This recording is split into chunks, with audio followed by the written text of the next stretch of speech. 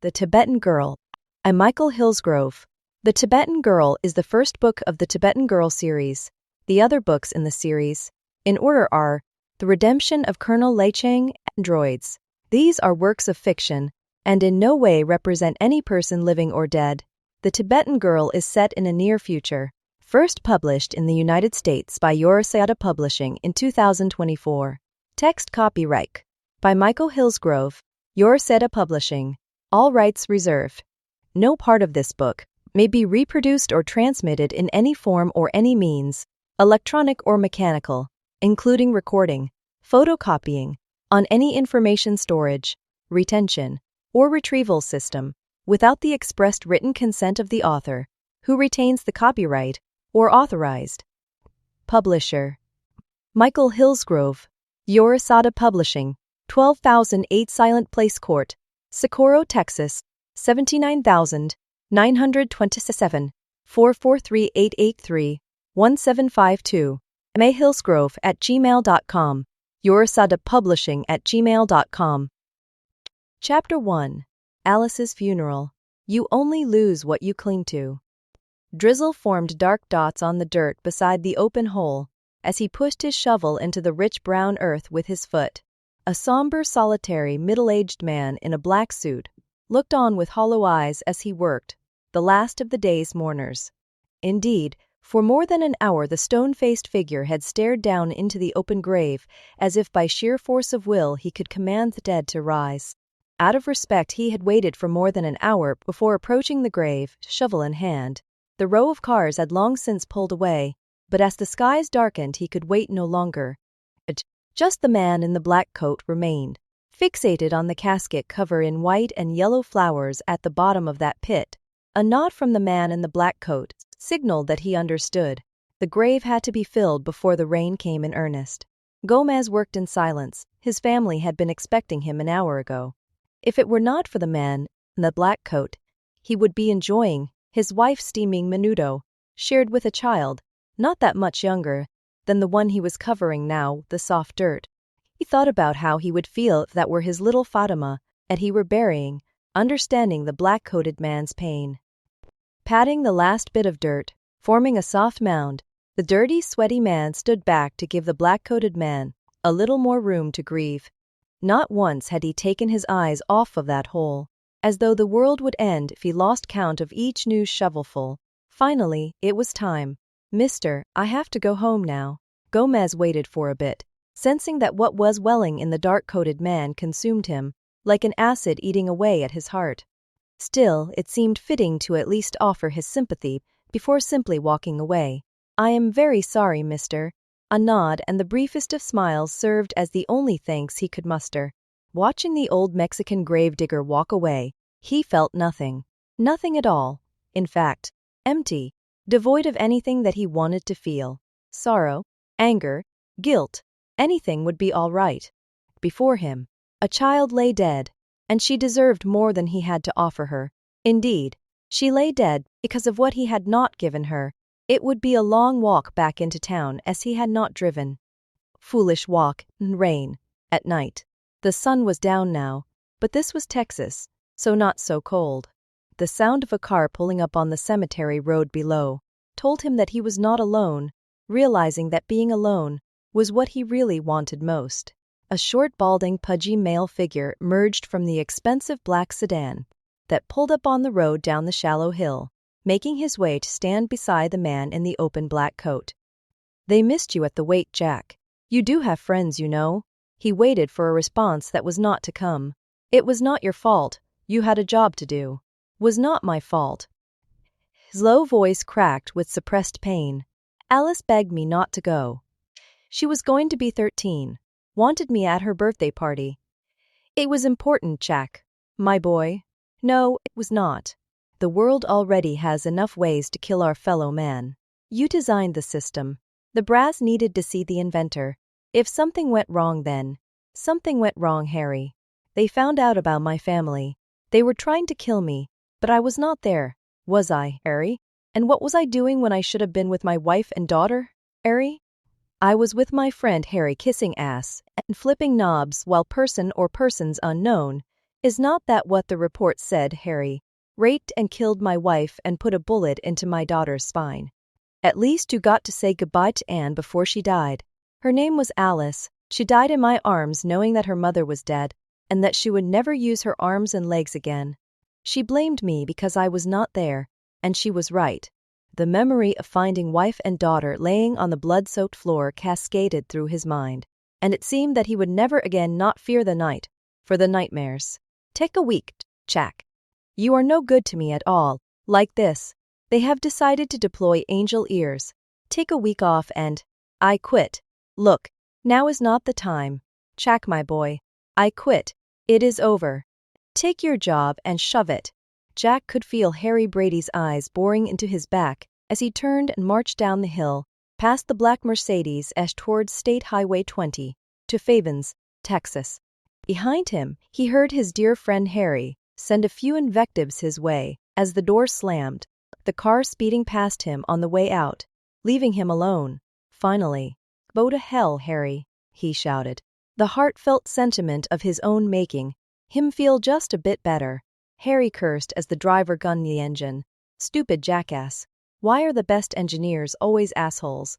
The driver, a tall, lanky middle-aged man, smiled as he left the black-suited man in the dust. That was his daughter he just buried, sir. People get kinda attached to their spawn. I heard a rumor, even you was a kid once. In his deepest contrived Texas accent. That moron thinks that he can just walk away. I will shut him down. He will be back. The brass will not go forward without Jack Morgan. No company will hire him. I will see to it. He will be back. I do not know, Mr. Brady. Sir, Morgan seemed pretty pissed. Just think how pissed he'll be if he figured out that you was the one had his wife and kid offed. Yep, probably as pissed as his wife was when I took her. Shut up and drive, Tex. Scene 2. It was a cold early fall day in the Himalayan port town of Zhangmu. The first snow had fallen in the high mountains, visible to the north, and of the south, the nation of Nepal. Also visible were the sharp green uniforms of the People's Liberation Army in greater numbers than normal. Zhangmu was a port town, popular with tourists and more modern than most, the showcase of the Communist Party of China, and the entry point for official guests into the former nation of Tibet. The world press with their cameras and microphones were in abundance, official guests of the Chinese Communist Party, to witness the transformation of Tibet into a modern nation. Karma squeezed her mother's hand, and they walked into the central town square, under the watchful eyes of police and army alike.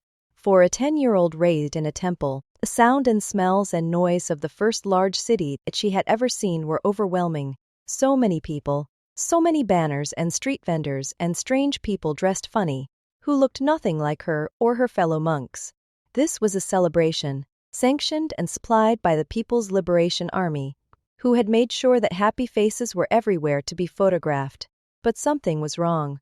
The flags and colorful banners did not seem to cheer her mother as she glanced up to see her white tears from her eyes. Perhaps it was because of how rude the soldiers were, she thought to herself. Still, it was expected. Her mother was both Amma and Tibetan, and that was always enough to earn the disrespect of the Chinese army. Mother, why are you sad? Where's father? He is with Monk Shodak. Major Cheng is coming. Be quiet, Karma. Please, speak Tibetan only, no matter what happens, her mother pleaded. Karma had seen the small official woman around, but the stone-faced dragon, as her mother described her, seemed uninterested in children. Karma watched the short, fit woman, nearly her mother's age, march toward them with two taller green-clad and heavily armed soldiers in tow. In her dark olive-green uniform with black epaulets with two thin gold stripes and a single star, Major Chang terrified her and everyone else who had ever seen the Major's cold, brutal efficiency. Amma Pema, you do not seem to be enjoying the festival. Our leaders have gone to great lengths to please the people. Where is your smile? What I want to know is where your husband is. He needs to be here with you. That was the condition for him being here today. Karma looked into the smirking face of the woman, relishing her mother's fear, as she stammered out excuses in broken Chinese. She grinned a bit as she remembered her father's observation that Major Cheng, as short as she was, still always found a way of looking down on everyone. Cheng was not the kind of political officer that accepted excuses, and was not going to accept them now. Looking into Karma's face, Cheng forced a smile, making the girl's blood run cold, as though she were a mouse caught in a cobra's gaze. Karma, what a lovely name. Surely you know where your father is, but do not you? Your mother cannot seem to remember, sweetie. Cheng was not that much taller than she was. Still, if she responded in Chinese, her mother's lie would be exposed, so she smiled sweetly, irritating the impatient woman more. I know that you speak Chinese, Karma. So answer me or I will have your mother arrested and shot. Political officer Major Lei Cheng was not known for idle threats.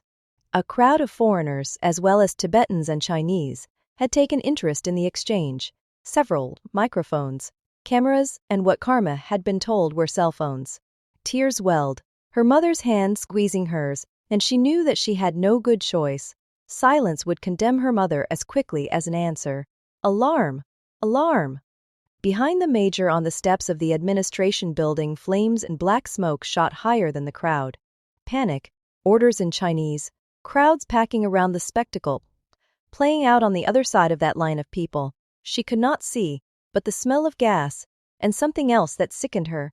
A few women from the crowd had turned and escaped in horror, excited voices in languages that she could not understand, and a few in the two that she could. Cell phones were held high to get the event on camera. Cheng responded rapidly, shouting orders, directing men with buckets and hoses as they worked to extinguish the ghastly conflagration. The crowd disintegrated rapidly, except for a few clueless Westerners, as soldiers shouting threats knocked down anyone moving too slow or trying to record the day's unexpected main event. Mother, Monk's Chodak is on fire. Did the soldiers do that? Squeezing her hand, her mother seemed to be panicking with her face contorted in horror.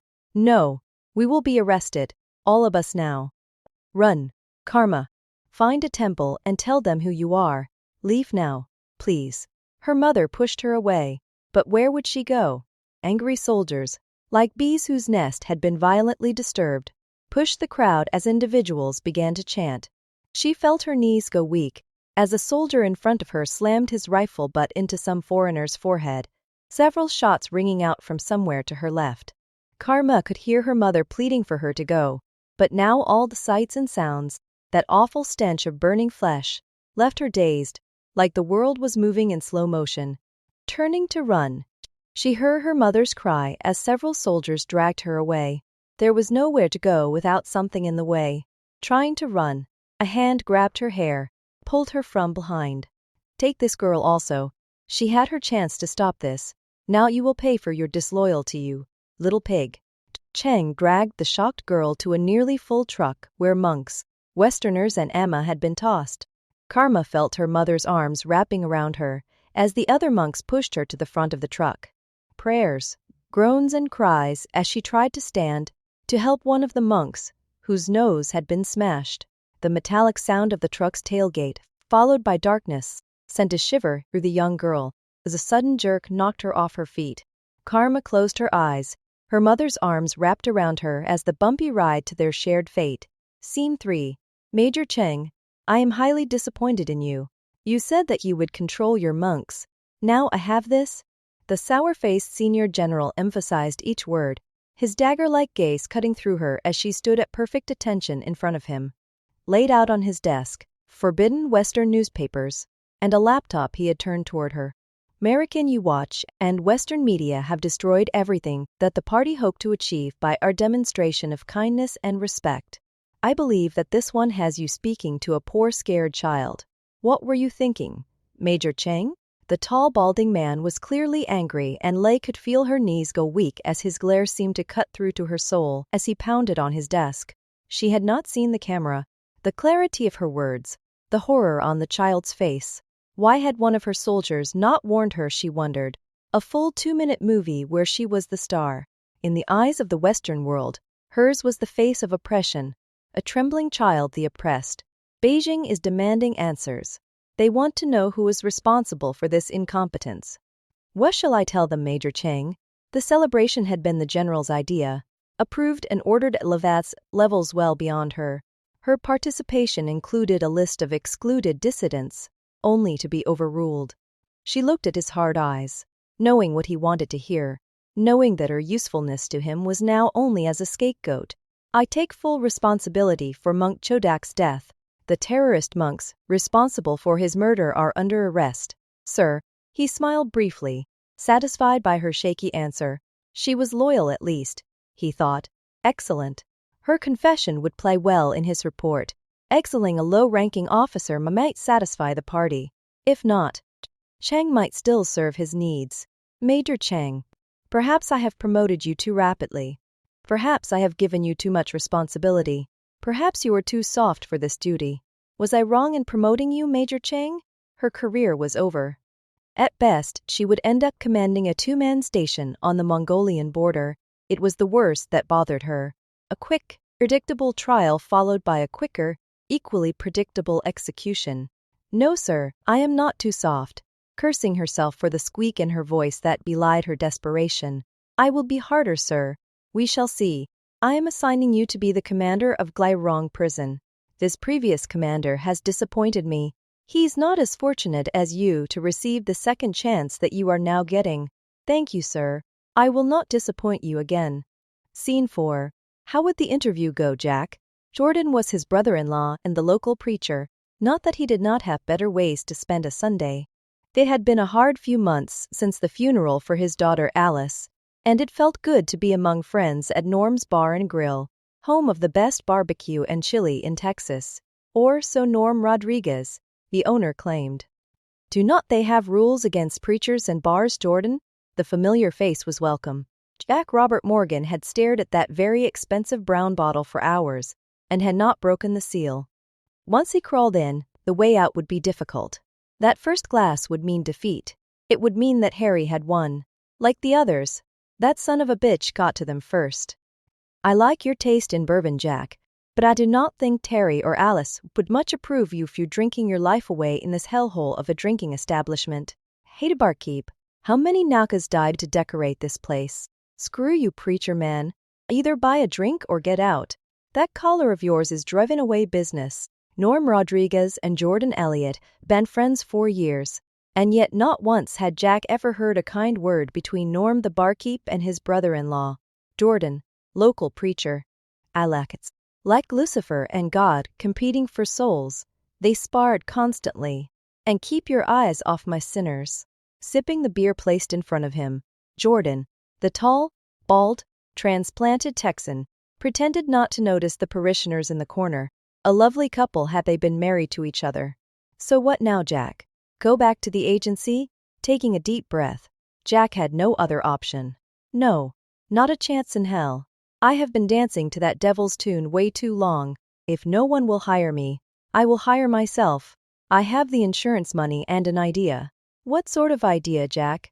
Norm had wandered over, standing beside his nemesis, the preacher man Jordan, flipping over the napkin he had been drawing on. Jack the engineer smiled. This, a closed-loop hydrogen fuel cell system for the home and business. Its power from either solar panels, small windmills or tide. If you are close to the ocean, cracks water that feeds a fuel cell.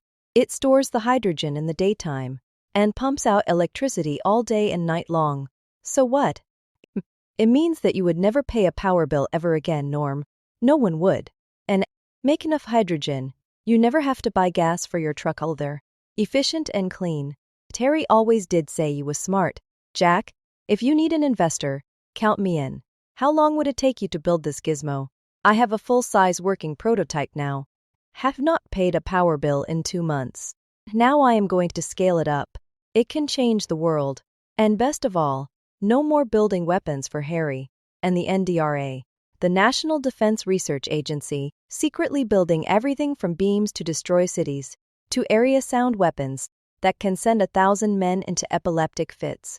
The thought that he had participated in the madness at all made him nauseous. Jordan gazed at the drawing on the napkin, impressed, but not entirely understanding the details. Had it been another man, he would have assumed that it was a con game. But not Jack Robert Morgan. Jack was an engineer, an inventor, and by all accounts brilliant. That is the man my sister married, Jack. Terry loved you because you were a dreamer. You do this, It will honor her memory, and Alice's. And Alice's. It was a daft plan. Insanely crazy except for the fact that the engineering was perfect. All the parts were available. And they had been powering his house in the desert for months. Maybe it will pay back the world for the evil crap I have invented. My Buddhist friends would call that karma. Jack, remember your loyalties. I expect to see you in Sunday services this week. I have a special sermon on the sanctity of our wedding vows planned. Karma, that is what it is. What it is all about, Jordan. Karma. Scene 5. Karma, I am so sorry that you are here with us. I should have left you in the temple with Amanima. The small, cold, crowded cell with gray, filthy walls had an open bucket in the corner that filled it with a horrific stench. Stroking the child's thick black hair, she wrapped her arms around the shivering, terrified, hungry young girl as she looked out the small cracked window at the stars above. The Chinese cannot keep you here, so they will probably separate us in the morning. I will not leave you, mother. I will not. Cries from the other cells, pleading of a woman being dragged from her cell down the hall, the laughter of guards, the sound of boots on concrete floors, were punctuated by gentle conversation, concern for each other from her cellmates, and the occasional smile to reassure her. None of this mitigated the agony of knowing that it was her decision that had condemned her daughter to this hell. Maybe tomorrow it will get better. The older woman that had been in the cell when she arrived finally spoke. Earlier she had offered a few saved morsels to her daughter, but Pima had declined it, as taking food from anyone needing it so desperately themselves sickened her. The commander shot himself yesterday. Tomorrow the new commander will arrive. I heard the guards say that it is a woman. I am sure that she will help your little Karma. The possibilities raced through Pima's mind, always coming back to the worst possibility of all. No, please tell me that is not so. Please? It was someone named Cheng. No Cheng. A Major Cheng, I heard them say. Perhaps you can ask her for help. With Karma mercifully asleep in her arms, Pima bit down hard on the cloth of her robe to keep the girl from hearing her pain. If there had been hope, there was now none. As if her heart had been torn from her chest, she squeezed her daughter to her breast, begging silently that whatever fate had brought her to this moment, she could endure alone, her tears caught by the matted black hair of her innocent daughter. End Chapter 1. Chapter 2. First day. You will not be punished for your anger. You will be punished by your anger. Major Lei Cheng motioned for the driver to stop the car at the gate to take a long close look at her new command in the early morning light. Major Lei Cheng, just a shade over 5 feet tall, educated in the finest schools in Beijing and the United States, the daughter of the former police chief of Fuzhou, had earned the respect and the rank that few women earn. Reflecting on her good fortune, pondered the events that had led to this honor. Her reputation for cold, brutal efficiency had won her this command, and she smiled, imagining herself wearing the rank of colonel, the normal rank for a post of such importance.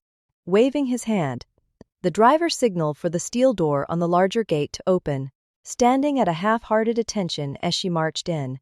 Halfway down the hall she was met by a tall, thin lieutenant with open collar and wrinkled uniform, the putrid odor of sweat and alcohol making his presence known to all of her senses. Colonel Ye Tao is eagerly awaiting you. I am Wei. No, you are Lieutenant Wei of the People's Armed Police. Does Lieutenant Wei have a clean uniform, I wonder? His smirk angered her. Once she took official command, she would remove it. Please announce me. Oh, go right in. He is expecting you.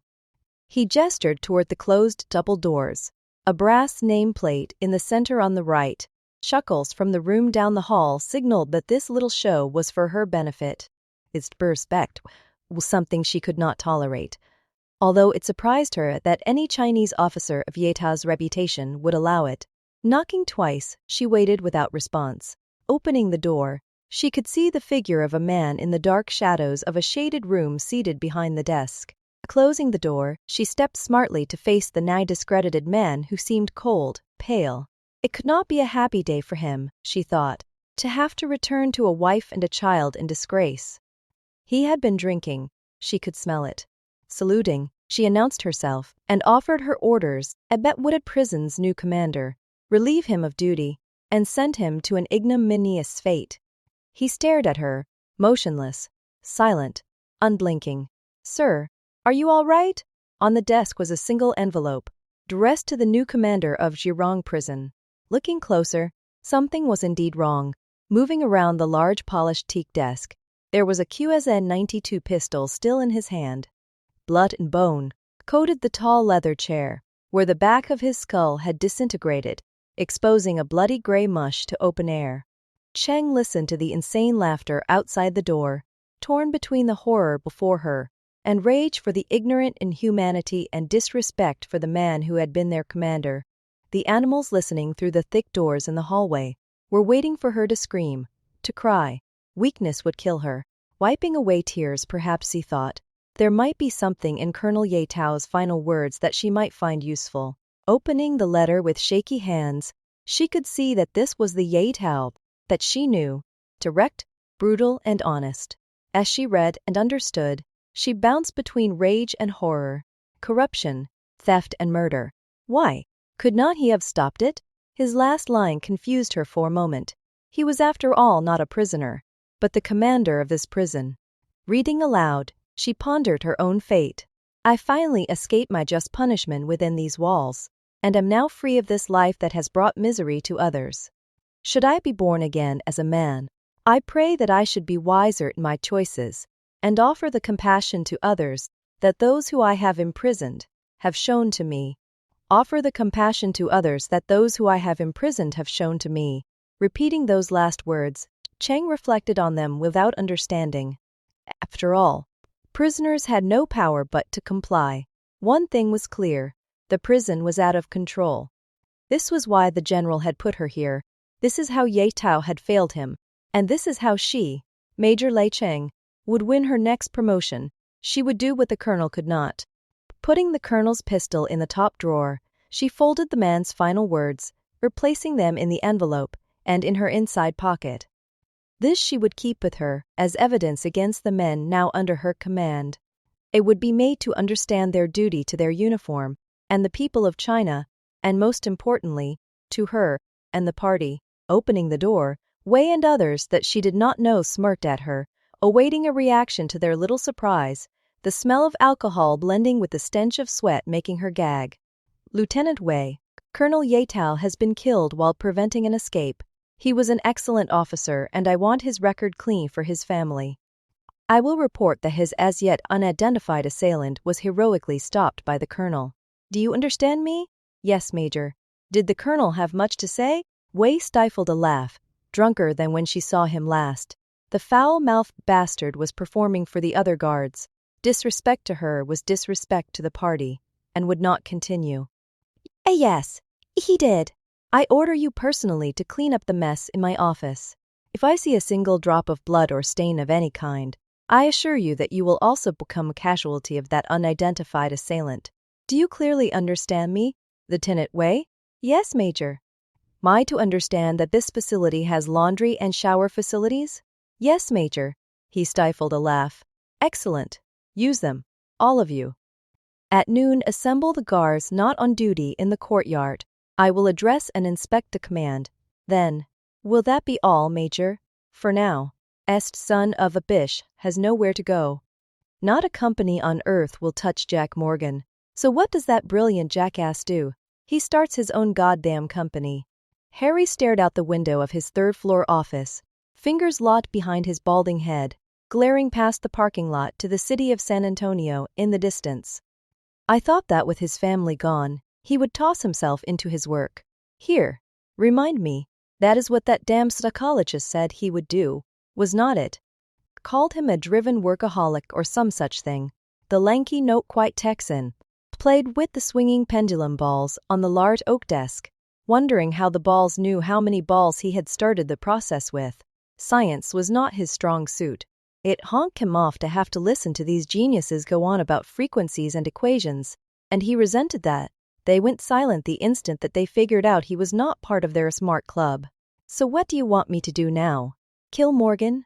Do not be stupid. Hex, I need him.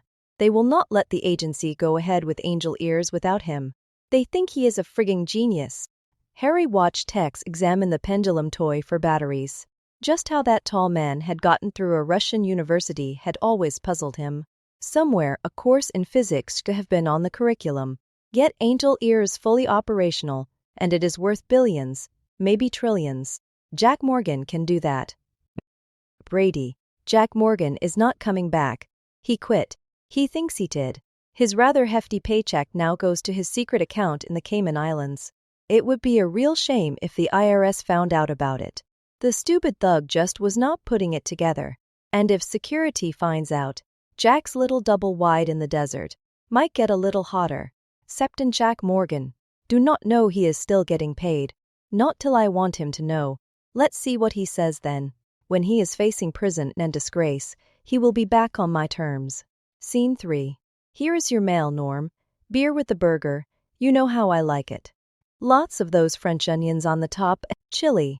Mabel, the postal delivery lady, always made sure that Norm's bar and grill was in the middle of her route. Norm was single, one of just a few in the county, and she was not getting any younger. She needed a man before her dyed blonde hair turned gray. And here's the one you have been waiting for, Norm. The electric bill, the sizzle of the burger on the grill and off-balance ceiling fans were the only sound in the bar as Norm, the bartender and proprietor, gingerly took that one envelope, ignoring the rest. Weighing it with his hands, gazing at it as though its contents were either a death warrant or a pardon from the governor. Jack, it cost me 'bout $4,000 for power in a hot July to run this place. You ought to open it. Let's see if your gizmo does what you say it does. Jack spun the swivel stool around to take the precious envelope, ripping it open, and pulling out the statement. This was his reputation on the line. Promises to be made or broken. For his friend Norm, cutting his largest expense would be the difference between staying in business and locking his doors forever. Hopes and dreams were riding on his next set of words. $362.17. Yes, you done it, Jack. That's more than $3,000 a month extra in the coffers. Relief and astonishment.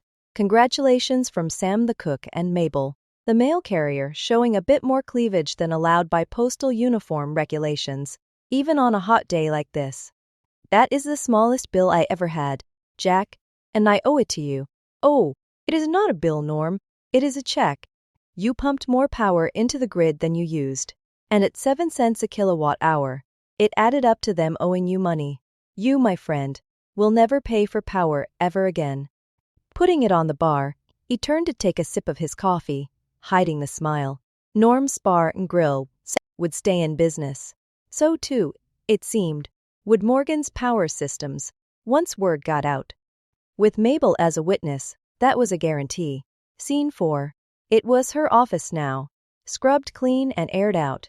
It still retained a bit of the old tobacco stench. The blood was gone, as were the trinkets and baubles belonging to it, its previous occupant. Now it was time to clean out the rest of the prison, starting with the smirking man standing in front of her. Lieutenant Wei, we have cells for 400 prisoners, most of which are empty. We collect supplies for 516, and yet on my roster I see 189 names shoved into fewer than 25 cells. Where are the missing prisoners, Lieutenant Wei? He was uncomfortable standing in front of her desk, but she had intentionally removed all other chairs. Learning how to use power was the key to success, and she had paid attention to each lesson along the way. I do not know, Major. I do not keep the rosters, Major. Resentment dripped from his voice. He hated her. She could feel his barely hidden anger. He glanced at the service automatic at the corner of her large teak desk. Always close to her hand, always on her hip. When she was out of her chair, Major Lei Cheng is never without her smaller Western-style automatic. Cheng's reputation for never making an idle threat had preceded her. Dead? Released? Transferred, I suppose. My inventory shows that our warehouse is nearly empty. Yet the shipment manifests should have forced us to build another warehouse. Do you know where these supplies went, Lieutenant Wei? She watched him shift foot to foot, unable to give her a real answer. The prisoners eat the food and wear the clothes, Major? Last week 3 prisoners starved to death. Food for 500 cannot feed not even 200? In my inspection yesterday, I did not see any fat prisoners, and everyone was wearing the rags that they arrived here in. This is unacceptable. I have personally installed locks on the warehouse, and no truck will be loaded or unloaded without my presence. Everything will be accounted for, and nothing is to be removed from that warehouse or storeroom without my permission. All cells will be used, and I have ordered that they be made clean and livable. I will know what is arriving on our supply trucks when it is shipped. Now, if anything is short, I will personally shoot the one responsible. That one is you, Lieutenant Wei. The short little party whore was getting on his nerves. Wei realized that Chang had to be brought in line. Who do you think you are? Do you believe that your rank means anything here, Major Bitch? Yes, that is what we call you behind your back. Do you think that you can stop this? Do you really think that anyone cares about these prisoners? I run this prison. You run this prison? You? You are not that bright, Wei. It was not Yi Tao. Who is it? You do not even collect the money for the stuff you sell. Who does, I wonder? Or are you so low in the organization that you do not know who your boss is? Yi Tao knew. The tape recorder running in her desk drawer would be excellent evidence. She had angered him, a tactic that had never worked on the monks. It was the top man she needed, and she was alone in this prison. Justice was only possible if she lived to see it. You run nothing. Do you think it was an accident that General Shi sent me here? Work with me and I might be able to save your life.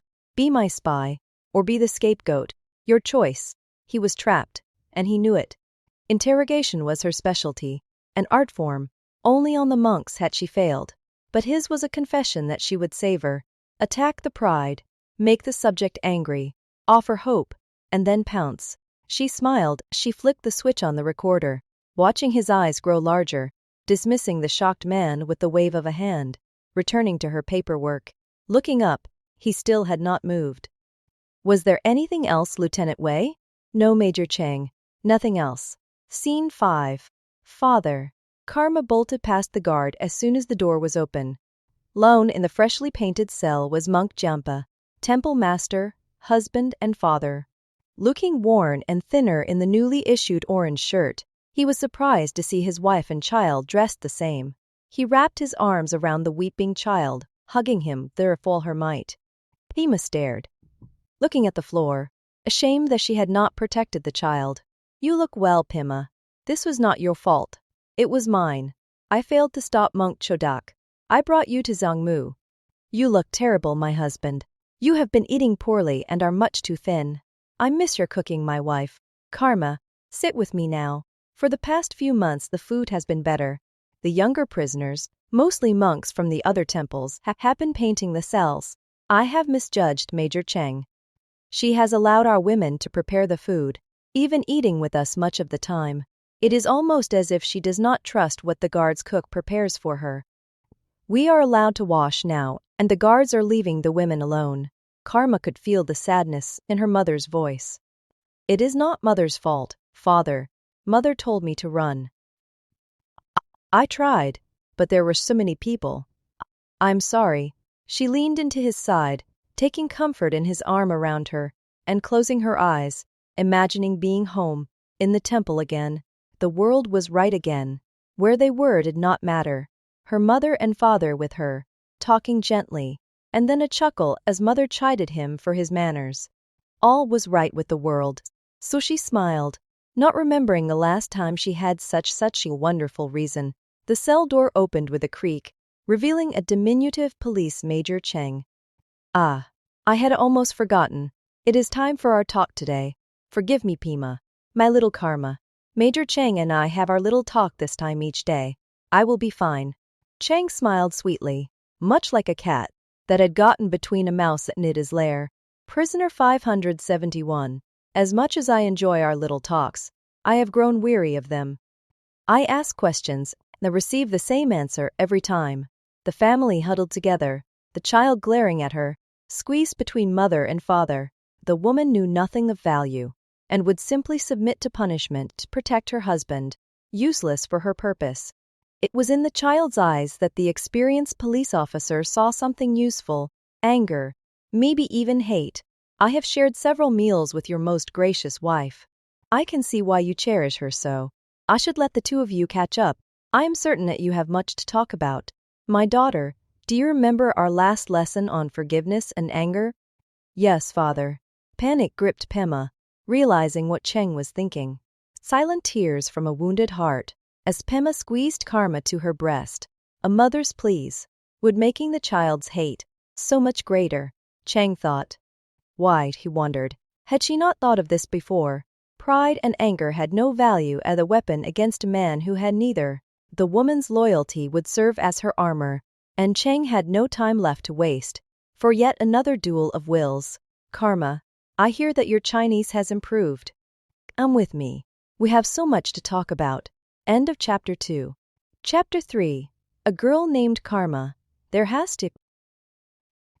Cheng smiled at the child who stared at her defiantly. The dull dark gray walls of the interrogation room usually terrified the subjects. Hooks on the walls, a chain hanging from the ceiling, although seldom used, served to intimidate. Still it seemed as ineffective on the girl sitting across the table from her as it had been on her father. You call me a pig.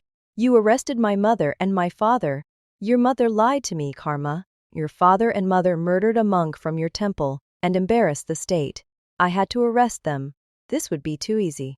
While the child would have no useful information, her value as a weapon against a very stubborn monk made her priceless. But I see no reason to keep you in prison, Karma. I am arranging for your transportation to an orphanage where you can learn to speak Chinese even better. No, it was not a plea. There were no tears. Not a hint of waver in her voice. No. Do you think you have a choice, Karma? She laughed a bit, noting the girl's resemblance to her father.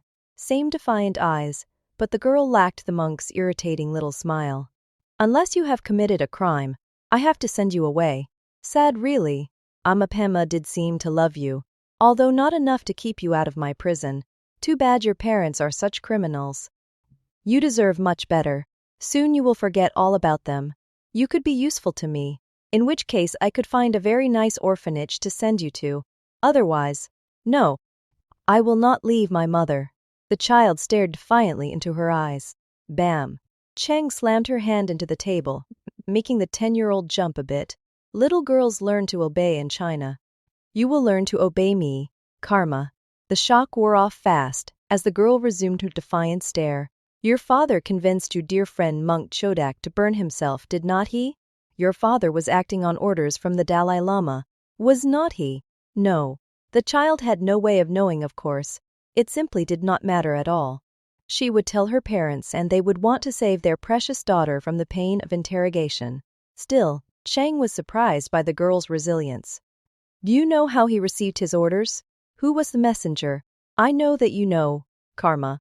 Just like I knew that you could speak Chinese even better than your parents can. Do not lie to me.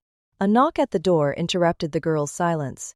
Wei, attired closer to what she expected of an officer of the People's Armed Police, handed her a note with a smirk.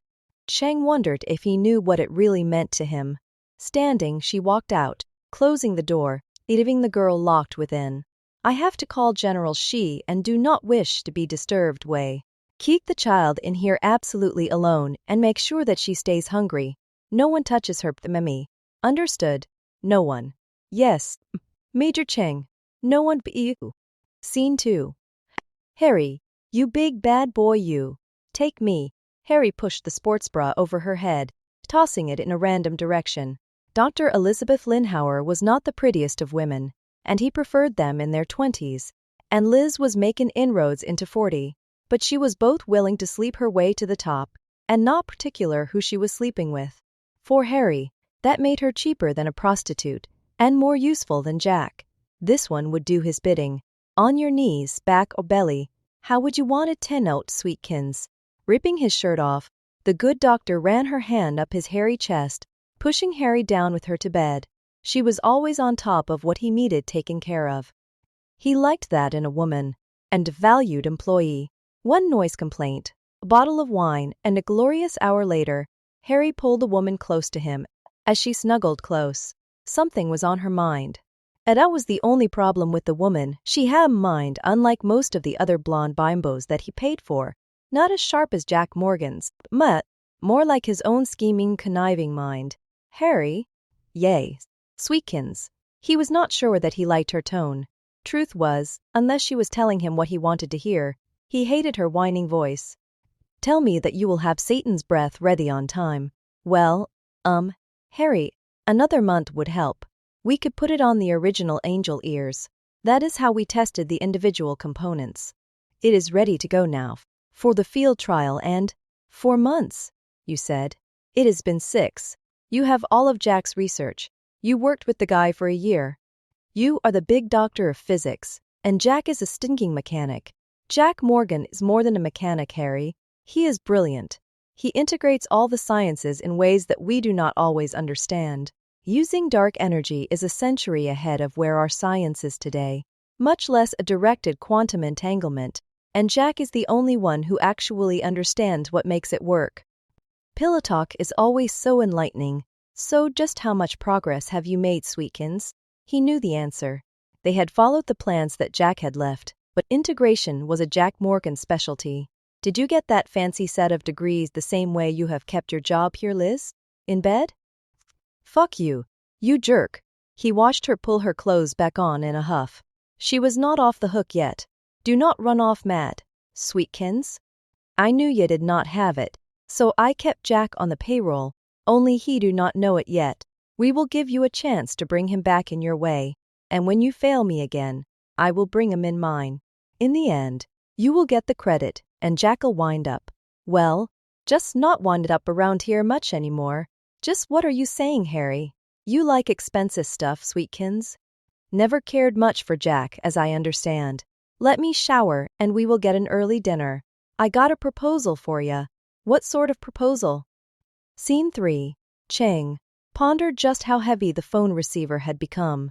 For more than an hour, General Shi had droned on, detailing each and every one of her perceived deficiencies. Yes, sir. Confessions. I understand that we need confessions from the monks. On the matter of Lieutenant Wei, sir, have you listened to the tape? She had asked the question before and had been ignored. Did he even read her exquisitely detailed and illustrated reports, she wondered? Finally, she had struck a nerve. Yes, sir? Son of a Central Committee member. Personal friend.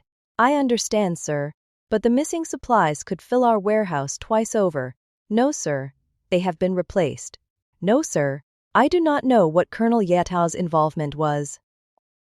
Amend my report, sir? Yes, sir. But the tape. Destroyed? But he had cut her off. Slammed the phone down on her. Leaning back into the thick brown leather chair, she pondered her next move. Arresting Wei would mean the end to her own career now. Without the ability to interrogate and arrest Wei, just how would she get to the bottom of the corruption? Surely General Shi knew the importance of finding the top man in this ring of thieves. If she did not know better, it seemed as if the general himself was protecting Wei. Up the stairs was a small, frightened 10-year-old girl, pathetically dressed in well-oversized prison clothing, locked in the interrogation room, hungry and scared, waiting for her. Before coming to this terrible land of yaks and mountains, she would have been finding lost children and stopping crime, proud of her uniform and the admiration of those she helped. Turning the corner out of her office, she considered how they told her that accepting assignment to Tibet would be good for her career. She felt filthy. Hitting the landing on the way to the second floor, a cry from the end of the hall caught her ear.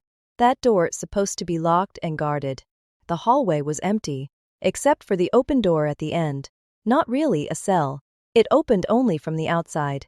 What would Wei be doing inside the room? Her orders had been clear. Walking softly, she approached from along the near wall. She needed to catch Wei in the act. Stepping into the door, the vision made her sick.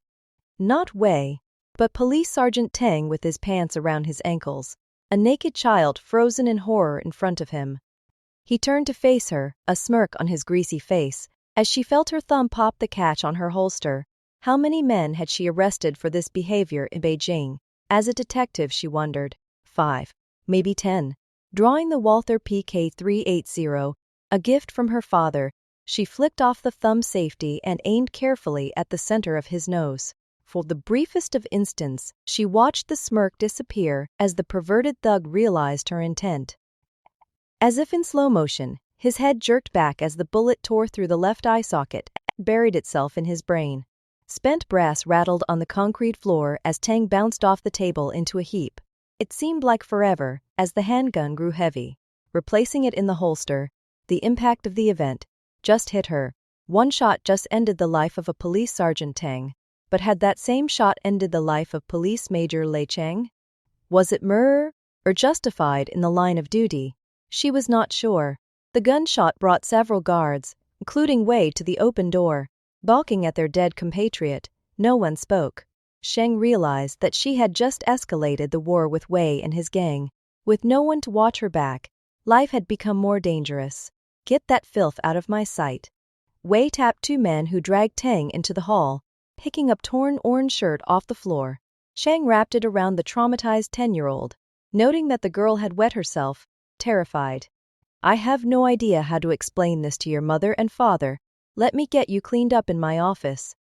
She was an officer of the People's Armed Police, and had never been more ashamed than at this moment.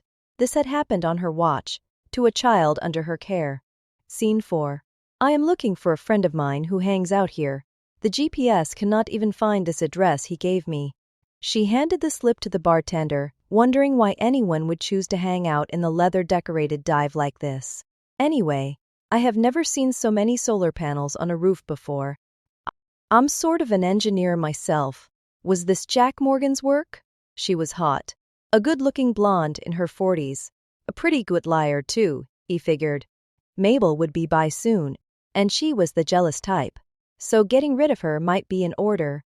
Jack did not give you this address. Is not gonna be on a GPS. He is a friend of mine's, so just who the hell are ya, lady? He had called her bluff. A quick glance confirmed that the bartender's hostility had every set of eyes pointing in her direction. Excusing herself, she started toward the door, forgetting the paper with the now seemingly worthless address. Harry had a lot of explaining to do for sending her on a wild Jack chase. What the hell are you doing here? Jack pushed open the inner door, coming face to face with Dr. Elizabeth Linhauer, the two men with him pushing around to get to the bar. Feed my guys, Norm. Anything they want. They deserve it. We just finished doing the school. I see that you met the lady. Friend of yours, Jack? Not of mine. Norm. Sitting at the bar, he turned to ignore the woman. Jack, do not be so nasty. I said I was sorry. Yay. That is all it takes, Liz. A simple I am sorry for the pain you caused my family. Terry died still thinking that you and I had an affair. Liz. That crushed her. The last words she had for me concerned the story you told her. He was angry, and with cause. Liz could see that getting through to the livid man would be impossible. It was not my idea, Jack. This was a game of confessions, not meant for a bar full of people. If she had been embarrassed before, now she was fully humiliated. Norm nodded to his friend Jordan in the corner. You getting all of this, preacher man? Jack took a sip of the root beer placed in front of him. I figured that, Lizzie. You do not have that much imagination. Only one soul-sucking bald-headed Satan could come up with a plan this malignant. Later. We can talk about this later. Meet me for dinner, Jack. We have had some problems with the program, and I just wanted your advice. I can pick you up. What is your real address? What is yours? How about I stand you up around 7? Gives you time to miss your flight out of El Paso. An evening with the woman that had destroyed his marriage somehow did not seem appealing. I see. Jack glared at her, sending a shiver up her spine. Classy. Thanks for nothing, Jack. Go to hell, you but have that gloozer. Pushing him out of the way, she escaped as quickly as she could. Joining Jack at the bar, Jordan loosened his collar a bit, clearing his throat.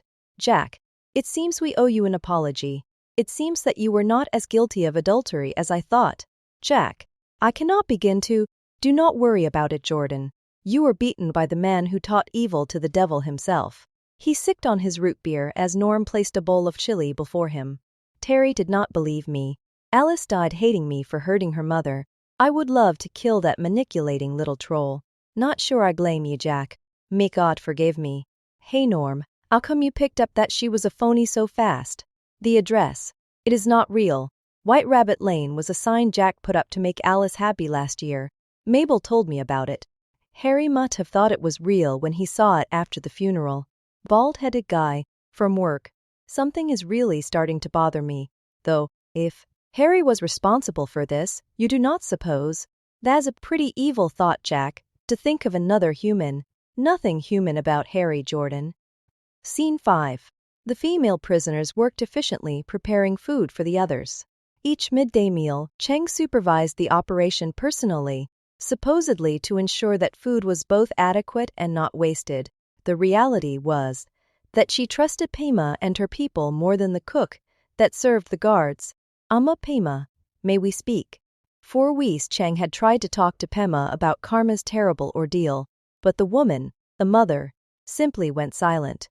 About Karma, I want to send her to an orphanage. This prison is no place for the child. Time froze and the room fell silent. Not a soul untouched by the disintegrating heart of a mother, too afraid to cry out, but unable to stop the tears. Cheng watched her tremble, remembering those times when as a police officer she had delivered the bad news. It was part of the job, but the part she hated most. I do not need your permission, but I will like to have it. Cheng waited for a response. Surely Pema could see that a prison was wrong for the girl. With a shaky voice, Pema tried to speak, finally taking a minute to compose herself. May we send Karma to the temple? It is her home. Pema, female prisoner, 127, was the closest thing she had to a friend, and it felt as though she had just ricked her friend's baby out of her womb. That is impossible. Your temple has been closed. At least half of your monks are in this prison. I will take her to Beijing myself. See reason. Karma has no life here. I will never see her again. Her father will never see her again. No. I may tell my Karma? Yes, she replied softly. When? It will take several days to make the arrangements. Cheng fought her own emotions. A police major does not cry, she told herself. Emotion was a weakness not allowed in her world. Still, she was a woman, and she had them. But, not here. She could hear the weeping even before she hit the door. Pema needed time. So did she. Scene 6. More friggin' money than some countries have. Mr. Brady. But if they cannot have the full working tested unit, they want both the working prototype and the inventor. They also want a demonstration on neutral ground. Looks like the purdy Dr. Linhauer takes a trip. Harry looked out his window, toward San Antonio, wondering just how a man could get so stupid. Tex. Lizzie, for all her degrees, could not invent a vibrator. They want the real inventor, and they know who it is. Spinning the chair around, Harry caught the lanky Texan playing with the desk toys again. Tell Dr. Linhauer to pack up Satan's breath with angel ears for deployment. You need someplace without a large electric grid. Someplace really remote. Like the desert or something. Somewhere where the locals could take the blame, the customer could take ownership. We need mountains for height maybe. Someplace where we have agents and collection systems already. It has to have some grit to shut down, and where we could destroy it if they do not pay. Harry examined the map on the wall, summarily dismissing each red and yellow pin in his mind.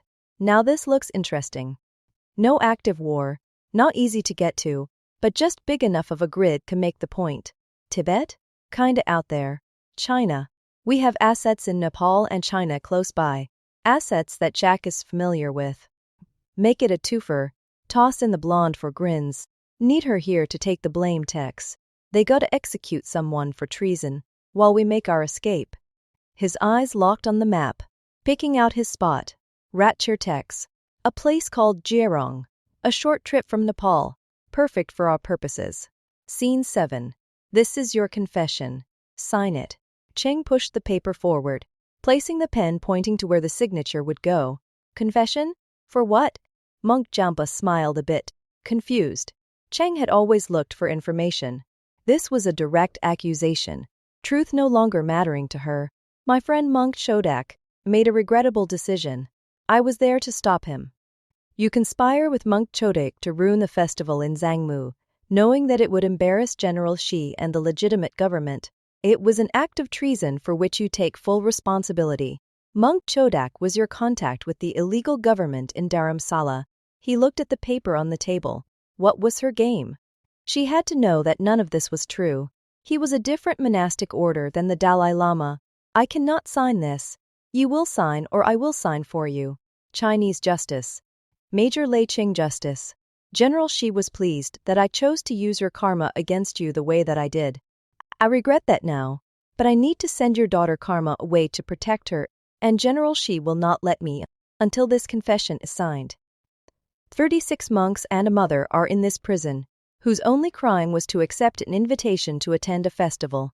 This confession exonerates them all, Pema and Karma. I have no reason to keep them. Nothing would bring me greater joy than to release them. It is up to you right now. It is a lie. Yes, I spent many hours composing that lie.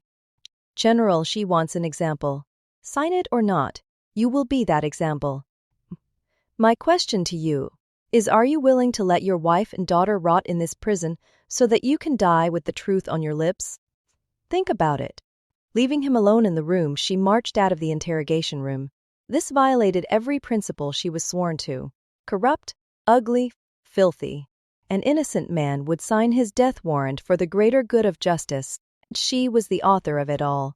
Lieutenant Wei, you will stand outside this room. When the monk has signed the confession, escort him back to his family. You no one else. Leave the paper on the table. You will be kind and respectful, and you will not touch him or his family in any way. If you do, I understand clearly. Major Cheng, you set Sergeant Tang up. Did not you, Wei? Because that girl was important to you. In Siri Cheng, what is so different about what Tang did and what you were doing to her? Really, Wei had a point. She had crossed the line. No different than Wei had. No different than Colonel Ye Tao. One thing was also very clear. General Shi did not send her here to clean up the corruption. She was here to be corrupted. She was the top man, and there was nothing that she could do about it. End of Kenny Sixon. Chapter 4. Execution. Have compassion for all beings, rich and poor alike. Each has their suffering. Some suffer too much, others too little. Norm, could you turn the TV up? This looks interesting.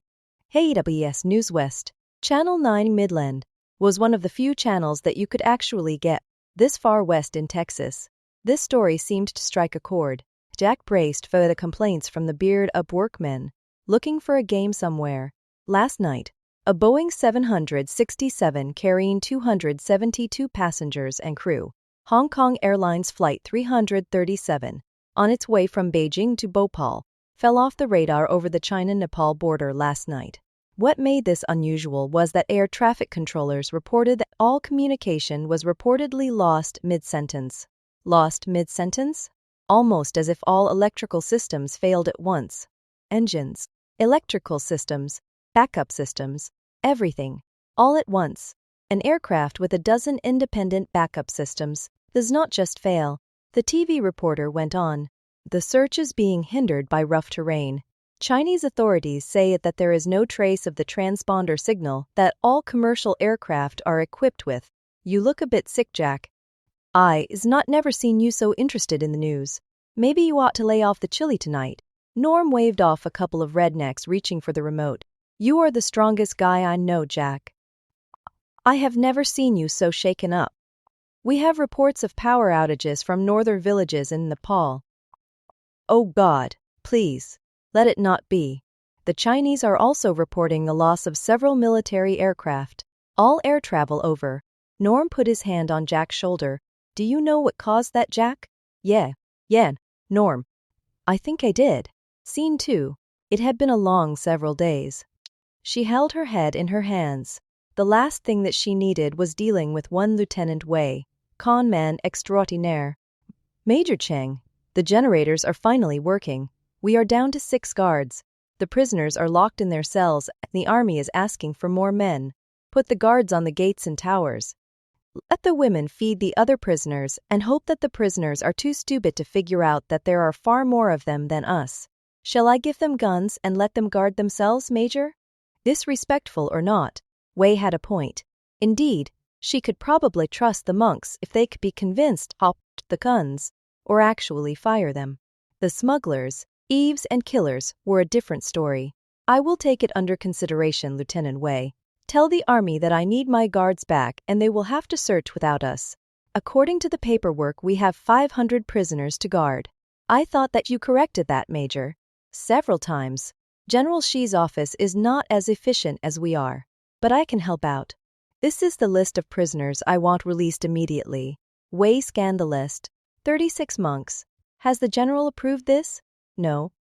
But at least 300 of our prisoners are non-existent anyway, and I did get the general's signature when I pointed out to his aide that the bills of lading from the depot do not match the ones he sends me. Was that your idea, Lieutenant? What? What do you mean? You know what I mean.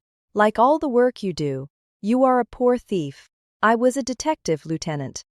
Have your contact in General Xi's office send me an updated list of prisoners, minus the monks. I need to be able to pass inspection in this office. You were too sloppy. Why the monks? They do not belong here, and it repays a debt. What debt? For the confession. I received the execution order for prisoner 571 today. I want all the non-adjudicated monks gone before I have to carry out that order. Who is our executioner? That would have been Sergeant Teng, a major. Scene 3. The black Mercedes pulled up behind the beat-up old Ford pickup truck, and a white sedan parked on the dirt lot off of White Rabbit Lane, a sign that they had found their quarry. The tall semi-Texan opened the rear door, permitting the shorter bald man to emerge into the bright Texas sun. Looking out at the rusted sheet metal building, he shook his head. I give the man $1 billion energy lab and he wants to make generators out of spare parts in the middle of nowhere in a tin-out house. I guess that some folks have no taste, Mr. Brady. Stay in the background. Tex. He might not be too happy to see me. Harry watched his bodyguard draw his weapon, racking it to place the special large Russian 9mm round into the chamber. Keep it out of sight. I need this man alive. Jack keeps a small gun on him. Shoving the rusted door open, Harry spied 2 men working at the bench on the far side of the room. One the preacher he had met at the funeral. Jack, what the hell is all this crap? For 6 months I wait for you to come to your senses and come back to me. The government is starting to ask questions. Like fingernails across a blackboard, a voice as unexpected and unwelcome as a fire alarm in an old folks' home and just as disturbing. Jack reached under his denim coat and behind his back to the weapon he carried in the small of his back. His was moment, and he had dreaded. Now, Jack. That is not the way to greet an old friend. You might want to get your hand off that little Walther of yours. Tex back here has a much bigger one. Jack, what is going on? Guns on display did nothing for Jordan's saintly composure. Jordan, meet competitor. My esteemed ex-boss. Harry Brady. Satan's mentor. Harry, this is my brother-in-law. Man of God. The Reverend Jordan Elliott. That tall Russian goon with the big Strish pistol. Behind him is Tex. I do not think goons have last names. Harry contemplated the inconvenience of a witness. Reverend Jordan, I believe I met you at Alice's funeral. You know, the one her own father did not attend. It is Sunday. Do not you need to be somewhere else? Jordan, I will not be making it for dinner. Go home. I cannot leave you like this, Jack. That man has a gun. So do I. Get out now, Jordan, and keep your mouth shut about this. These 2 were never here. You were not either. Smart boy, Jack. This is a private conversation anyway. Padre, take Jack's advice. The fewer witnesses, the better. He could arrange an accident later for the Padre. Jordan, convinced that he was out of his element and now unwelcome, dropped the wrench on the table, making for the door. For a moment, the man called Tex moved to block his path, a sharp rebuke in the form of a small red dot from a laser on Jack's Walther, on his cheek, convincing him otherwise. Jack wondered just where the tall Texan, stereotypical in cowboy boots and hat, silver belt buckles and string tie, really came from. Just a little something was off. Not quite right. Harry, on the other hand, was pure Southside Chicago. Jack, I am here to do you a favor. Your country needs you. We have a situation that requires your unique abilities. Have anything to do with a missing airliner and 272 lives, Harry? I thought that you might figure that one out, Jack. It is why I love you. You son of a bitch put my angel ears on top of Satan's breath. I cannot believe that the U.S. government actually approved this project. They did, on your recommendation I might add. Made a lot of promises you did. Too bad our good Dr. Linhauer did not have your talent. I quit. I made no such recommendation. Well, Jack, you did not quite quit. You have been getting paid, and it has been going into a Cayman Islands account. It would be a real shame if the IRS found out you have not been exactly honest about your finances, or what you were doing here while you were on the clock for us. Blackmail. Harry had him, or thought he did. You son of a bitch. There's no way you can sell that lie. Already have. We have the emails, the meeting logs, and Liz's testimony. And since you did all this on our dime, it is ours. Harry smiled at the enraged man. Behind him, Tex fondling his large Russian pistol, hoping for Jack to lose it. But, I'm a reasonable man, Jack. I am just asking for one little favor, and all your problems disappear. Hell, Jack. I give you the account number in the Caymans, and money's all yours. And you can electrify all the outhouses and shitholes you want. Fix your damned weapon. More like a house call. We lost communication with the device. That is how we accidentally took down the airliner. Accidentally? Is that what you told Washington? Something was wrong. Very wrong. Nothing should make him important and for this kind of deception. Not even for Harry. Where Satan's breath? Why me? Someone has to go there and remove the critical components without starting a war. Cannot be military. Nice little place. Real scenic if you know what I mean. Jirong. In China. You will love it. Scene 4. Agent Franklin.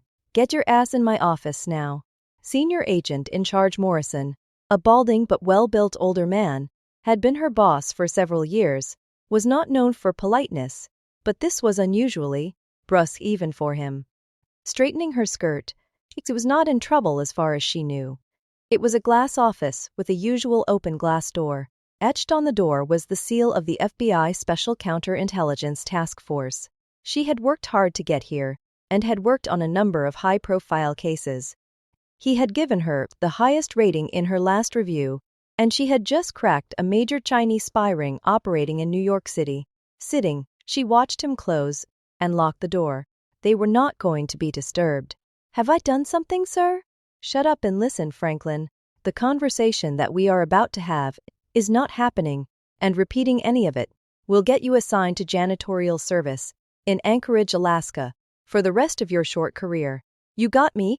He had her attention. He was not normally melodramatic. This man was scared. Yes, sir. May I ask what I did? This is not about you. He plopped a folder in front of her, an orange folder with classification markers well beyond her clearance level.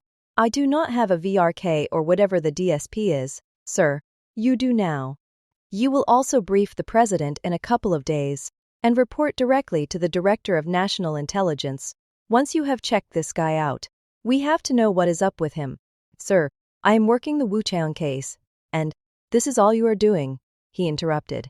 You leave for El Paso in 4 hours. I have got you on a special military flight. Agent Smith will escort you home and let you pack. Smith will drive you to the airfield. But sir, my sister's wedding is this weekend. Cancel it. You are very busy. The special secure phone on the large wooden desk rang.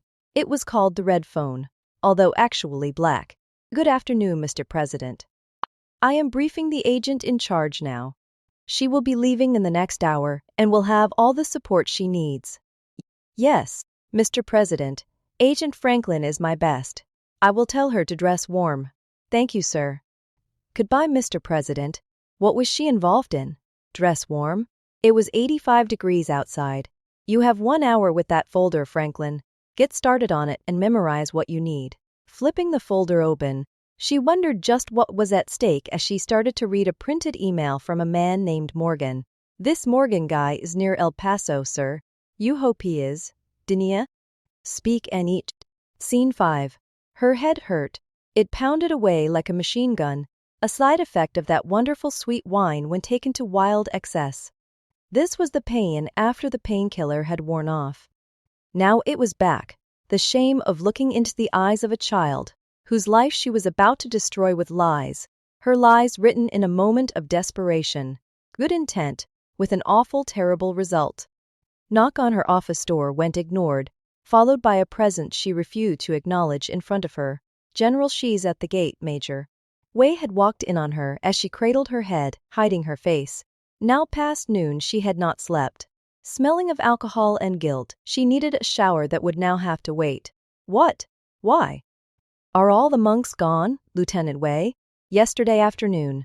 All female prisoner, 127, and the little pig. Little pig, he called her. A terrified innocent child who would be fatherless in a few minutes. I needed Ama Pema, and the child Karma, out of here at the same time. What did not you understand about my orders, Wei? I am tired of your incompetent stupidity. The general asked for the monk's family to be his guests at the party. He is pleased that they were not released when he called this morning. I told him that you were busy when I took the call. What do you care? She wants them to watch the monk die. He said, what good is an example without witnesses? It was a nasty, cruel sentiment that shocked her. No, this is not right. We do not kill a father in front of a wife and child. Nothing had gone according to plan. She had given her word. This was little more than murder. Give me a minute. I will speak to General Shi. Dismissing the worthless Wei, she had to freshen up a bit. Cold water from the sink in her private washroom. No makeup, but no time. Smoothing out the wrinkles in her uniform, worn since yesterday, was as much as she could do. Walking into the courtyard, Chang found General Shi waiting impatiently, with Wei by the open gate. Sir, forgive me. I wonder if I could discuss the execution. There are things that you should know about the confession. Major Chang, your most excellent Lieutenant Wei has told me in great detail how you used the child to get Monk Jampa to sign your confession. I did not think that you were hard enough for this, in Major Chang. I am most pleased to find that I was wrong. I also approve of your order giving Jampa back his robes for the execution. General Shi, about that confession. I have read enough of your reports to see your head in our monk's confession. It was brilliant, although I had it modified.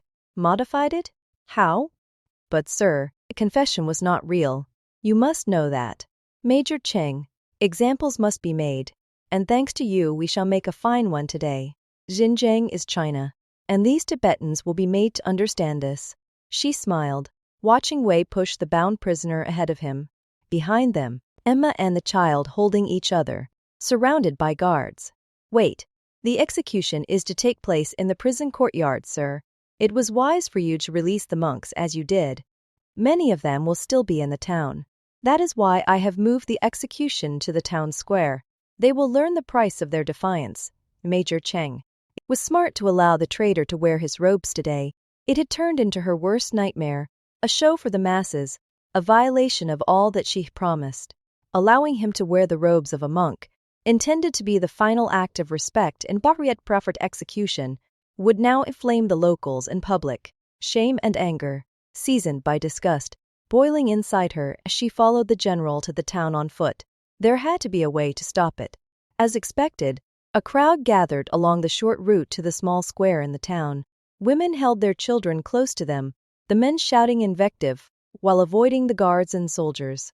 Pema held the panicking Karma close as she stumbled along, hiding her own terror as Jampa, her husband and Karma's father, was pushed to his knees in the middle of the town square. Soldiers pushed onlookers out of a circle surrounding prisoner 571, a man that she had grown to admire. Corporal Jin, the man selected by Wei Streethung's replacement, stood nervously holding an older bolt-action rifle, trying hard not to face the man on his knees 2 meters in front of him. Shimerans layered at the monk. Not hearing the panicked screams of a child being held by a woman she had thought of as a friend. Behind Pema was Wei, to ensure that neither daughter nor wife took their eyes off of the condemned man. Raising his rifle, Jin aimed at the serene target, awaiting his fate with eyes closed and a smile. Bang!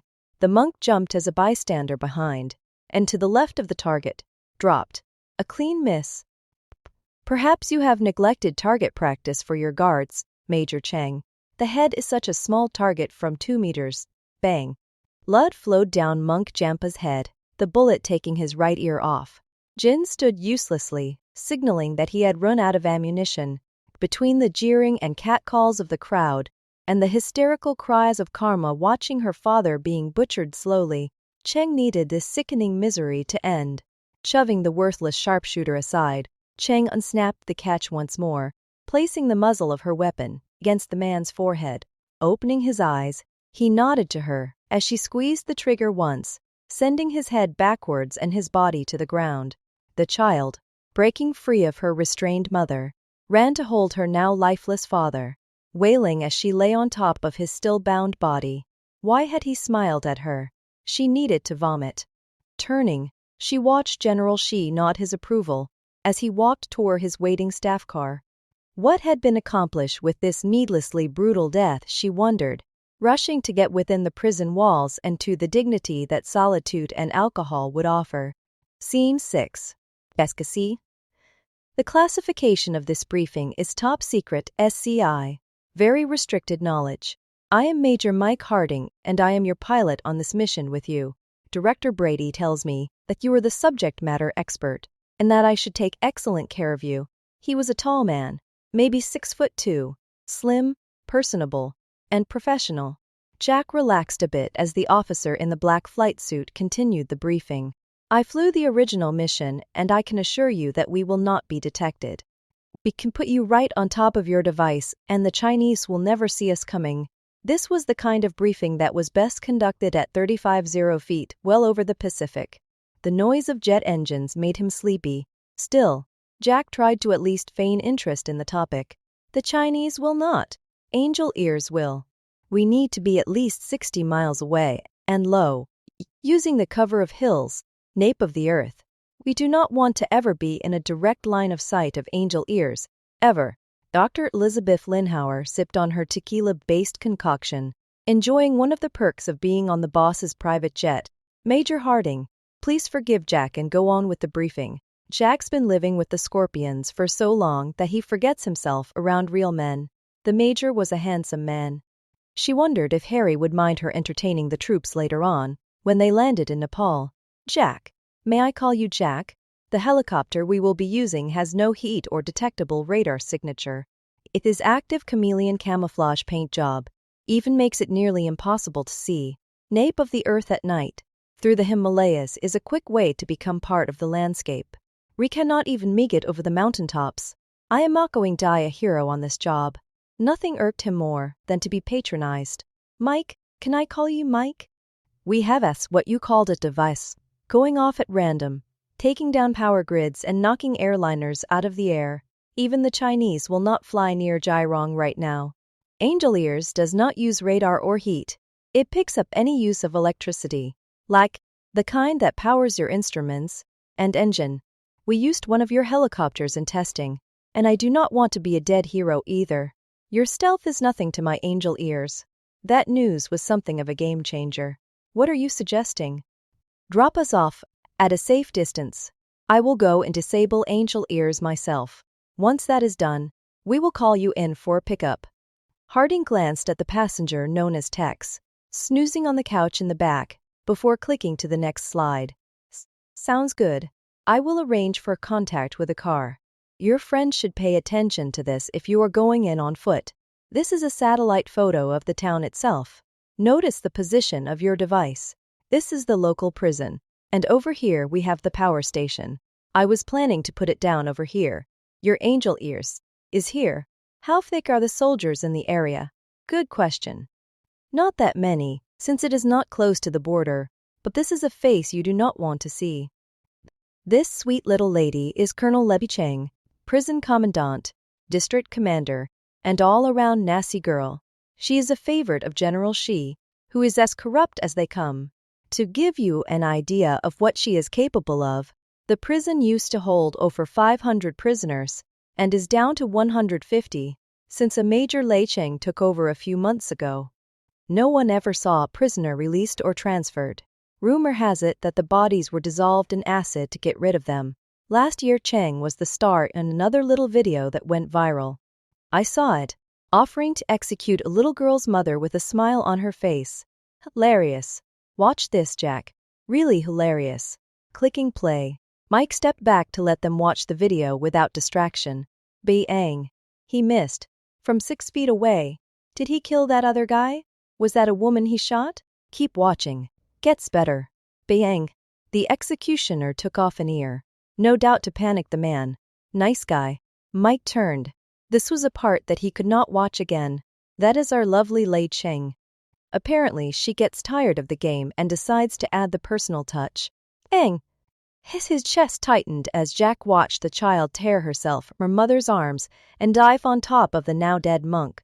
Was this how it was, he thought, when a killer put a bullet into his wife Terry? This was how they found his Alice, clinging to her dead mother, a bullet in her own spine. He waited for the next shot, one that mercifully did not come before the video ended. And prisoner was that Tibetan girl's father. They say that sweet little Cheng drank the night away to celebrate. She promoted her to full colonel the next day. They will probably execute mom next. But that is not our problem. If we cannot fly in, Mike Harding continued the briefing, answering questions from Liz. But Jack heard nothing more. Looking out the window, Jack Morgan knew that his mission had just changed. A piece of military hardware that he could not care less about mattered even less. The universe had just given him a second chance, and one he could not pass up. Maybe the man who had murdered Terry and Alice, mother and daughter, had escaped, but if there were any justice anywhere in the universe, he might provide some for that little Tibetan girl clinging so desperately to her dead father. This was now personal. End of Chapter 4. Chapter 5. Choices. There has to be evil so that good can prove its purity above it. The warm breeze felt good as he sipped on that wonderful cha yan iced tea. Harry stared out over the Gulf of Thailand. Bangkok was beautiful any time of the year, a place bustling with foreigners enjoying the cheap prices, prostitutes and exotic foods. It was also a place where deals were made, money could be easily hidden and meetings could go unobserved. Slipping the smartphone into his pocket, he waved for the waitress, a short black-haired beauty, with dark supple skin, and a smile. Just got some good news, sweetheart. And it is time to celebrate. Let us try one of them. Bloody Scaries, with the good vodka. Right away, sir. There is a Chinese gentleman here to see you. Show him over and get my friend what he wants. Harry watched the exquisite example of the perfect girl point him out to the distinguished man in a white suit near the bar. Making his way to the table, he accepted the offer of a seat. Mr. Brady. Or should I call you director? Just Harry. We are partners after all. She. That would be General She. I believe that business relationships must be kept formal. Do not you agree? I trust that you are satisfied with your payment. Director Brady? Quite satisfied. I trust that you have taken possession of the first part of the package. Indeed, your demonstration was most impressive. But the deal was for the inventor also. Landing in Nepal as we speak. You can take Linhauer in Nepal at the coordinates I have given you. Jack Morgan will be dropped off in Jirong, as agreed tomorrow night. That gets you both Satan's breath and angel ears, as well as a shiny brand new ghost chopper and pilot that you have been wanting. Consider it a gift. Excellent Director Brady. Perhaps I think I will have something. The man delivering Jack Morgan to you, the tall scar-faced man with the cowboy boots, does not realize that his side was not the winning bidder. You might want to take care of that. We will inform him. We have a new executioner and needs target practice in Jirong prison. Scene 2. A knock at the door brought her out of the chemically induced trance. Intense work and concentration permitted her to avoid the turning revulsion over her role in the past week's events. Putting the open bottle and glass into the lower desk drawer, she granted permission to enter. Colonel Cheng, the child of female prisoner, 127, has requested to speak with you. She is outside the door now. Karma is here. Has Pema allowed this? No, sir. She walked away from her mother while she was working and asked one of the guards to bring her here. Most certainly. Private. Pull that chair for her. Karma, come in. Please sit down, sweetheart. Cheng sat up amazed, shaking off the dulling effect of work and drink. For days she had tried to speak to mother and daughter, but shame and fear had gotten in the way. Karma, please sit. Would you like something to eat? Thin, with red eyes, the oversized orange prison uniform hanging off her, Karma stood erect, eyes lowered. Cheng realized that the child was wearing her father's shirt. No, Major Cheng. Prisoners are not allowed to sit in your office. That is your rule. You are not a prisoner, Karma.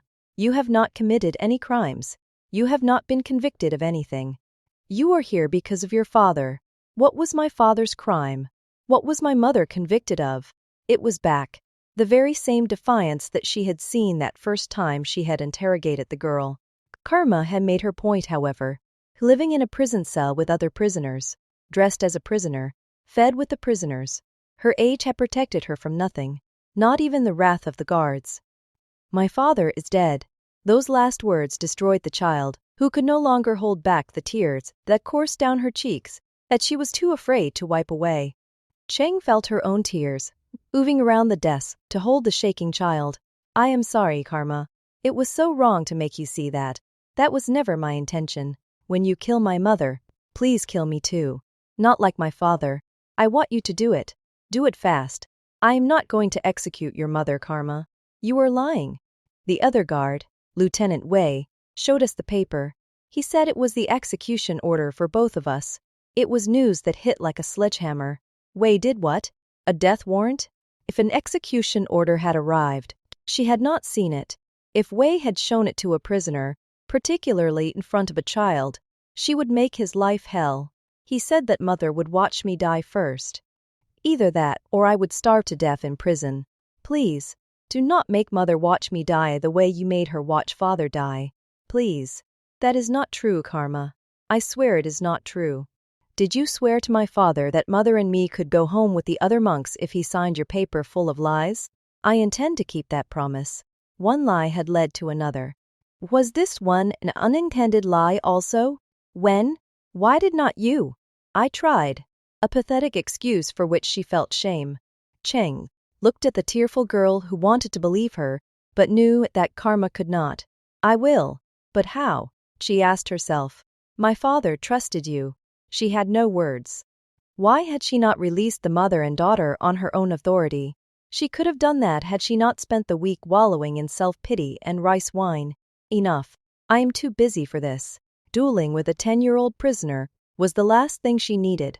Standing, Cheng pushed the unoccupied chair back into the corner. You are finished. The guard will take you back to your mother. My father told me to tell you something. That is why I am here. The child glared at her, making her feel a deep shame. Quickly, he forgives you. He knows that you are a prisoner too, and that you do not control what you do. What? Is that what Yel Tao meant in his letter to her? He said that only our bodies were prisoners, but our minds are free. Your mind is in chains. You want to do what is right, but you cannot. You are powerless, and that is why you are always drunk now. My father felt sorry for you. Get out. I feel sorry for you too. The prison is going back the way it was because you are hiding in your office all the time. The guards laugh and make fun of you now. They call you Colonel Bish the drunk. Get out. Chang shook with rage. How dare that stupid disobedient child question her? How dare she? Chang watched the girl open the door, turning to face her once more. I forgive you too. The door closed and Chang dropped into her leather chair, still furious. But at whose? She wondered. A child. Or herself. Opening the bottom drawer, she reached for the bottle of sweet rice wine, knocking it over in the process. Looking at her hand, it was shaking. This was not her. When had she showered last? She was not sure, Chang vaguely remembering someone trying to wake her up to give her a message, and ignoring them. What had she become? It was time to take control again. She would silence the laughter. But first, shower and a change of uniform. Scene 3. Parking the beat-up old Range Rover behind the abandoned mud-brick building, Mike Harding gazed out at the snow-capped deep green mountains to the north. Nepal was a place of magnificent natural splendor that always made him grateful for the chance to see it. Picking up the knapsacks in the backseat, he kicked open the door and barged in. I have arranged through one of my contacts for a car to meet us about 100 miles north of the target. Weather is a problem, so we will wait a day and go tomorrow night. I will keep the ride home hot and local until I get word from you here. Then I will fly over, hook up, and we can be gone. Good. Got the stuff I asked for? Grabbing the first of the two knapsacks, Jack inspected the contents. This is high-grade stuff. Did the others ask questions? Director Brady did not authorize the Semtex or the thermite. I had to get it from a company contact instead. The mission is to recover the device, not destroy it. What are you planning, Jack? Moy? The other two do not trust you. Not sure that I do either. An operation deep inside China is no place for a loose cannon. Jack, I am not even supposed to be talking to you. From the beginning, you did not seem entirely happy to be here. Why, whatever do you mean, Mike? I have always wanted to visit Tibet, and what better opportunity than while recovering the deadliest superweapon man has ever known? The Chinese, on the other hand, may not be entirely happy to see me. I ran into their people in Afghanistan. It is a refrigerator that has a low-power laser in it. Hardly the deadliest weapon ever known. Jack laughed. Gung-ho types operating in the dark made for great movie heroes, but this was not a movie. He needed someone on his side. Is that what you think it is? All I am authorized to know, Jack. Unless you let it slip. Mike was fishing for answers. By now he had to suspect something was seriously wrong. I do not have the clearance you do. I do not have a clearance at all. Hell, my job is installing solar panels on Western Texas bars. The other two are on Harry's payroll, not me. I am here because Harry set me up. Extortion and blackmail are his strong suit. I expect that since Liz could not get the damned thing working, his buyers wanted the inventor as well as the prototype. I would keep that under your hat, because I do not think that Harry wants that to get out. Jack glanced at the nervous Mike. He had his attention. What he needed was a patriot, and Major Mike Harding was his best shot. That refrigerator contains a LEONR, a low-emission nuclear reactor that powers Satan's breath. That is the part that causes instability in power grids and knocks them offline. Lizzie never understood the theory well enough, so she runs the logic through my angel ears, which uses the laser as a waveguide to set up the quantum entanglement that allows me to disrupt electrical flow. So it just kills things with electricity. That is what it is set up to do now with the frequencies that are programmed in. But nothing stops me from adjusting it for biological systems, like the neurons in your brain. From orbit, you could shut down the nervous systems of every human in a city. Unless they are shielded. You are not getting it. Quantum entanglement means that shielding is not possible. The technology in angel ears allows you to kill anything, anywhere. There is no projectile, and entanglement operates regardless of distance or what is in between. Kill a dictator in a 1,000-foot-deep bunker, or the population of a whole city in less than a minute from orbit. Jack watched Mike stew on what had to be impossible to believe. With angel ears technology, you can send a nation back to the Stone Ages, or kill all the people and you own a nation, without firing a shot or damaging a thing.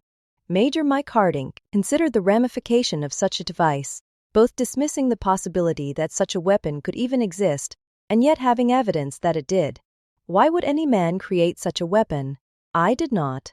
I watched a high-speed police chase end with a couple of bystanders getting crushed.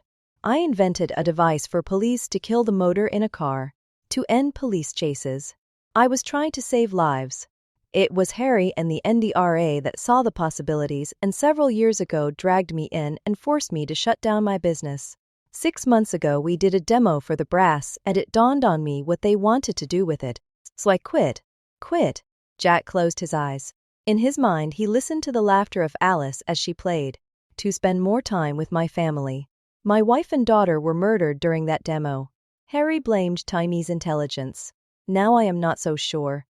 So why would they put the sole-working prototype deep into enemy territory and then send the inventor afterward? It makes no sense. And that is why I asked for the Semtex and thermite. Now show me how these fuses work. Scene 4. What is this, Lieutenant Wei? It looks like a refrigerator from space. Why is it in my prison courtyard? 6 guards had been tasked for a mission behind her back. Now they were unloading a sophisticated but camouflaged device from a truck. 6 strong men struggling with the weight. Orders from General Shi. He ordered you to do it. You were too drunk to get up, Colonel. Wei made sure that the guards heard him. The humiliating part was that it was true. Still, this was something he would pay for later. We have to go back out and put an empty box in its place. Tonight we have to capture whoever comes to pick it up. By every measure, this was wrong. This should be an army operation, not us. We are people's armed police. These are prison guards. This is wrong. There are army units better suited for a special operation like this. What was she up to, she wondered. A criminal never stops being a criminal, her father used to tell her. Tell that to General Shi. He insisted that we do it, no one else. You were supposed to be there with us. I will take that up with the general myself. Did you show Pema and her daughter an execution order? She's other schemes and crimes would have to wait. This was one crime that would have to be stopped. Bay smirked at her. What of it? Excited about getting to shoot another monk, Colonel? Disgusted, she fought the urge to shoot the man. I have had enough of you. You are relieved of duty and restricted to quarters. Give me that order. I will take it up with General Shi personally. Snatching the folded paper from him, she could not believe the contents. You are to do nothing to carry out these orders. I will be flying to his headquarters in Lhasa at once and have them rescinded. In the meantime, I will have Captain Lin from the district office take over from you. No, you will not, Colonel. My orders came from General Shi himself. If you try to stop me, I will have you arrested for disobeying a direct order from a superior officer. Wei had her. Xi's orders came first. And I'll shoot you myself for resisting arrest. 15 men loyal to Wei, nursing their rifles, looked on. This was a fight she could not win. Whatever the frisch for Mars was, it was not important. Saving Pema and the child Karma was. Very well, Lieutenant. Carry on. But understand that if you so much as touch Pema or the child, I will kill you myself, orders or not. A promise was made, and this time she swore to herself. Promise would be kept. Scene 5. Lizzie, why do not you come along? It should be fun. Jack pulled the straps tight on his gear, checked the Walther semi-auto that he kept under his coat in the small of his back. I suppose real work is not your style. I'm not a spy, Jack. Remember, no guns or anything that can get you arrested. No alteration to the mission is authorized. Just hook it up and get back here. Void all contact. If they do get you, do not give them a reason to kill you. We can get you back if you just stay alive. Dr. Elizabeth Linhauer fiddled with the radio, connecting the encryption device while avoiding eye contact. She was a bad liar, just good enough to not laugh as she feigned concern for his well-being. You are not a trained spy either. Tex is there to protect you. Stick close to him no matter what. Jack wondered if she had figured out that she was being set up also. Did he care? Nope. Not a spy and not a hero. I will leave that to Mike. Was that a tear she wiped away? Remorse perhaps. But for what, he wondered. What she was doing to him, or for the treason she was about to commit. What kind of hold did Harry have over her? She was not stupid. Mike. What about it? Mike had been stowing the special gear in the quick-release compartment of the chopper waiting outside. Being built for special ops, it was normally designed for the standard team of 12. On this night, the weight of the cargo precluded more than the mission specialist, his bodyguard and himself. I do not do hero. We leave at 2,200 hours, which puts us in Jarong about 200. 20 minutes for the hookup and back by 600. No alterations to the plan. Oh, yes, things will be a bit rough on the way in. I suggest the air sickness medication for you and Tex. It will make the flight easier. Just the way we planned it. Jack? Sounds great. Liz turned, motioning to Mike to leave them alone. The filthy litty shack on the hill above the Nepalese-Tibet border was not exactly romantic, but it would be her last chance. Jack, you do not have to do this. I have got some money stashed. I am sorry about what I did to you and Terry. I am not asking for forgiveness. Let me make it up to you. We can just get in the lorry and not come back. This is not what you think it is. You might be surprised what I think it is. And yay, I do have to do it. What she did not know was what he had to do. Somewhere, in a dark and lonely cell, a woman and child were waiting for him. He had made a promise, and this time he would keep it. Scene 6. I am sorry that you have wasted your trip, Colonel Cheng. General Shi is on a special assignment. He cannot be reached. The general's aide was a large man, half a meter taller than her, sporting the chiseled physique of a special operations soldier. With rank of captain, he was about her age, his medals and decorations making him an impressive sight.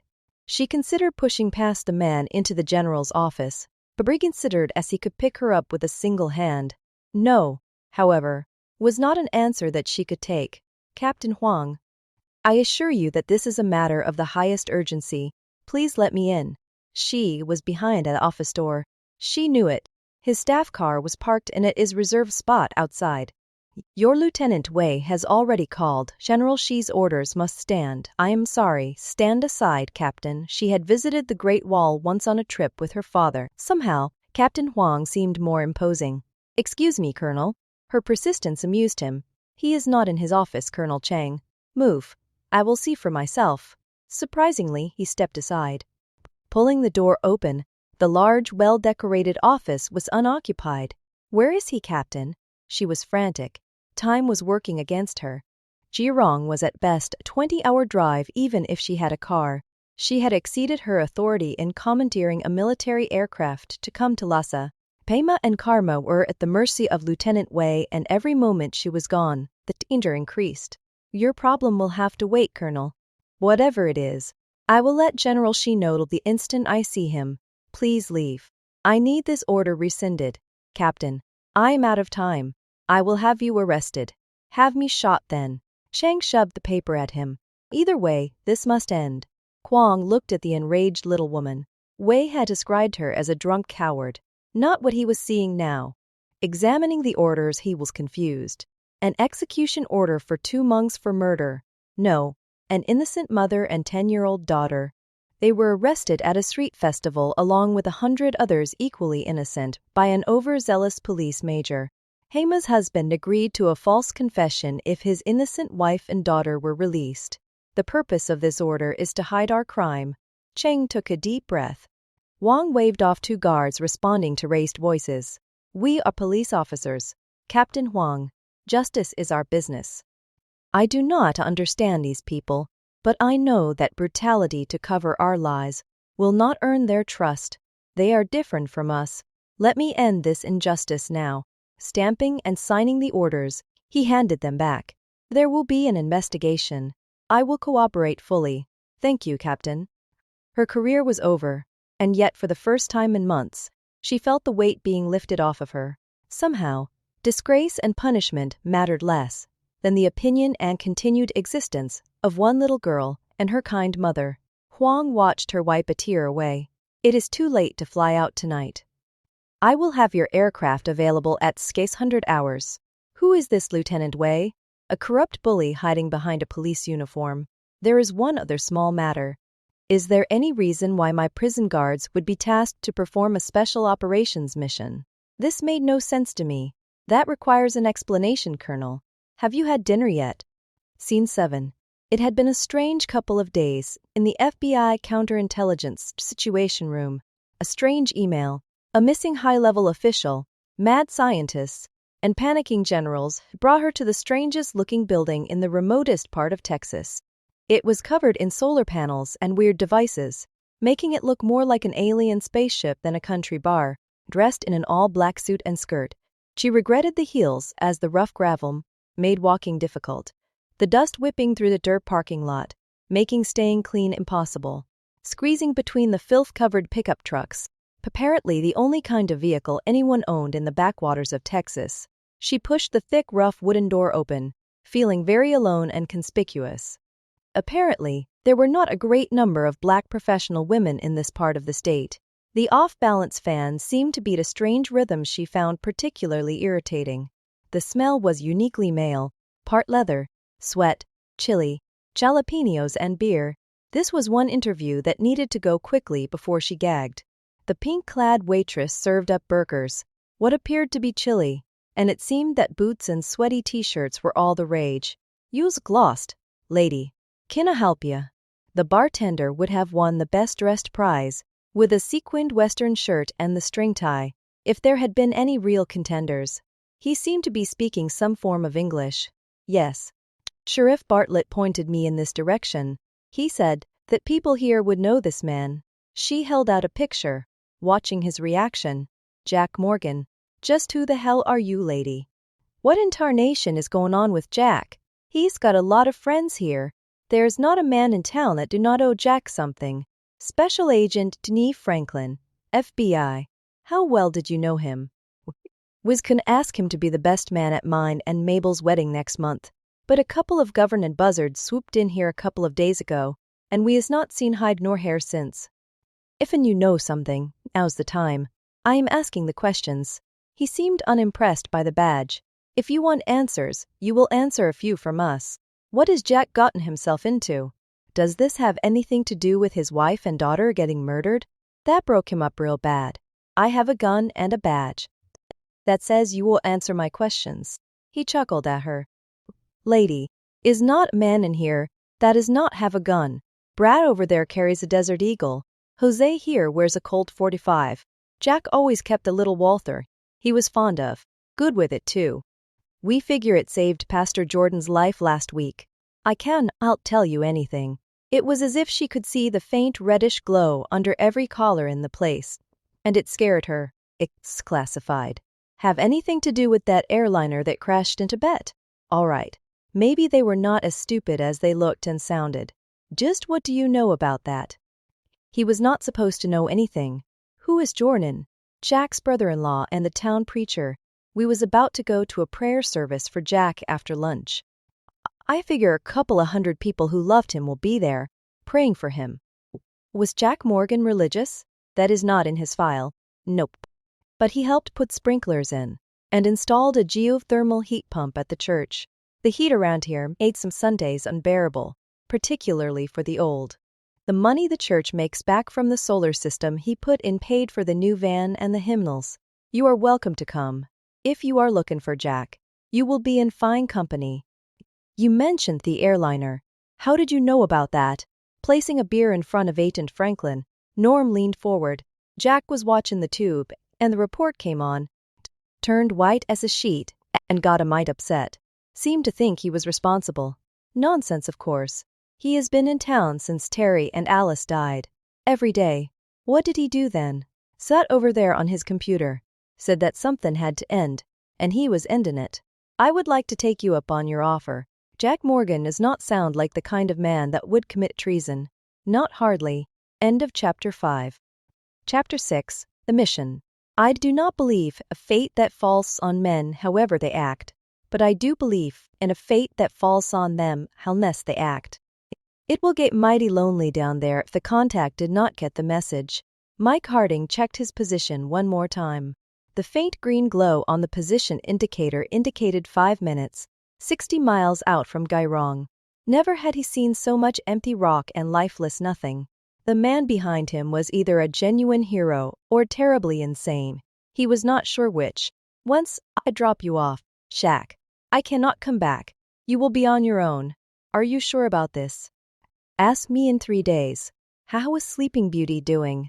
Tex the goon had nodded off after emptying his stomach into a bag. Snoozing away. What? Wasn't that air sick pill? Rohypnol. All we had in the medical kit. Also good for hot dates with cold women. I figure I will be back on the ground before he wakes up. If you are right about him, I should just kick him out at 20,000 feet. If I am right, the Chinese will shoot him anyway. Get back fast and take care of Lizzie. They will be coming for her if she does not turn herself over. Just do not trust her, Mike. You got some fun friends, Jack. I will be down for less than a second. A single car on the road at the meeting point. One heat signature. Looks like our guy.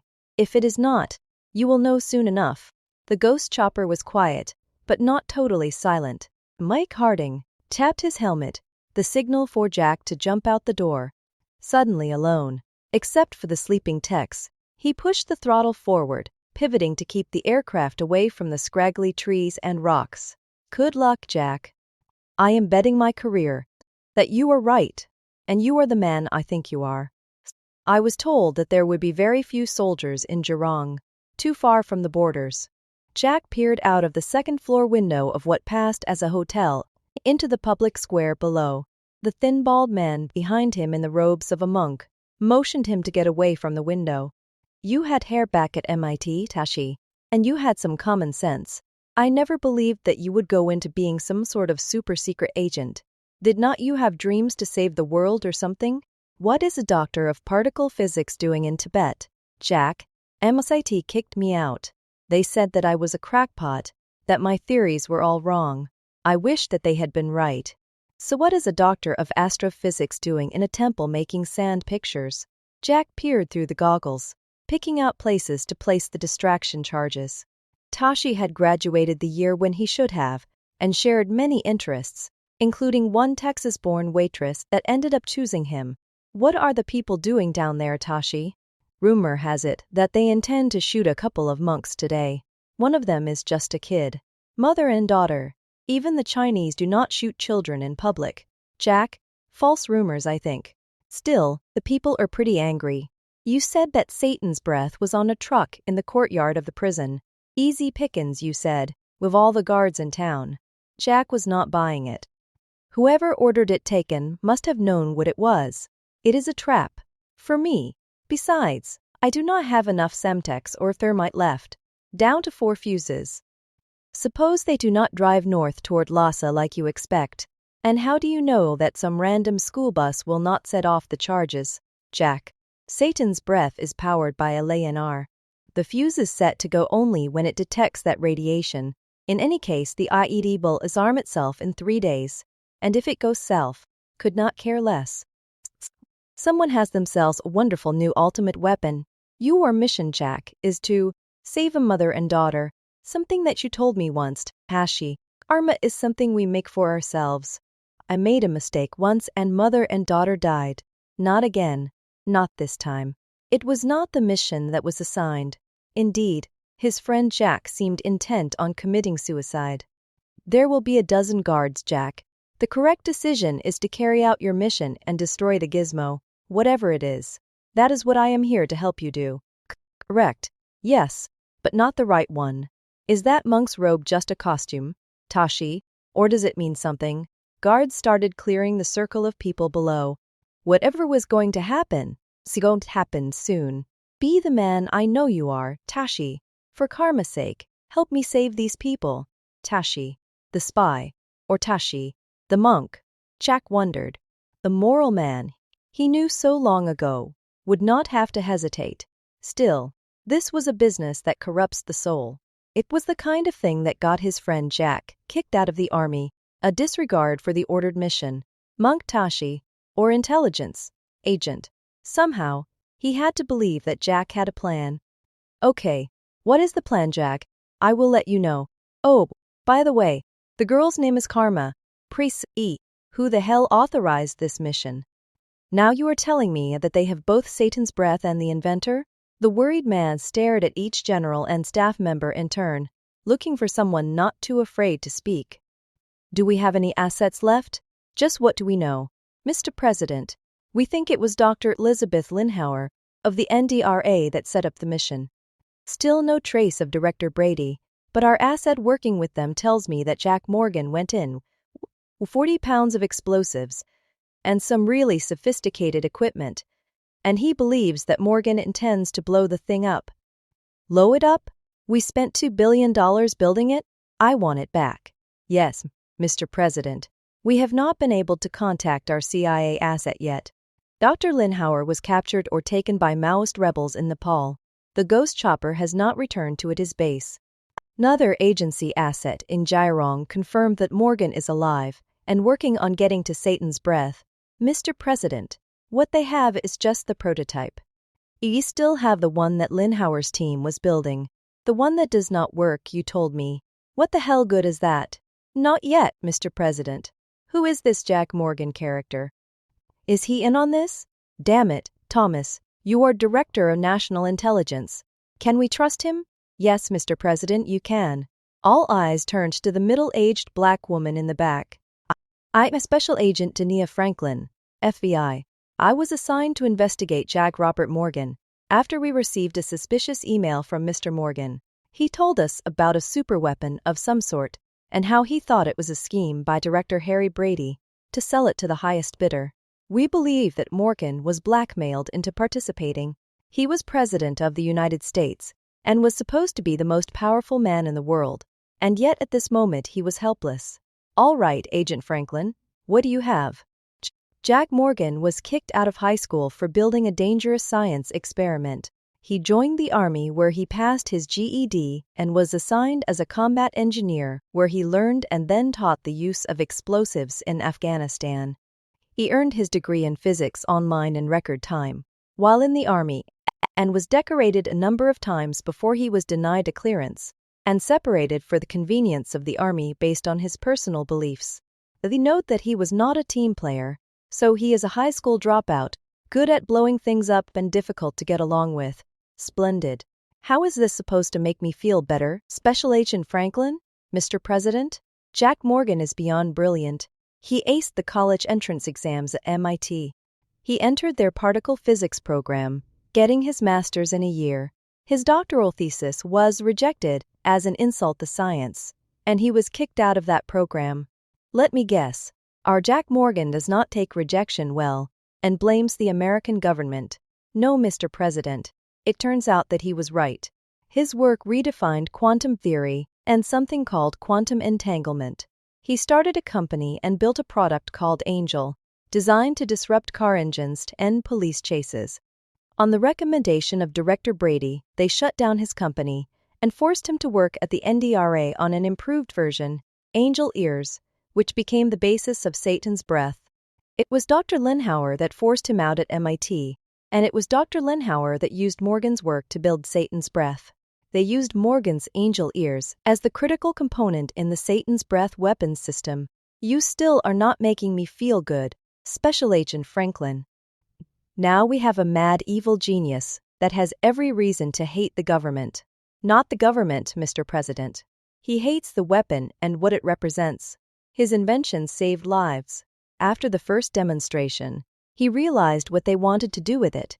It is terrible potential, and he quit. Jack Morgan refused to become another Julius Robert Oppenheimer. I was assured by Director Brady personally that he was still working on the project. A lie. Director Brady and Dr. Linhauer created meetings, an email chain, and set up a secret account in the Cayman Islands traceable to Morgan. He made sure that no one would hire him. We even think now that he had Jack's wife and daughter killed to prevent him from leaving the NDRA. You have proof of all this, I hope. Harold Brady is a close personal friend. We have enough for an indictment, Mr. President. She had dropped a nuclear hand grenade in the room. Generals argued. Aides fretted about the publicity. Stupid arguments from foolish bootlickers that disgusted her. Arguing without facts, they dismissed her investigation in a condescending voice. Dania Franklin had seen this before. Old, angry white men ruled the world. Special Agent Franklin, stay behind if you will. I have a special job for you. Yes, Mr. President. Chang could not believe what Wei was planning. Stuff for nothing. Checkpoint ahead, Colonel. There is a line. Private Ya was the only other female on the prison staff, transferred in at her request to have at least one trustworthy person. New. She was also the only one that Cheng could trust, although a timid driver. The road is too narrow to pass. The town was just ahead. Something was very wrong. Too many people. She was the district commander and had not authorized any checkpoint. Indeed, the last thing that she needed was another confrontation with the locals. She patted the paper in her inside pocket, the paper that would give her the power to stop Wei for good. I will take care of this. Opening the car door, Cheng made her way around the menagerie of vehicles, one pulled by Yak. Soldier, do you know who I am? Who authorized this? A dozen soldiers, real army, in full battle dress, with their red beret, very unusual. Colonel Cheng, I am Lieutenant Bao. I was told that you were in Lhasa. It is a good thing that you are here. You should not have ordered the execution to be held in public. People are getting hurt. I am detaining foreign reporters that somehow found out. This is insane, Colonel Cheng. Handing the rescinded orders to the soldier, she watched him read. Wei is a criminal. I fast copy of these orders to him last night. He runs most of the smuggling and contraband through the district, including stealing from government shipments. I ordered him to not carry out any execution. That is why I was in Lhasa, getting these orders cancelled. Let me through, Lieutenant Bao, so that I can stop this thing. Precious minutes ticked as vehicles were moved out of the way, several people being arrested for shouting insults. Pulling the timid Private Ya out of the car, Chang took the wheel. Speed limits and safety would just get in the way. Passing the barrier, Cheng pressed the gas to the floor, determined that nothing would stop her. Nothing mattered more than getting her hands on Wei, for he finished what he was planning. What bothered her? Sly was he planning it?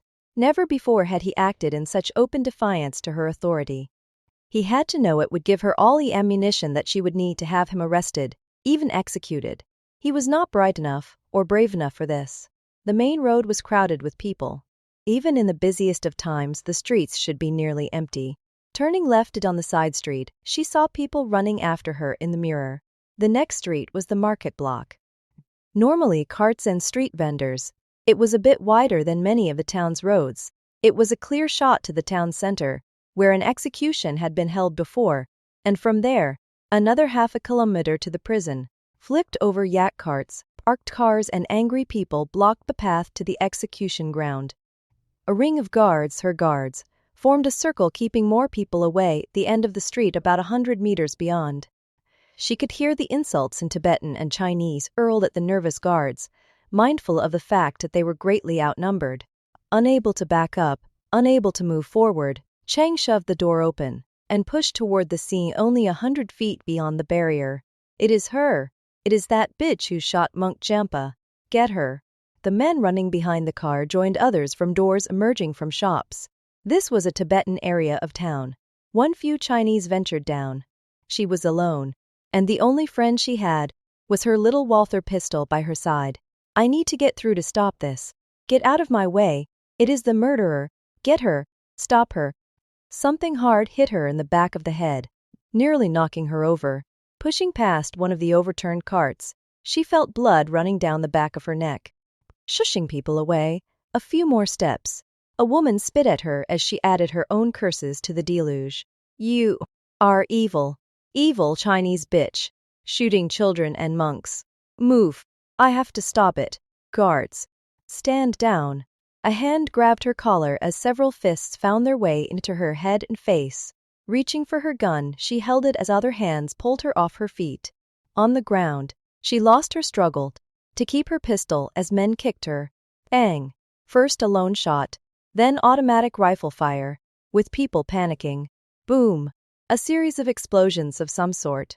Shouts. People scrambling for escape. Bang! Shouting and then the smell of tear gas. Opening her eyes, she struggled to stand. In the fight, she had lost a shoe and her right hand was cut and bleeding, as was her nose. What had happened? Hands lifted her to her feet as she tried to clear her head. The colonel is injured. Help her back to the medic. No, I am fine. Lieutenant Bao, is that you? Chang, wiping the blood from her eyes, searched the smoky scene ahead. The street was cleared of civilians as soldiers pushed the barriers aside. Help me get to the town center. I need to know what has happened. Her nose felt broken, as did her trigger finger on the right hand. Blood soaked her back, and her face was swelling. Hobbling into the grassy area, she heard the wails of those that had witnessed the disaster. The guards had retreated before an enraged mob, leaving behind the most unnecessary victim of this debacle. Are you happy now, Chinese bitch? A sobbing woman held her lifeless friend Pima in her robes. Chang waved off the soldiers. More violence was the last thing she needed. Pima's eyes were open. She had seen what was coming. A single shot to the head. Chang felt her knees go weak, dropping beside the still Pema. I am sorry. I was here to stop this. Pema was my friend. Curling over onto her hands and knees, her stomach churned out its contents until she could sit, Bao standing guard over her as she tried to stand. Where is Karma? Who? High noon, and the crowd was getting more bitter by the moment. A dozen terrified soldiers in the green uniforms of the People's Armed Police, yellow stripes down their legs with bright red epaulets, working to keep people out of the town courtyard being prepared for the day's events. Jack took measure of the position of each door, every vehicle. Which soldier seemed more nervous? Across the courtyard, Monk Tashi moved into position, instructing the locals what needed to happen. It was a crazy plan that stood no possible chance of success. Just enough Semtex in 5 small packages to scare the hell out of everyone. The one on the truck would rupture the fuel tank and prevent pursuit, at least immediately. Each just large enough to produce a giant bang, placed to prevent casualties, at least beyond broken eardrums. 2 fuses and a bit of tinkering, bombs and bags of flour to accentuate the apparent size, a trick he had developed in the army. A group of monks hung out together on the east side of the park, getting ready to receive a mother and a daughter. Temples and safe houses for 2 days would be all he needed. Irirong was far too small a town to hide in, and with only 2 roads in and out of town, the only chance he had would be in no pursuit at all. The danger of a diversion would be the stupidity of the guards firing into a crowd. What would 1,000 emotional, uninformed civilians do when it started? He wondered. A few Han Chinese shouted slurs, drowned out by the larger mob of native Tibetans. Chinese and Tibetan sounded differently, even to Western ears, a cacophony of different flavored gibberish. Down the main road, dozens of food carts and various cars, some rust buckets as old as he was. Ordinary people, busy people, unhappy people, milling about waiting around for a scene that would enrage them. In the shadows along the wall, a Western woman that stood out by her attempts to blend in. In a few days there would be a video on the air. Analysts would pick it apart, and Jack knew that he would be identified as the culprit in this little drama. People in his old profession were good at that sort of thing. Perhaps an internet blog would use the event to demonize the Chinese, although they hardly were innocent. Shouts and threats, obvious in their malice just by the tone of the voice. Another dozen guards, and a sight that both sickened and saddened him. Monk Tashi had been wrong. It was no false rumor. 2 guarded prisoners, both female, one in the robes of an amma, no Colonel Lei Cheng, however. The leader was a scrawny young male officer, with a misfitting uniform and shaved bald, his drawn pistol pointed at members of the mob to keep them away. God, if I fail today, grant me revenge on the monster responsible. I do not matter. The executioner stood at the center, no more than 2 meters from the begging woman, as they pushed the prisoners to their knees. Jack would wait for the soldier to raise his rifle before pressing the button. Timing was everything, and he could not be distracted. Rocks were at the ready, and a few of the guards used the butt of their rifles to express their anger against the unruly men. Hey, mister, are you an American? The girl in the shadows, the blonde who stood out like a flare in the land of black hair, poked his arm, causing him to drop the detonator. Bang! The executioner had never raised his rifle. It was the scrawny officer in charge that had fired the shot. Pushing the shadow girl away and dropping to one knee, Jack grabbed the detonator, flipping the switch. Boom! Flame and smoke. Fire on the truck. The mob silent for a second, as each person checked to see if they themselves were a casualty. Reaching behind his back, Jack grabbed his gun, flipping the switch on the front laser.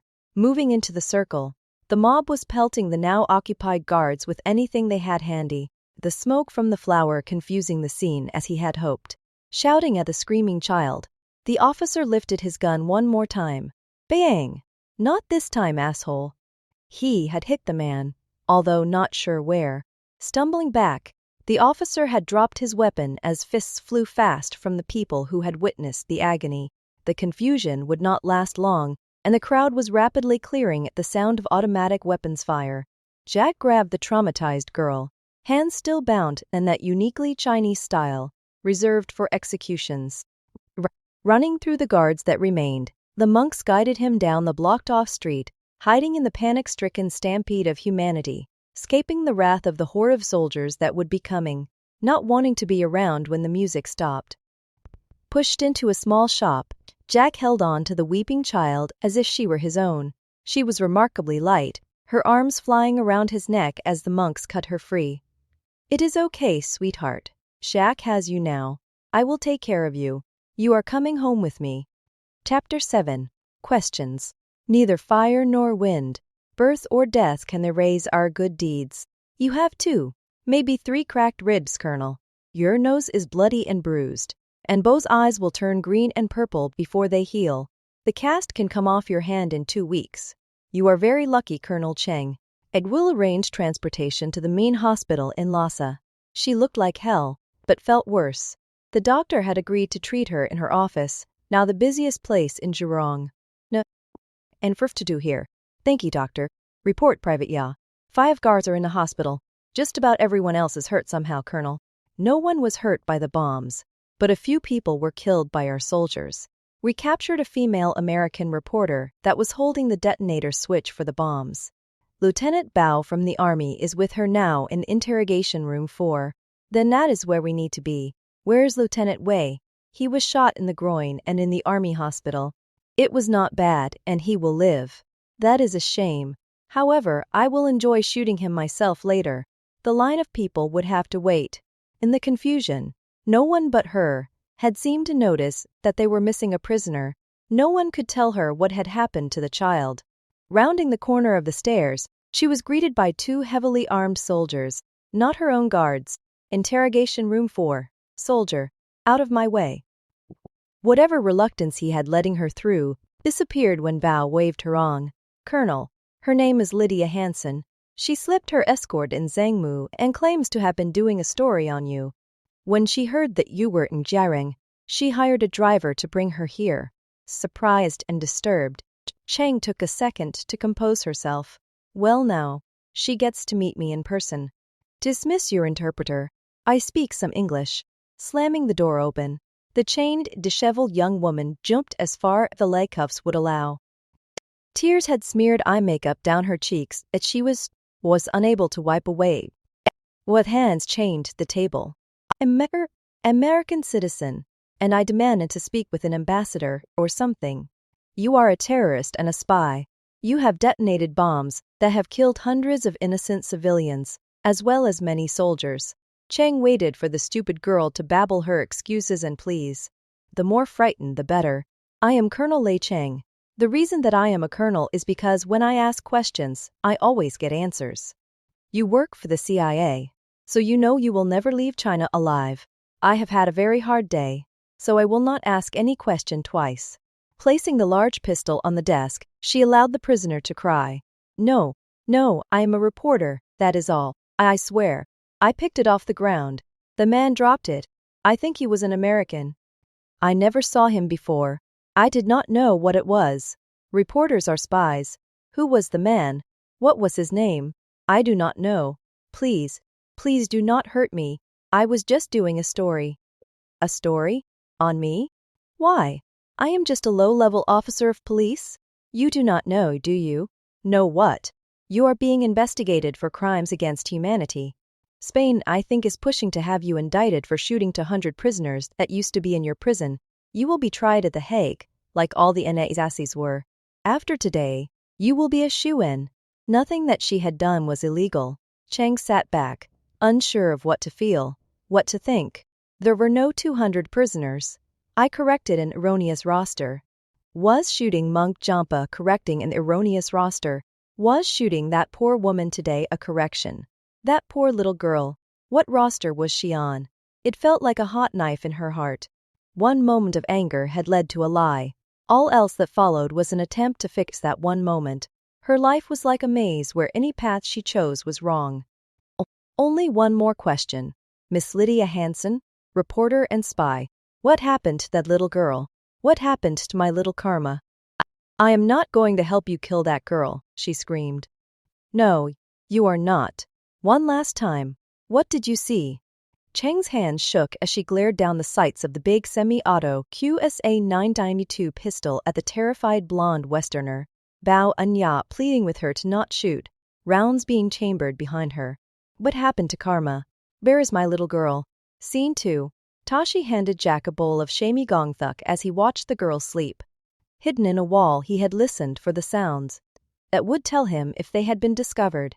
Twice the Chinese had searched the shop, and sometimes temple, and had missed the panel leading to their refuge. The roads would be blocked, and Jack knew that Tibet was not a place that you could just drive across without one.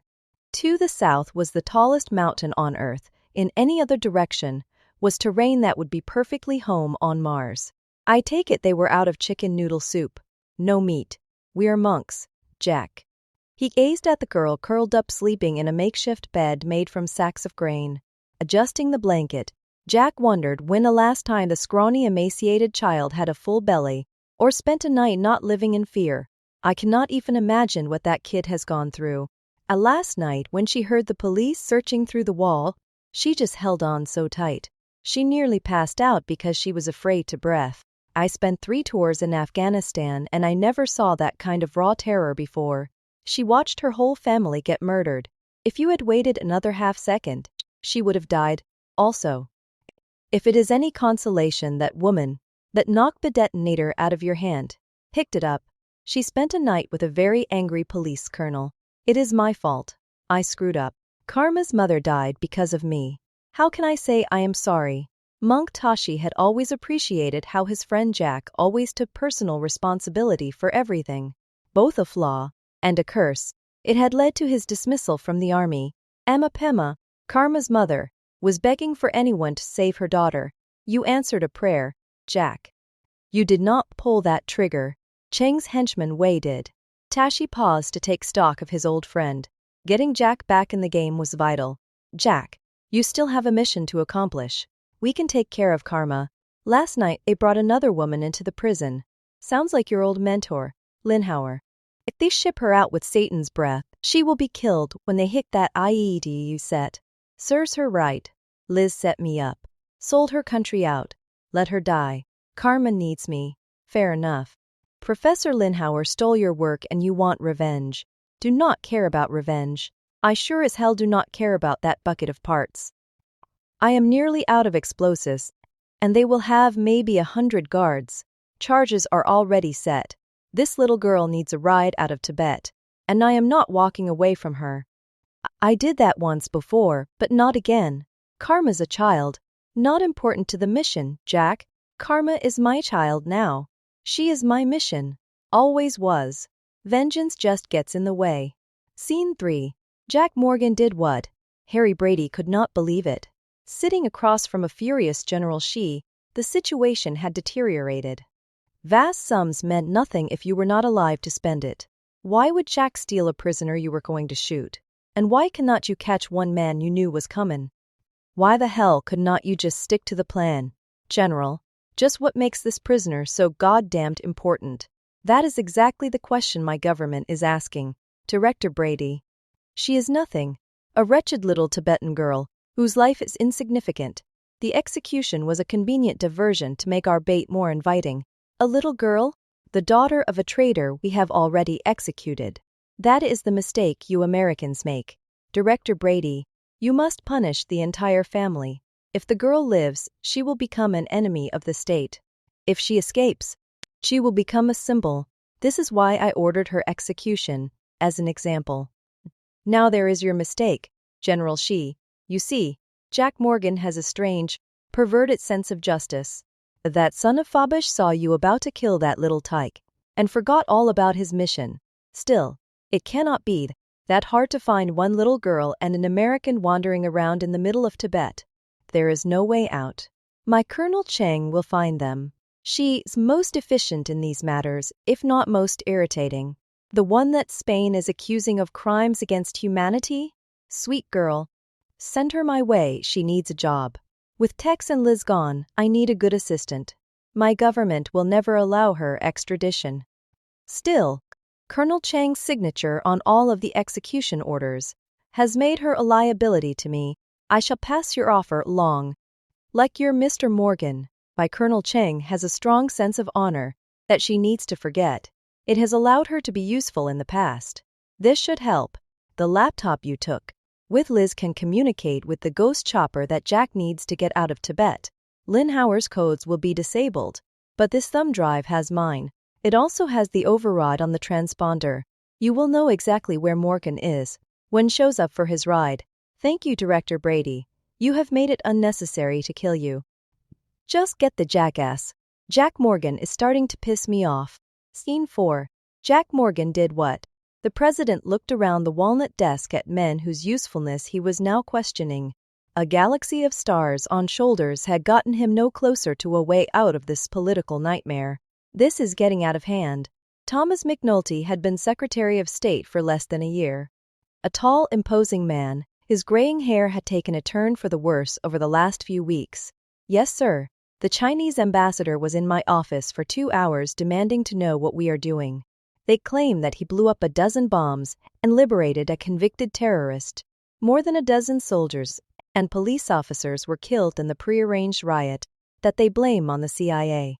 They have assigned Colonel Cheng to track our man down, and when they get him, they will march him into the UN and demand action for what they are calling an act of war. I have heard that name before. Kang? Yes, Mr. President. Spain is calling for her extradition for crimes against humanity. She is the go-to girl if you want hundreds of political activists simply disappear without a trace. She has become a world symbol for oppression.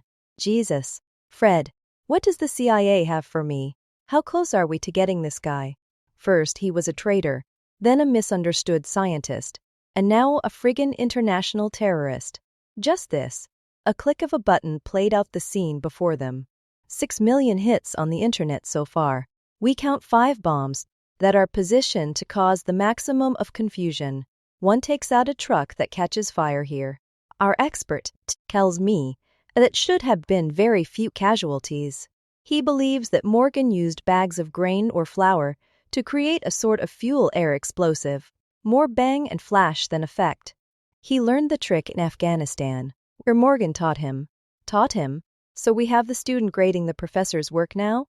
My expert called Jack Morgan the true artist in the use of science. We wanted him in the CIA, but Morgan was psychologically unsuited. He was too independent, frequently questioning orders, untrustworthy in the field. Watch this. We have enhanced this little drama. A nod to the media operator for the next video brought the president to his feet. We think that he drops the detonator here. He pushes what is probably a Chinese agent out of the way and flips the switch and boom.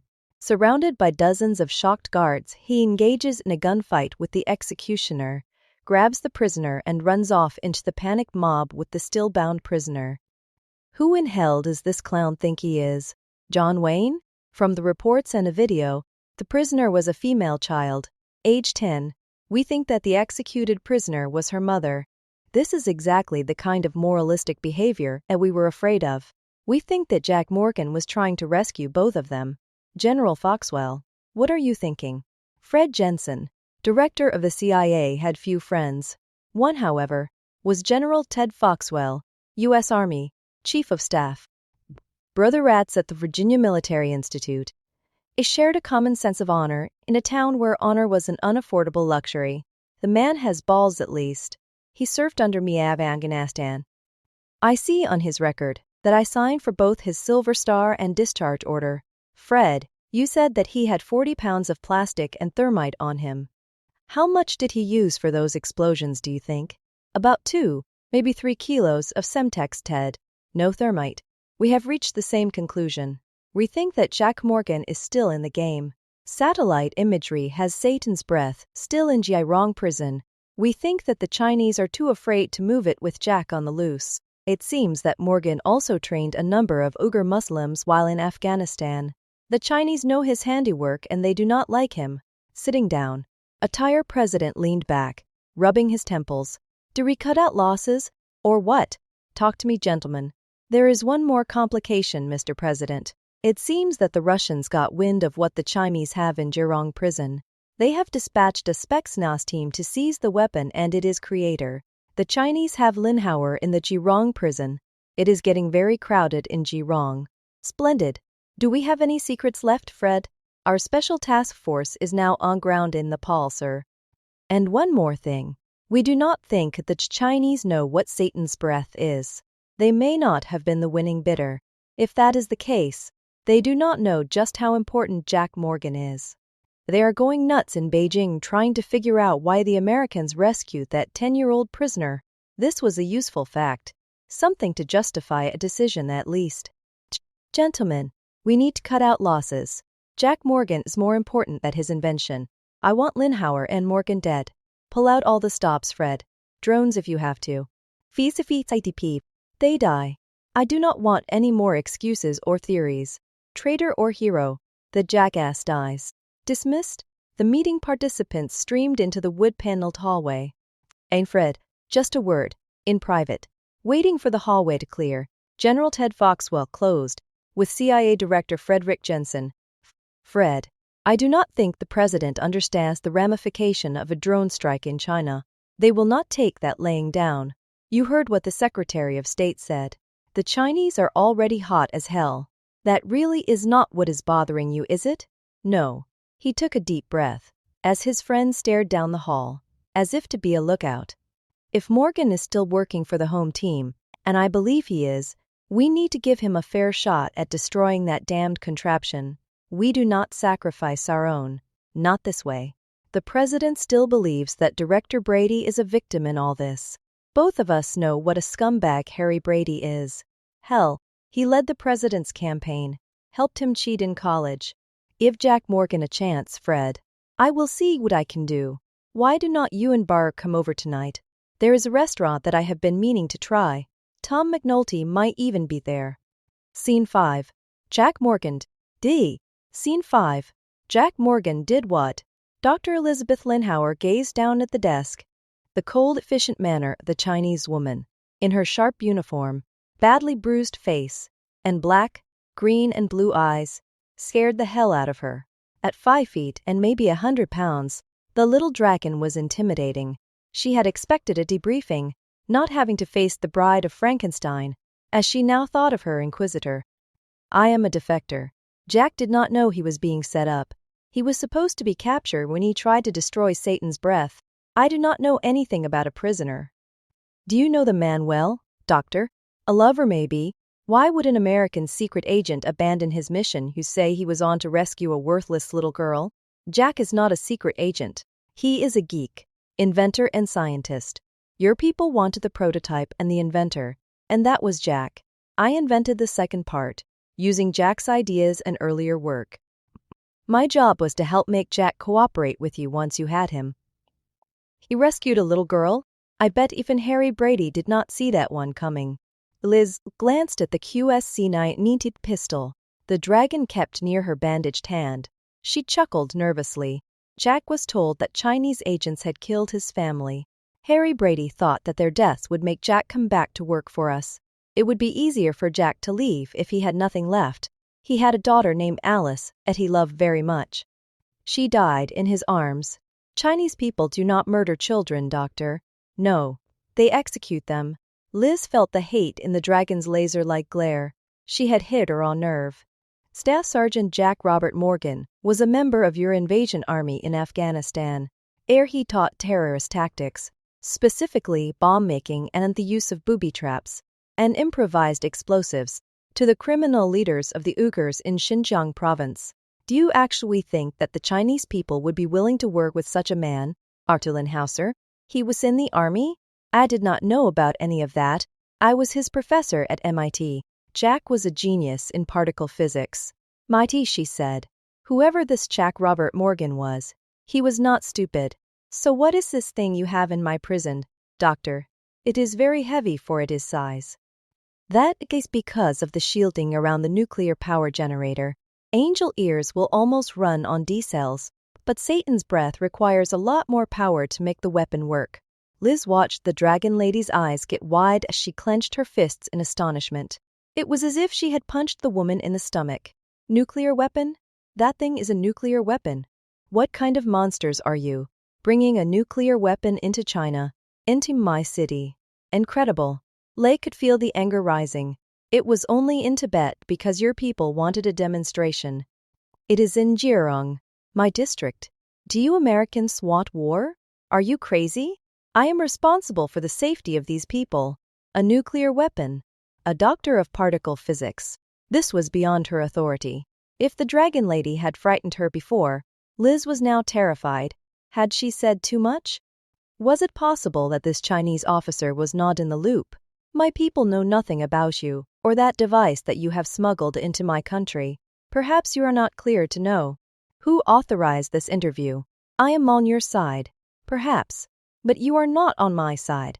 You are a traitor to your own people, and you are most certainly working for large amounts of money. That is all you capitalist Americans care about. You disgust me. I have been assured that, switching to Chinese, Private Ya, show Dr. Elizabeth Linhauer her accommodations with the other American woman. Get this filth out of my sight. Yes, Colonel Cheng. And then, get General Xi's headquarters on the phone. On second thought, make that the Ministry of State Security. Which department, Colonel Cheng? Counterintelligence. Private Ya. We are police. Spies and nuclear weapons are out of our authority. Finding karma is, however, still a police matter. Scene 6. He answered my mother's prayer. Meng Tashi. Who is he? All night long the strange tall man had watched over her, held her when she was afraid. Neither Tibetan nor Chinese spoke differently, and yet she found his words she could not understand, soft and comforting. The previous day's activities and caring for her all night had left him exhausted.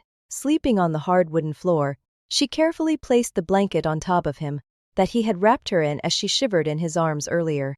Why did he save me? Why not my mother? He tried to, Karma. With all of his heart, he was trying to save you both. But the man with the gun surprised him, and the bombs did not go off right. My friend Jack did his very best. He was willing to fight all of China to save you and your mother. The whole plan to save you both was his. The child gazed at the man sleeping so peacefully. Why would he do that? Americans are like that sometimes. They do not like injustice. You were there where he could see you, where he felt responsible for you. In Jack's case, it was probably a bit more. He did not have to do it. He did not have to save me either. He did about 10 years ago. It is what Jack does. He is trying to save the world from evil men who took his life's work because they made a weapon out of it. He is in Tibet to stop them. When he saw you, he thought of his own daughter. She was also killed by the Chinese. I think I like Americans, Monk Tashi. I know I like Jack. Karma knelt beside the sleeping man, wondering what his world was like. When the world had abandoned her and her mother, this man did not. You and Jack will have to leave soon. He has a plan. Jack always has a plan. The Chinese are very angry with him. I think that he wants you to go to America with him. You need to leave Tibet. Karma. You will never be safe here again. End of Chapter 7. Chapter 8. Pursuit. It is a man's own mind, not his enemy or foe, that lures him to evil ways. Lieutenant Wei, it pleases me to see you alive and well, as I have looked forward to having you shot for disobedience of my direct order to do nothing with Pima and her child. Your incompetence is the reason for the disaster I must now deal with. Cheng looked up from her desk as Wei hobbled in. His standard hospital issue cane, giving her a clue as to the location of his wound. Sadly, she would have to aim at the head. You are under arrest. I was ordered to have the execution as part of a diversion by General Shi. He made me a captain, and since you are now the district police commander, I am supposed to take over the prison. Pandas will poop from the clouds before I let you command prisoners. You murdered an innocent woman. General Shi's orders were rescinded and you knew it. You murdered an innocent monk. That is why you are a colonel. Colonel. Maybe if I had gotten the little pig, I'd be a major. My orders came from General Shi himself. You were supposed to carry them out, but you were not here. Again. Now I am supposed to take that thing and drive it to Lhasa. You are ordered to find the American named Jack Morgan and capture him alive. Shend, that if you fail him again, I can look forward to shooting you myself. That thing is some sort of nuclear weapon, and I have been ordered to hold it for inspection by Ministry of State security experts. It goes nowhere until the ministry says so. I leave with it in 10 minutes. Lieutenant Bao will be providing the 5-man army detail. Do your job for once, Colonel Bitch. Find the stupid American. Something was wrong. Very wrong. An intelligence operation that the ministry responsible for all intelligence operations was not aware of. Orders issued behind her back after she went to Shi's headquarters. A 5-man detail to be led by an incompetent and unpromotable eager new captain to guard a nuclear superweapon that warranted 1,000 men. All that and one more thing. Captain Wei, have you read the report on Staff Sergeant Jack Robert Morgan, the man that General Shi wants me to find? He seemed a bit surprised by her question. Not my job. So you plan on driving more than 24 hours to reach Lhasa, when there is a military airfield less than 30 kilometers away? And you are not even curious about the military specialty of an American spy on the loose, the one that shot you in the testicles and got away with your prisoner. Not my job. And when I get back, I will kick you out of my new office. This is the office of the district commander now, and I doubt that you will return. Do not move that truck. Move that truck and you will never see Lhasa or your promotion. You are a stupid man, Wei. I am wasting my time with you. She had laid out everything and the dense fool understood nothing. Cheng wondered if Bao, a real soldier, might not see things more clearly. Private Ya, get the car. Lieutenant Bao and I need to have a little talk. You will also witness my order. and Captain Wei's insubordination. You are dismissed, Wei, and do not leave this prison. Grabbing several files from her desk, she watched Wei hobble out. Ya stay at the small desk in the corner made for a reliable witness. Cheng liked the company, and it protected Ya from men she did not trust. Yes, sir. Just one thing. Your car was burned the day of the riot. We could use a patrol car, but they are all out looking for the American and little girl. We will use the prisoner transport van and take the American women with us to keep Wei from leaving with them. I would rather have them in military hands until state security collects them. Scene 2. We need an official vehicle. A military or police vehicle will do nicely. Jack stared out the window while playing with what appeared to be a hairdryer. They have a few BMWs, Jack. Perhaps I should order one with a sunroof. Tashi watched his friend make adjustments to his device, adding batteries. Behind him, a little girl looked on curiously. Near noon, she had not seen daylight for 2 days, and was enjoying the light streaming through the windows. I do not remember you being so vain, Jack. A hairdryer. When the government came through my lab and shut me down, they took all the Police Angel production units. This was the prototype that the feds missed. I was living on scraps, so I did my shopping at Radio House and used whatever stuff I could pilfer. My wife's hairdryer had a nice case. You made a spooky action dark matter quantum entanglement device with stock radio parts. What did it cost you? Maybe $100. It was not possible, of course. Jack's theories were so screwed up that even his best friend, Dr. Tashi Drupa, MIT graduate in astrophysics, knew he was crazy. But Jack was a master of garbage science, putting together unrelated laws and principles in ways that had won him many a bar bet. About 300. It is really the same as the one I built for Harry and the agency for 3 billion. Except, of course, this one does not have Liz's contraption attached to it, so it will work right. You have to be kidding me, Jack. That is as dangerous as the prototype that you want to blow up. Taking the device gingerly, Tashi took note of the weight and feel of a machine that, under the laws of physics that he knew, could not exist. You even used the original hairdryer switches. But the energy requirements would have to be enormous. You are using D cells. The D cells are only to open a path to dark energy. I limited the aperture to just use what I needed to shut down an engine.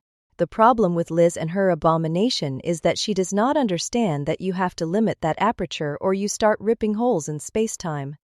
I would have sabotaged it, but Liz in her brilliance over-engineered it to death without me. I cannot come with you, Jack. It would blow my cover. Besides, I have orders to kill you. I will take Karma to the temples in the south. We can get her into Nepal. You can meet up with her there. Nope. Karma's coming with me. I made her a promise, and I have a way out of Tibet. Jack smiled at the girl, smiling back at him. You will never have a mission this important, Tash. If I fail, you might want to be in a position to follow those orders of yours to kill me. Armut does not know what you promised. I do. How are you going to communicate with her? I was a dad. We will get by. Scene 3. 5 apprehensive men, guards from the local prison, kneeling on the ground as the tall scar-faced man, with a cowboy hat and big belt buckle, spoke quietly to the uniformed commandos, speaking Russian. Behind him, a strangely shaped helicopter hidden by a net and the rocks, its handcuffed pilot guarded by 2 imposing soldiers. Moscow will be happy. We have America's secret stealth helicopter, and will soon have its super weapon. You look quite like the cowboy with that hat, Igor. Just like the first nuclear bomb. American spies have given us their secrets for a few dollars. And it was Iranian money. It will be good to get back home, but I did like Texas. I will ask for an assignment in Crimea. Maybe I will open a Texas-style bar. Colonel Petrovich, you should see this. The young soldier with the chiseled physique led the way down the hill to a spot where the road passed between 2 rocks just before crossing the bridge over the 80-meter canyon. Pointing to nearly invisible wires, he explained. I see maybe 20 kilos of thermite and Semtex. Definitely American. This is exquisite work. Professional all the way. These Chinese clowns did not do this. US CIA or Special Forces most likely. It goes to a detonator in the middle of the road that looks like a Japanese cell phone with some sort of sensor plate. Maybe a radiological detector, so he wanted to stop the truck here. No, Colonel. This is set up to turn the truck into a puddle of molten steel. I would like to meet this artist. So would I. I saw work like this once before in Afghanistan. This fits with your Jack Morgan, Igor. This is Morgan's ride out, so he will be back. You need to keep your men out of sight, Colonel. He was a soldier, a good one, and will smell a trap. Igor, these Chinese are prison guards, not soldiers. Half of them still had grease in the barrel of their rifles. Their ambush had them on both sides of the road firing into their own positions. They were going to park a truck across the road to stop the column. I hate amateurs. Colonel, the IEDs are Morgan's work. Remember, we need to take this man alive. He's supposed to go to the drop-off point for pickup. That is over there. Igor, please make sure that the pilot has not left out any details. And if you could, get rid of those 5 men. My pleasure, Colonel. We need Morgan alive, but not unharmed. The blonde woman is also a scientist, but not so smart, I think. Petrovich slid his thumb along his throat, signal men hiding on the opposite side of the bridge. A series of single shots indicating that the order had been understood. Scene 4. Put them in the van. 2 terrified women in chains were shoved out the prison door toward the waiting vehicle by the guards. The oversized orange prison uniforms made the women a pathetic sight. Slamming the van door closed, Cheng turned to the approaching army officer. Do not move the truck with the Martian refrigerator regardless of what orders you may receive from either General Shi or anyone in a police chain of command. The Ministry of State Security is on the way with experts that have to disable the bomb in it. Sorry, Colonel. My orders are to take these prisoners with me. Be bully as soon as your Captain Wei is ready. Sergeant, these prisoners are top spies for the American CIA. And that one is a scientist. That thing on your truck is a nuclear device, powerful enough to make Tibet the lowest point on Earth. All it takes is you hitting the wrong bump on the road to level Mount Everest. These prisoners are going to be turned over to your Lieutenant Bao at Army headquarters to be held for state security. No, sir, you will turn them over to me now. Sergeant, do not you think that a device this important might attract the attention of the CIA team that attacked the execution 2 days ago? You have 5 men, and while I do not mind losing Wei in the inevitable ambush, you and your men are somewhat more valuable to China. Why not wait until the bomb is defused? State security arrives with a large military aircraft, saving you a 25-hour drive. I see your point, Colonel, but I have my orders. I had no reason to delay. Let me help you with that. Bang. Bart stared at her over their rifle sights as she holstered her pistol.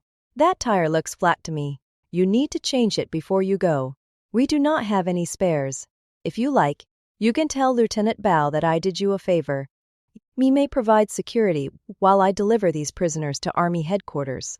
State security will arrive in 2 hours. The tire should take at least 3. Any more objections? No, Colonel. They are your prisoners. Private Ya, drive us to Army headquarters. Scene 5. So what is the plan, Jack? Tashi glanced out at the street at a fruit stand and several small shops, maybe a dozen ordinary Tibetans busy with whatever their occupation was. Down the street was the Army headquarters, the center of the soldiers looking for Jack Morgan, and a girl too young for this sort of adventure. You just stop any old car and steal it. Why not just hotwire one? That only works in the movies. Tashi, I need the keys. Besides, not a lot of choices out there. We need to get through checkpoints, and a yak cart will not do it in the hot pursuit. You do not speak Chinese and do not look like a native. The girl does. A kid you cannot communicate with, and I do not think that the word of a 10-year-old that they were going to execute has much pull. You need me. I was hoping that you would say that. There is a possibility. No, that is a prisoner transport van. Let it go. Jack. Perfect. Aiming the hairdryer at the oncoming vehicle, Jack sensed that his friend was a bit concerned.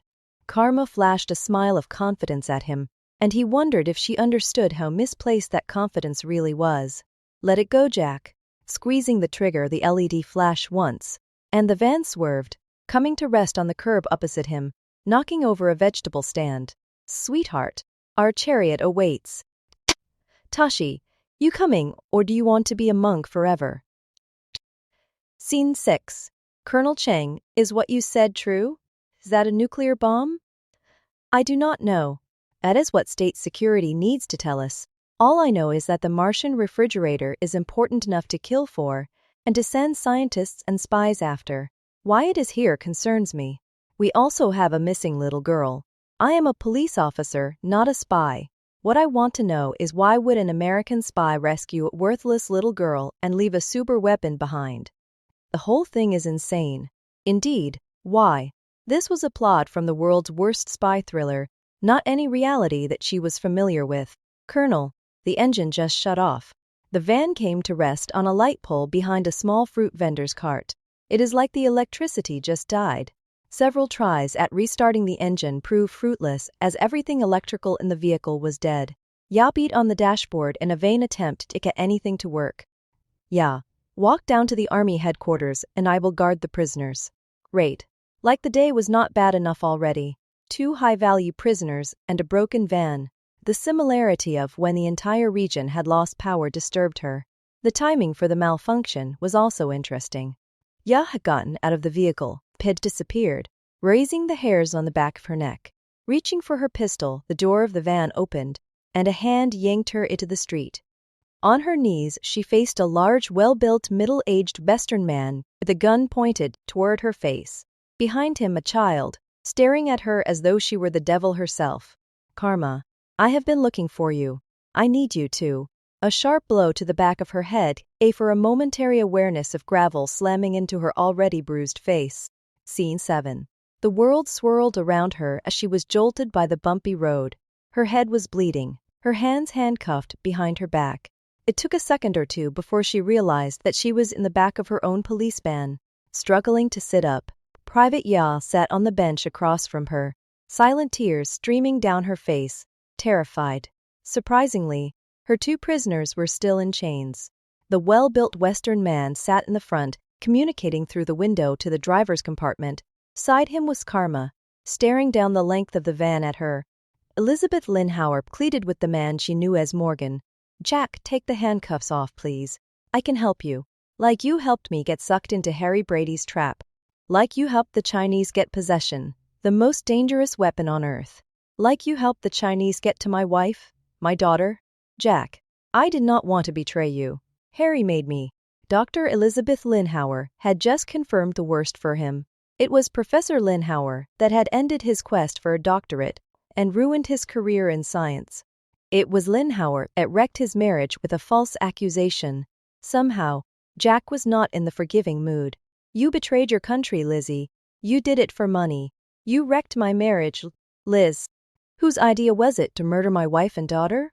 Yours? Harry's. Oh, Harry.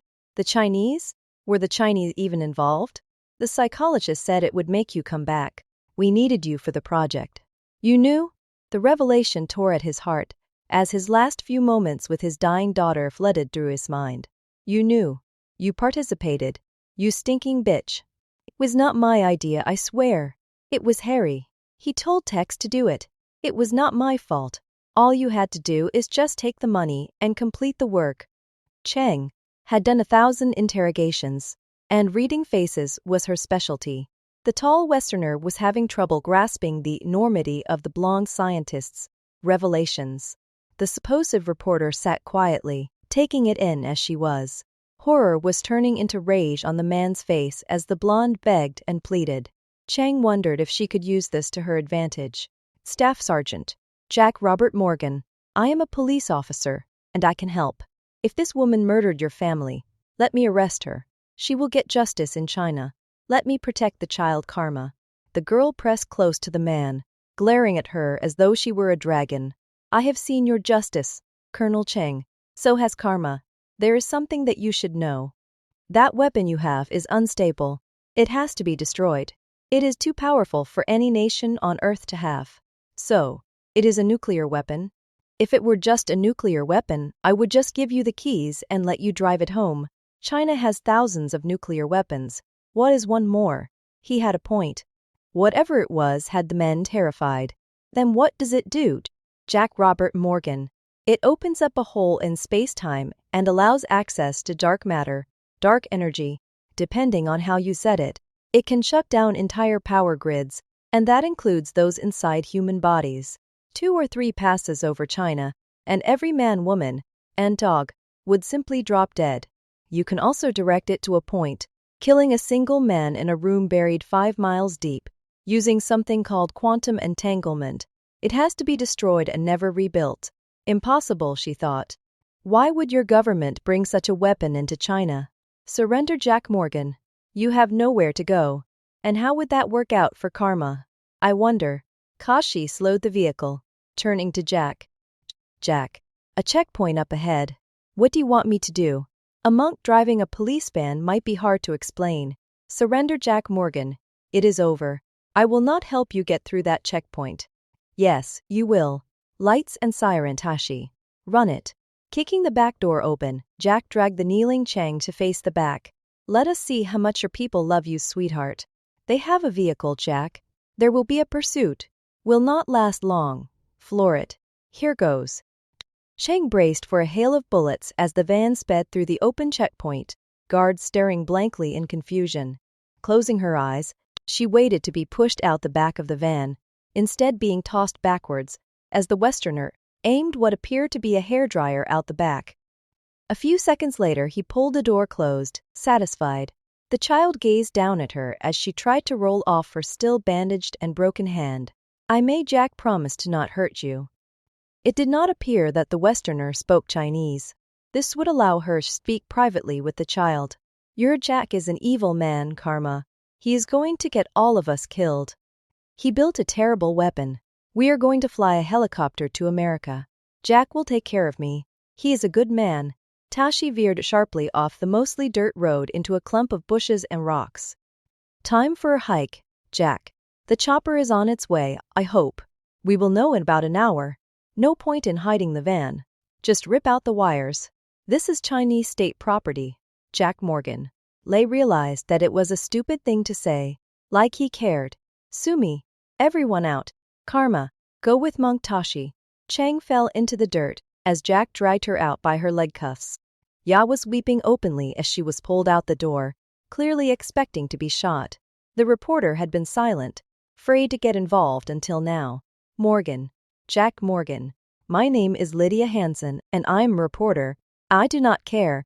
If you had not interfered, I could have saved Karma's mother. You cannot kill us. I am an American too. Unlock me, Jack. Take me out on the helicopter with you. Sorry, Lizzie. This is where it ends for you. Orders of the president, you know. Bang. Cheng felt her stomach flip as the blonde scientist plopped backwards. The 3 remaining women stood in shocked horror at the casual execution of their fellow prisoner. Why? She was a spy like you. I am not a spy.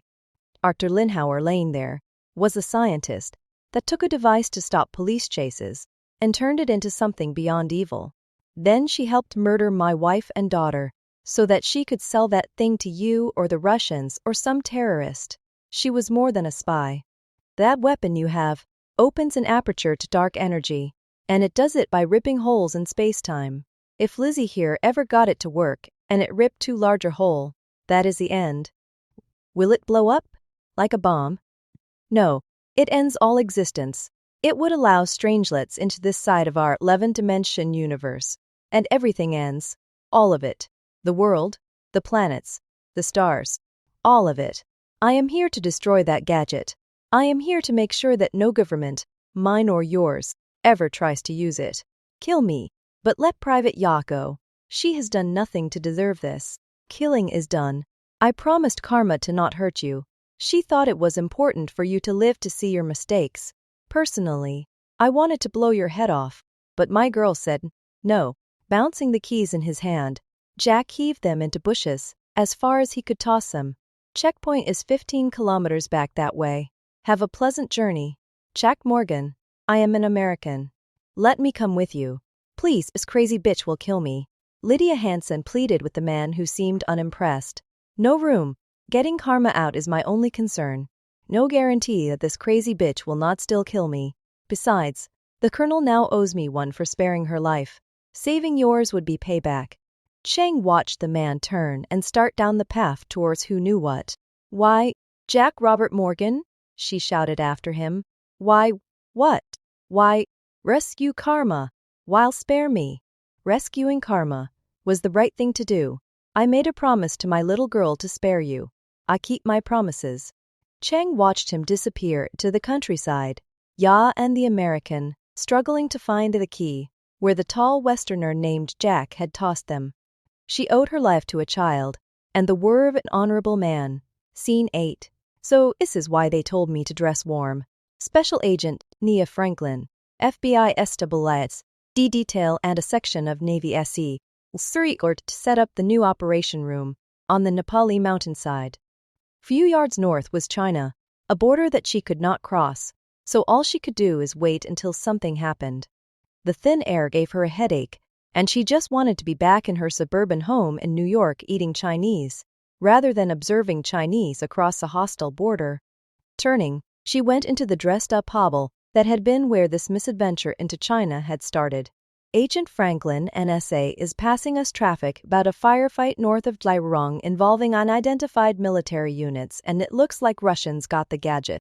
Also, something about a missing prisoner transport van. It had a high-ranking Chinese officer in it, and 2 female American prisoners. She was not sure just who the technician worked for, probably CIA, but he seemed competent. He was certainly more at home in Nepal than she was. Female? One could be our scientist, but who is the other? Franklin marveled at the clarity of the satellite imagery. A voice from behind her, an older agent that she had worked with once before, handed her a piece of paper. Lydia Hansen. She is the blogger who has been smuggling video out of China. She was doing a story on fast mover in the Chinese command hierarchy, a particularly brutal girl named Cheng. She was just indicted for crimes against humanity because of over 200 political prisoners that went missing from her prison. She is as nasty as they come. I have seen the video of the monk's execution. That was Hansen's work, and the GoPro of the second termination event. The silver-haired naval officer stood beside her as she watched the video the technician had put up on the big board. He was there to destroy or recover the gadget. What the hell is that jackass Morgan doing playing cowboy at an execution? I wonder. Tania let the men argue. Morgan's behavior only made sense if the girl was always his target. Why could not they see it? That is the behavior that got him kicked out of the army. Could not take orders. As soon as we get a beat on him, we go in and take him out. Damn that son of a bitch. The Chinese are scrambling jets all through Tibet. They picked up Colonel Cheng and she is calling in every soldier she can for a ground search. They may have found Morgan and they are closing in. They have orders to take him alive. One of the blonde American women is dead. The scientist, I think. Apparently Colonel Cheng had her shot. They want Morgan alive and the Tibetan girl also. Taking the Tibetan girl alive is their highest priority. The silver-haired admiral read the report handed to him by Bruce the technician. Cheng did us a favor if she killed Dr. Linhauer. Just what is so damned important about a 10-year-old girl? The Chinese were going to execute her. Who executes 10-year-old girls? Sir, Morgan would not have given up the gadget unless the kid was more important somehow. Maybe recovering the kid should be a priority? They were blind, Deanna thought. Mission-driven men, with no understanding of the vulnerability of the human heart. Was it even worth explaining to them what they could not understand? That a man had lost a child and had found another. That suddenly, their politics and gadgets meant nothing to the man named Morgan anymore. Scene 8. Colonel Cheng, I thought you had been killed. I have 1,000 men on the way, but they will not be here before nightfall, or tomorrow morning. Bao was examining the map, spread out over the hood of his jeep. We have to stop the helicopter they have on the way, before it gets to Morgan, and the girl or the troops will not matter. Lieutenant Bao, what about the American weapon? You were right, Colonel Cheng. We should not have moved it. The troops escorting it to the airfield were ambushed and we lost it to some sort of mercenary force, or maybe Spetsnaz. The weapons were Russian caliber. Only the state security officers and your Lieutenant Wei survived. They were in the last car about 5 minutes behind and saw them loading the device onto a stealth helicopter. It is a doomsday device. We must destroy it at all costs. The American scientist, Morgan, told me what it is capable of.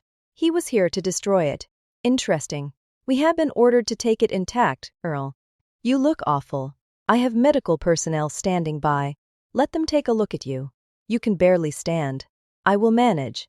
How many men can I have right now? We cannot wait. He has the little girl with him. He must be stopped before he can find a way out of China. Myself and 30 men. Your police are not equipped for this. I agree. The American woman? Send her back with Private Yaw. She's nothing. There is the clearing and the chopper. Let us go. Tashi put down the opera glasses that Jack had so conveniently packed. Will that take us to America? The girl was exhausted, but had not complained a bit. For the first time in months, hope had returned to the child's heart. How long will it take? Do they have mountains in America? Jack laid on his back, trying to catch his breath. Being unaccustomed to the thin mountain air, it was dark and getting darker, the night cloudy and cold. What do you people do for air up here? Altitude sickness. We are at nearly 10,000 feet. It will hurt for a couple of days, Jack. Go on oxygen on the flight home. Karma is asking if the chopper will take us to America. And if it has mountains. Tell her. America has mountains and deserts. But that mountain over there is the biggest one of all. It was a magnificent sight. They were at the foothills of highest peaks on Earth. Something is wrong. Harding has not signaled. Why did he set down over there? Past the gorge. He has to see us on the sensors. He was expecting one. We are 3. Right. Using the blue filter 2 blinks. By 2 blinks. By 2. Now we wait. On the hillside above and to the right, maybe another few hundred feet up, were the faint lights of a mountain temple. Jack checked the radio. The check-in was more than 2 hours late, but he was late as well. Keying the mic button, he needed to find out what was going on. Alpha Alpha Snowbird pickup for 3. Authenticate 14. The radio crackled. Lone Star negative. We do not have the room. Package and passengers on board. Just you. We are coming to get you. Negative. Snowbird. It is 3 or 0. Authenticate 14. The pause was disturbing. The required authentication was missing. The voice was Mike's. But it was wrong. Stilted. The next voice was clearly Russian. I do not know your authentication code, and I doubt that it matters very much, my friend, as your Chinese friends want you dead, then I want you alive. Your Chinese friends are about an hour behind you, and I have Spetsnaz encircling you now. We only want you and your girlfriend, Dr. Linhauer, who you no doubt rescued. You Americans are so predictable in that way. I thank you for that, as it saves me time. Do me kindness of standing up and letting my men find you. Well, that is disappointing. What do we do now, Jack? Someone hijacked the ride. Tashi rolled on his back, shaking his head. Not exactly plan A still, Jack thought. Not entirely unexpected. We need to get Karma to that temple on the hill. They are tracking us with the IR on the chopper. I have 1 shot left on my Angel unit. It will blind them for about 20 minutes. Then you will add their IR sensors with thermite and lead the Russians back toward the Chinese. Hopefully they will not like each other. That is insane. We will be between 2 groups of men who want us dead. All plans have some flaw, Tashi. Here goes. Scene 10. Agent Franklin. We have chatter on the agency encrypted channels. Roos, the technician, had been at his post all day, and now most of the night. Between the coffee and junk food he was surviving on, Dania had to wonder how this kid was still alive and not 300 pounds. Playback, please. The radio crackled. Alpha Alpha Snowbird pickup 43. Authenticate 14. Lone Star negative. We do not have the room. Package and passengers on board. Just you. We are coming to get you. Negative. Snowbird. It is 3 or 0. Authenticate 14. Pause. What does authenticate 14 mean? Bruce? It is a way to ensure that you are speaking to the right guy. You agree on a couple of numbers, and the number that you give back has to add up to that number. If it adds up to a different number, you are passing a different message, like, I am captured or something. That is why the Russian stopped the transmission when he did. The Russian. Hitting PLA, Roos sat back to allow Franklin to get closer. The accent on the radio was definitely Russian. I do not know your authentication code, and I doubt that it matters very much, my friend, as they want you dead, and I want you alive. Your Chinese friends are about an hour behind you, and I have Spetsnaz encircling you now. We only want you and your girlfriend, Dr. Linhauer, who you no doubt rescued. You Americans are so predictable in that way. I thank you for that, as it saves me time. Do me the kindness of standing up and letting my men find you. The Russians do not know about Linhauer. Can we communicate with Jack on his radio? Sure, but why? The Chinese'll have them soon. Bruce rolled over to the terminal, punching up a IR satellite feed.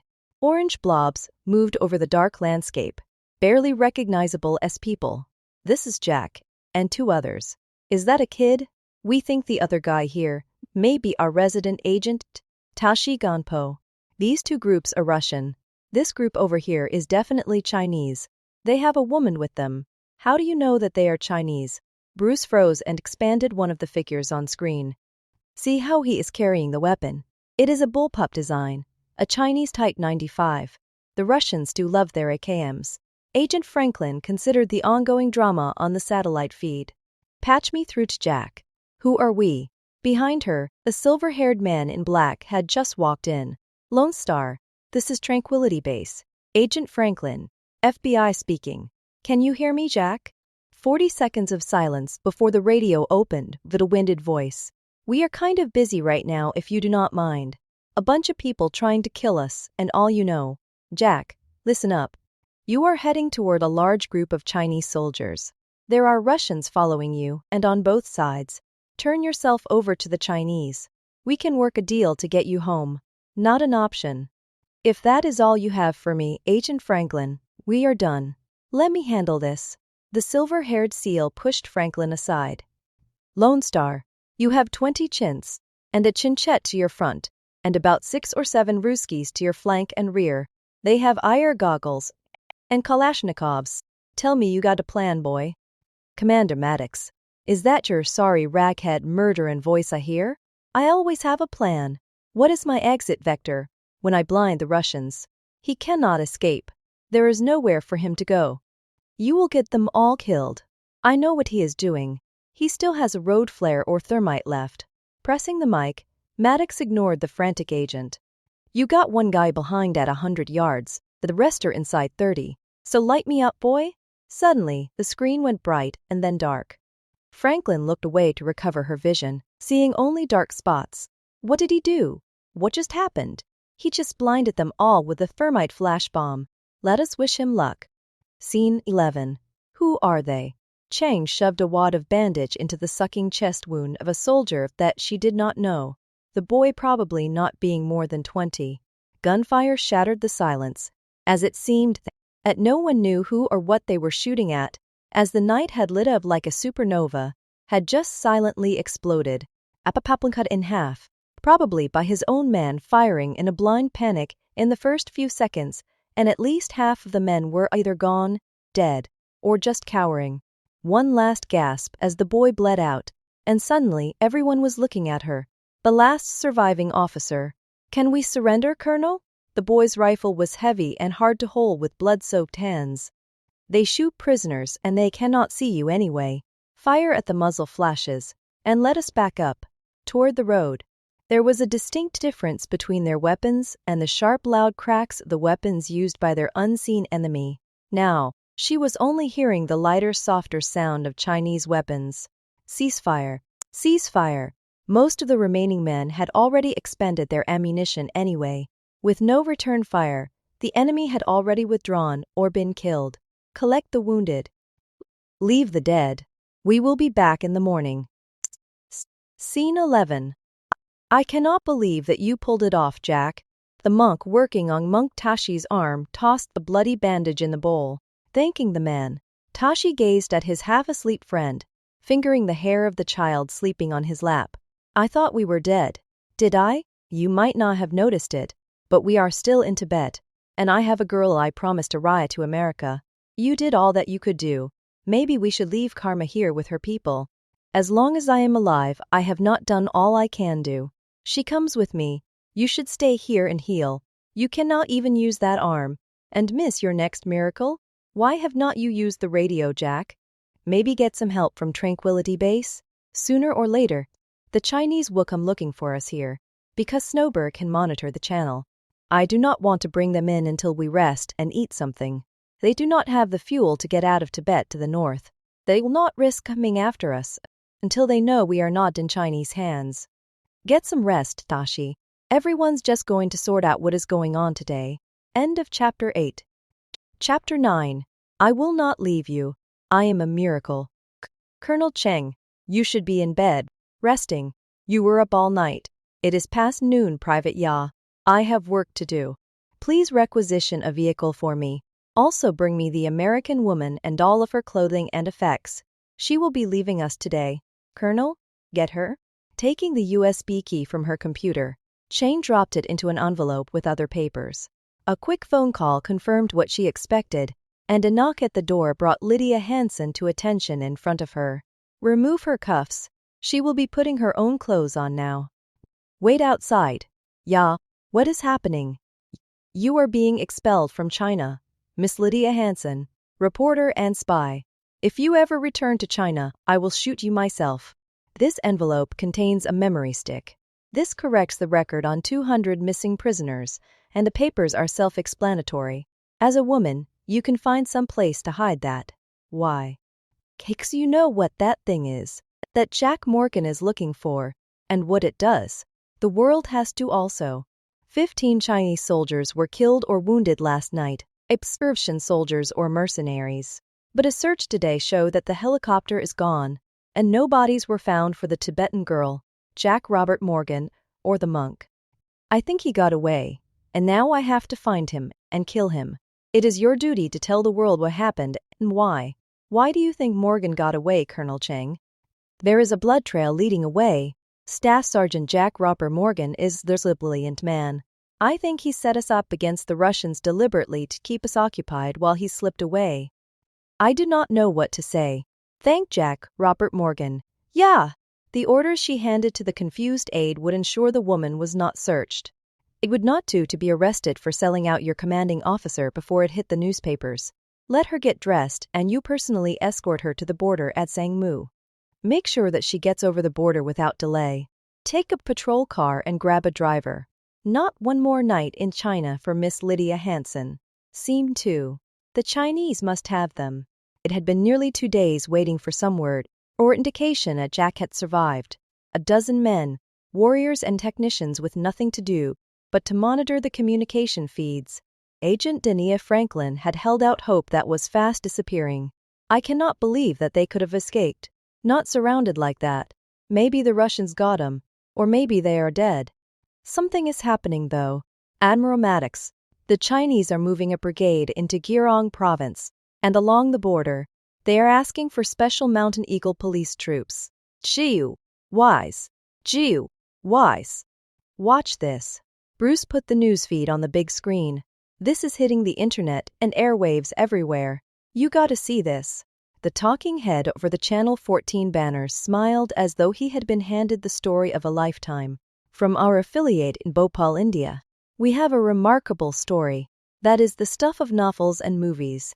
It is a story of doomsday weapons, murder, espionage, and secret government agencies. You might remember the gut-wrenching video of a Chinese officer threatening a child, and then the dramatic rescue of that same child by an unidentified man as she was to be executed with her mother. We now have the name of this man, the full story behind that remarkable rescue, and folks, you will not believe it. There it was. Without a commercial break for 3 hours, interviews with the hometown crowd, list of names, something called Satan's Breath, interviews with Jack's MIT professors. Even the murder of Jack's wife and daughter, Alice. They called the little girl Karma. That face of the scared young girl in first video was the only picture the world had of Karma, and by tomorrow would be on posters and t-shirts everywhere. The political nightmare was also beginning. At the center of it all, a reporter named Lydia Hansen, who had somehow escaped and smuggled it all out. This was a lady that she needed to speak to. Wow. Understatement. Bruce. Double wow. If he is not dead, he is the most famous guy in the world. Bruce, find out where this Lydia Hansen is. If she is still in Bhopal, have her held. Patch me through to the ambassador. One member of the team was not as happy as the others. That malignant asshole. I should have had Morgan incinerated in Afghanistan. I will have him cut to bite-sized chunks and fed to the pigs.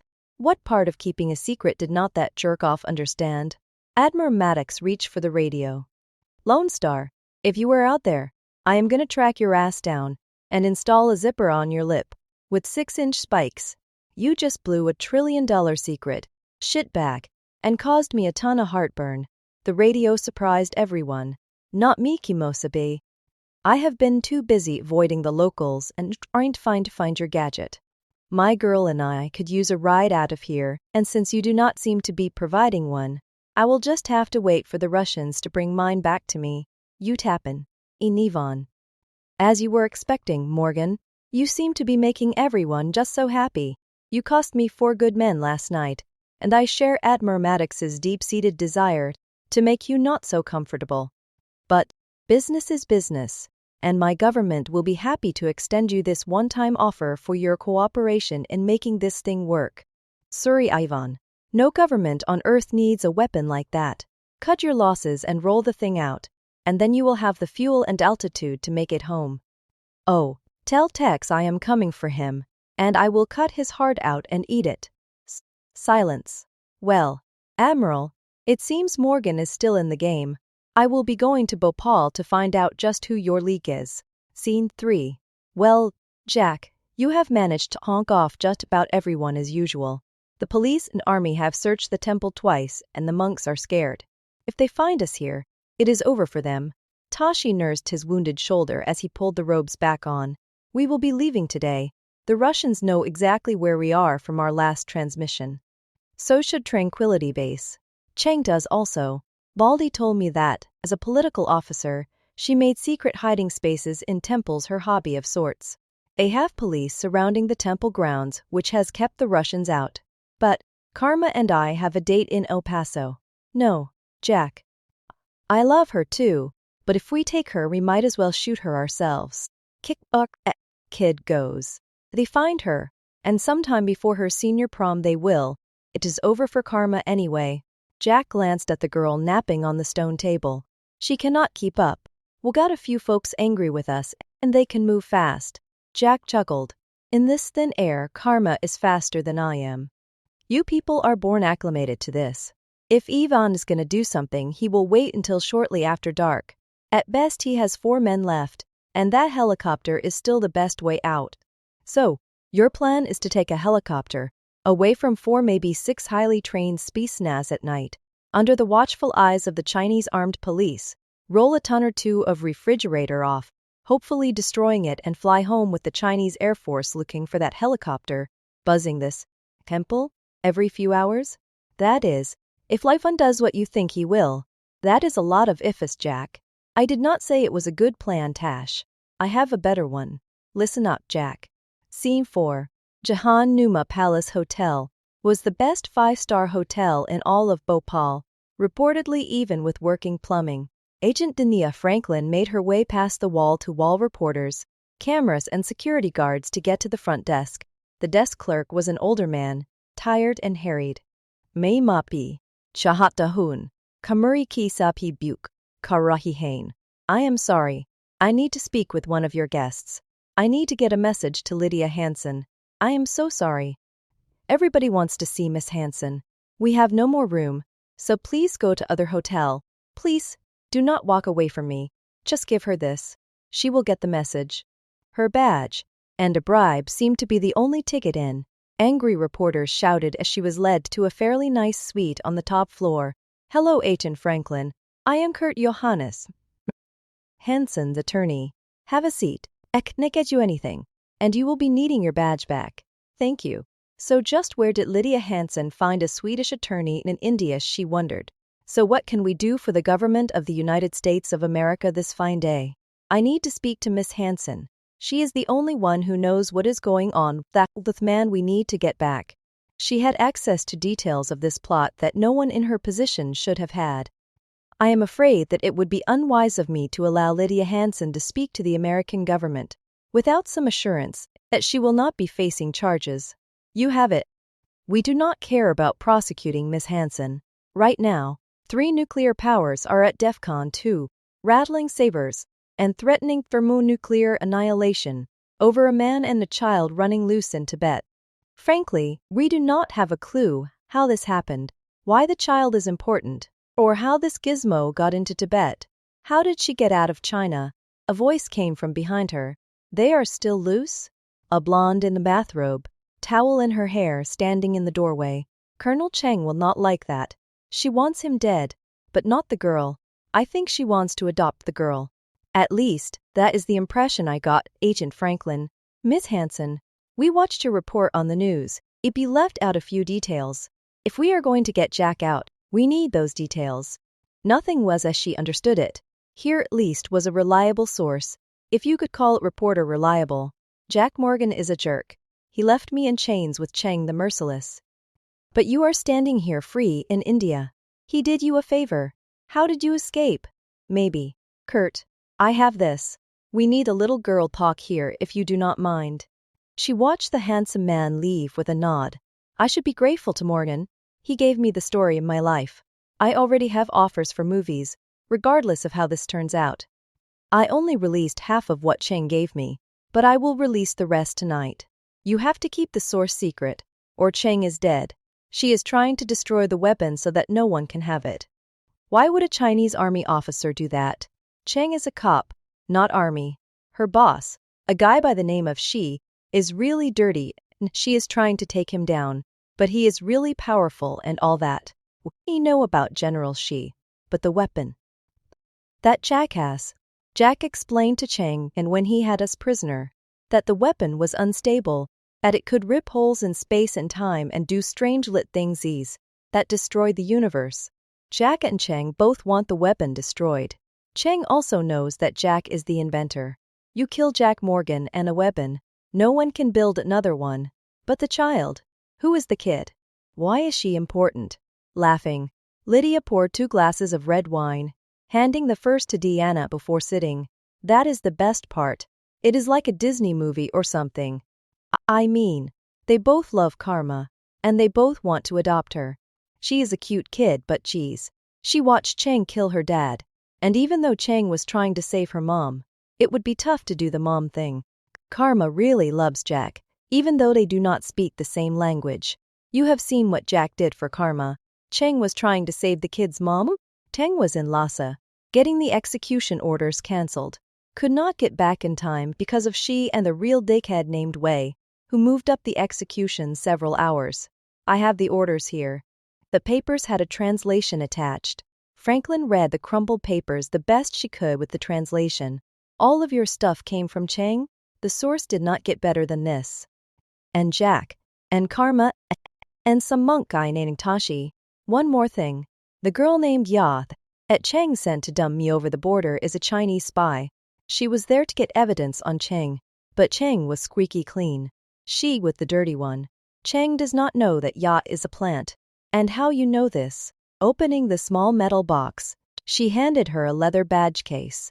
I lifted it out of her purse while she was talking to her headquarters on the phone.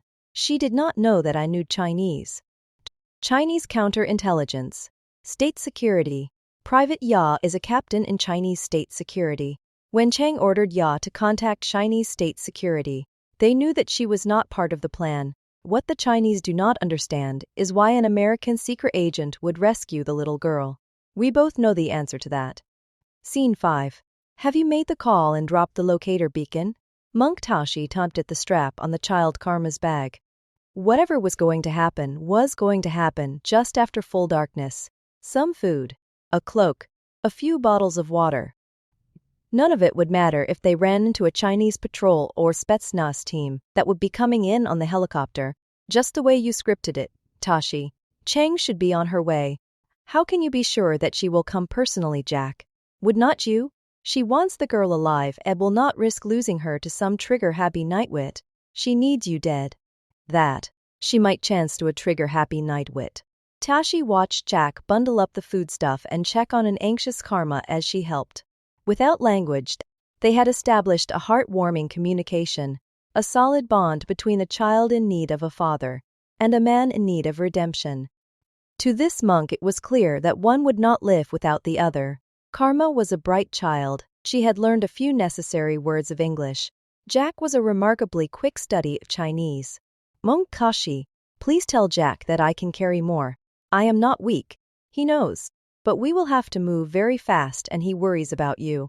I worry about Jack. He's having trouble breathing all the time now. He is getting worse. Where Jack comes from, the air is much thicker, and he is still adjusting to Tibet. Tibet is the roof of the world, karma. When you get to America, your body will have to adjust to the thicker air. Thicker air? Much thicker. In some cities like Los Angeles or Beijing, you cannot even see through it sometimes. In China, you need a knife to cut your way through it. And in Texas, Mungtashi, thick and clean. But the most wonderful thing is the clear, blue and really big sky. At night, the stars fill the sky. Like here, it is much warmer in Texas. Jack enjoyed watching his friend become the monk and leave the spy behind. Okay, you two, it is time to move. Karma, stay very close to me. Tash, let us do this thing. Esther say, General Shi, this is a nighttime operation in the field. You should not be here. You could be hurt. A sour old fool had betrayed China, had betrayed her. With him along, she would not be able to protect Karma. With him along, she could not kill the American. It is getting cold and I could return with the soldiers if you want. Private yacht take you back, sir? It was a bumpy car ride, and Cheng contemplated the punishment for pushing the evil despot out to be run over by a following truck. There have already been too many mistakes, Colonel Cheng. This time I will see to everything personally. How many men do you have with us? 50, sir. I am positioning all the men I have surrounding the temple to keep them from escaping deeper into the mountains. Just how far can I get with a child in the mountains? Colonel Cheng, recall your men. How many more will that give you? 27, General Shi. It was a mistake to not watch the temple, and she knew it. By all accounts, General Shi, Morgan is a brilliant man. He will not just run for the helicopter. He will find another way out. He wants us to kill the Russians for him. Colonel Cheng, his laptop and this key will give us control of the helicopter. Once it is down, we will shut it off and no one will be going anywhere. We will have the device and Jack Morgan. It sounded like a good plan. It was the kind of plan that had not worked yet because it ignored the talents of both Russian Spetsnaz and the American named Morgan. Lay observed. He has the child with him. Complete the execution. The little pig is of no value to us. She was being as heartless as ever. But General, Morgan loves the child. He told me so. He will not cooperate if you kill her. With the other scientists dead, the child Karma is all we have left to make Morgan cooperate. He thought for a few seconds. I have underestimated you, Colonel Cheng. The Tibetan girl would be an asset in that case. If I thought that you cared for her yourself, I would have ordered you to shoot her personally. I do recall you using the child that way, for quite successfully. She remembered it also, and it made her stomach turn. Now, a family was destroyed, and the girl the only survivor. Colonel Cheng, General Shi, that is the temple ahead. Thank you. Private Ya, stop the car, have Wei recall the guards, and bring them here. Tell them that General Shi is in charge. The men unloaded from the 5 trucks assembling in front of Shi. Before them, an open flat area suitable for a helicopter landing and the spot where a loyal monk had found the locator beacon. Chibmung enjoyed haranguing the men. She had no patience for more of the brutal, officious asshole. Colonel, men are coming in. You cannot shoot that little girl, no matter what General Shi says. Order submissive Private Ya. This was an act of mutiny. I heard you in the Tibetan girl talk. I know you like the child. If that bastard thinks I like the child, he will have me shoot her, just for fun. Once we get Karma, stick her in the car and get her out of here. Do not wait for orders. Take her to the hotel in town and wait for me. Understand? Ya? Yes, Colonel.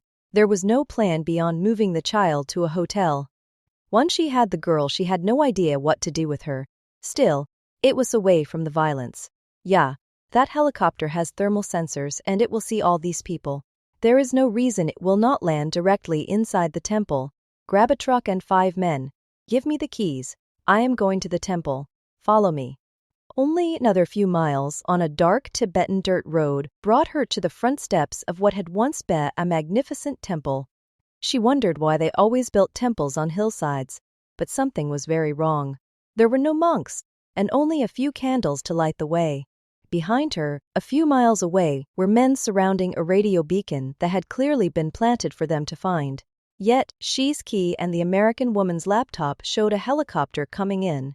It would be nice if capturing the American, the device, and a Russian helicopter were going to be that easy.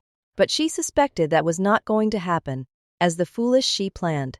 No, Morgan was MIT, a scientist with military training and expertise. She could wait for Ya and the men, but Morgan had already had the chance to kill her and refused to do so. Murder was not why he was in China. Saving humanity was. Saving one little girl was. She had to admire him. She had to kill him. And he knew why, but no man deserved it less. Marching into the temple hall, it was empty, save for 2 lanterns. Jack Robert Morgan, I am not stupid. General Xi wants to take you alive, and I know that you will not let him do this. When your helicopter gets here, we will capture it. Let me get Karma out of here. Let me save her life. Colonel Lei Cheng walked slowly into the meditation hall, pistol at the ready. Another 2 lanterns, another empty room. Why the 2 lanterns? It was dark, too dark. Going to one knee, she ran her hand along the floor until she felt the wire between the posts. She had walked into a trap, but not a trap meant for her. Karma, I'm trying to save you. Jack Morgan cannot help you. Trust me. I did trust you. My mother is dead. Cheng looked around the dark halls for the disembodied voice. You killed my father. You promised to save my mother. I had the paper. I was trying to reach you. You have to believe me. Jack came for me. I hear the helicopter coming for us, and it will land right outside, and I will go to America with Jack. Monasteries were built with acoustics in mind, so finding the child might take a while. The helicopter was quiet, but not silent. Gunfire erupted as the helicopter touched down outside in the courtyard. Lel knew that Ya and the 5 men, police officers, were certainly outgunned by the Russians in the helicopter. Her target, Jack Robert Morgan, needed to get outside with Karma, and she was in the way. The helicopter was the only way out of China. Moving toward the large temple doors, she was blown back hard as the doors flew open with a large bang. Stunned, she groaned. As she rolled over onto her belly, as she tried to get up, a foot pushed her over. Monachini plat siestrano vi item kram. Ubit ye. Azamam scott navarku. Cheng opened her eyes, her ears still ringing from the blast, as the soldier placed the muzzle of his AK on her forehead. Bang, bang, bang. Her heart filled her mouth, and it took her several moments to recover her senses. She was still alive, and that was a miracle. But how? That is too you owe me. Staff Sergeant Jack Robert Morgan. They were looking for you. In the flickering light of the lanterns, she could see 2 bodies. Russian mercenaries, each with a bullet in their forehead. Found me they have. Always wanted to say that. Surrender, Jack Robert Morgan. Let me get Karma out of here. I do not care about you. You might want to get out there in that fight outside. Your people are not doing real well. Karma's already on her way to America, just like I promised. Helicopter leaving real soon. Shaking her head to get it clear, she tried to get up, falling once. The gunfire had ceased as she recovered her pistol and headed for the door. Looking around, Morgan was gone. It was a scene of carnage, a truck in flames and bodies everywhere. As the helicopter was 100 feet high and leaving fast as more trucks pulled up and fired into the sky. Stumbling down the stairs, she fell on top of a Russian soldier. At least she presumed he was Russian. Helped up, Cheng faced General Xi arriving with reinforcements. Colonel Cheng, you were right. We should have left men around the temple. Our Air Force is intercepting the helicopter now. It is important not to let the Russians have the weapon, so we must now cut our losses. We were able to remotely enable the transponder so that we can track it. A bright flash of light to the north left Cheng empty. A whole family destroyed. The child Karma was on that helicopter. Father, mother, and child. Now, all traitors. Colonel Cheng, your private Ya is wounded. I will see about a replacement. Let the medics take a look at you. It was her fault. One mistake that she could not take back had led to the entire disaster. Hands held her to the truck, but her mind was numb. One mistake as she closed her eyes exhausted. Scene 7. Agent Franklin. So nice of you to join us. Admiral Maddox was packing gear, directing his men on what to leave. It was still an observation post for the CIA. It is over. Time to go home. Last night the Chinese destroyed the helicopter, and Jack Morgan was on it. They have confirmed an American body on board the chopper. Did they find a child on board? What do we care? Morgan's dead. The gadget is destroyed. Everyone's unfriggin' happy. And we are pulling out Agent Franklin. Our ride will be here in 2 hours. Bruce, show me what you have. I am getting ready to pack the gear. Do not pack yet. Show me what you have. Orange blogs, trucks, and a firefight. 5 figures going into the temple, and only a single figure leaving. A few minutes later, as the helicopter was leaving, no one got on the helicopter who did not get off the helicopter, Admiral. Jack was not on the chopper. He never intended to be on it. Then what the hell was the point of radioing the Russians and activating the location beacon on the radio? Because you do not look for dead people, Admiral Maddox. Can you widen the area for the search, Bruce? I can, but why? Do it. Same time group. 3 blobs moving southwest away from the temple and the firefight. 1 blob smaller than the rest. Pointing. She had him focus on the small group. That Admiral is Jack Morgan, Karma and your agent Tashi. They are going toward the Jirong Zengbo River. The silver-haired sailor stared at the screen. You have just caused me a great deal of stress, Agent Franklin. Can we get a fix on these people sufficient for a drone strike? No, General. This is a 10-hour-old recording, sir. What is the point of a drone strike, Admiral? Our orders are to ensure that the gadget did not fall into the hands of the enemy, Agent Franklin. The Chinese have accomplished that for us. Killing Morgan is the only remaining element of this highly unsuccessful foul-up of a mission, as still unaccomplished. Bruce, unpack everything. We are getting Agent Tashi Drupal, Jack and Karma out of Tibet. How? They do not have the radio anymore and we cannot talk to them. We have no idea where they are. Jack is a genius. Show me where that river goes on the map. It connects to the Trishuli River and flows all the way to India. But it is impossible. I do whitewater rafting. And all of us in a sport dream of shooting the upper and lower gorge here. But it is deeper than the Grand Canyon, 20 times more powerful than the Colorado, and has at least 3 major waterfalls, thousands of feet, and there is no portage. No one has ever done it. Studying the map, she could see the man's plan. Here, this is where Jack is going. He can cross the Nepal border right here. And Shaguzi and Jangbasi and all of these are temples. Abithran. They will help the girl along the way. Shagasi is where Karma lived. Admiral Maddox. This is where we can put a man to pick up Jack. Shagasi Temple. We have already lost billions in assets on this NTR, a cluster fuck of a disaster. I will not authorize any further expenditure of assets. If we can do something fast and cheap, maybe.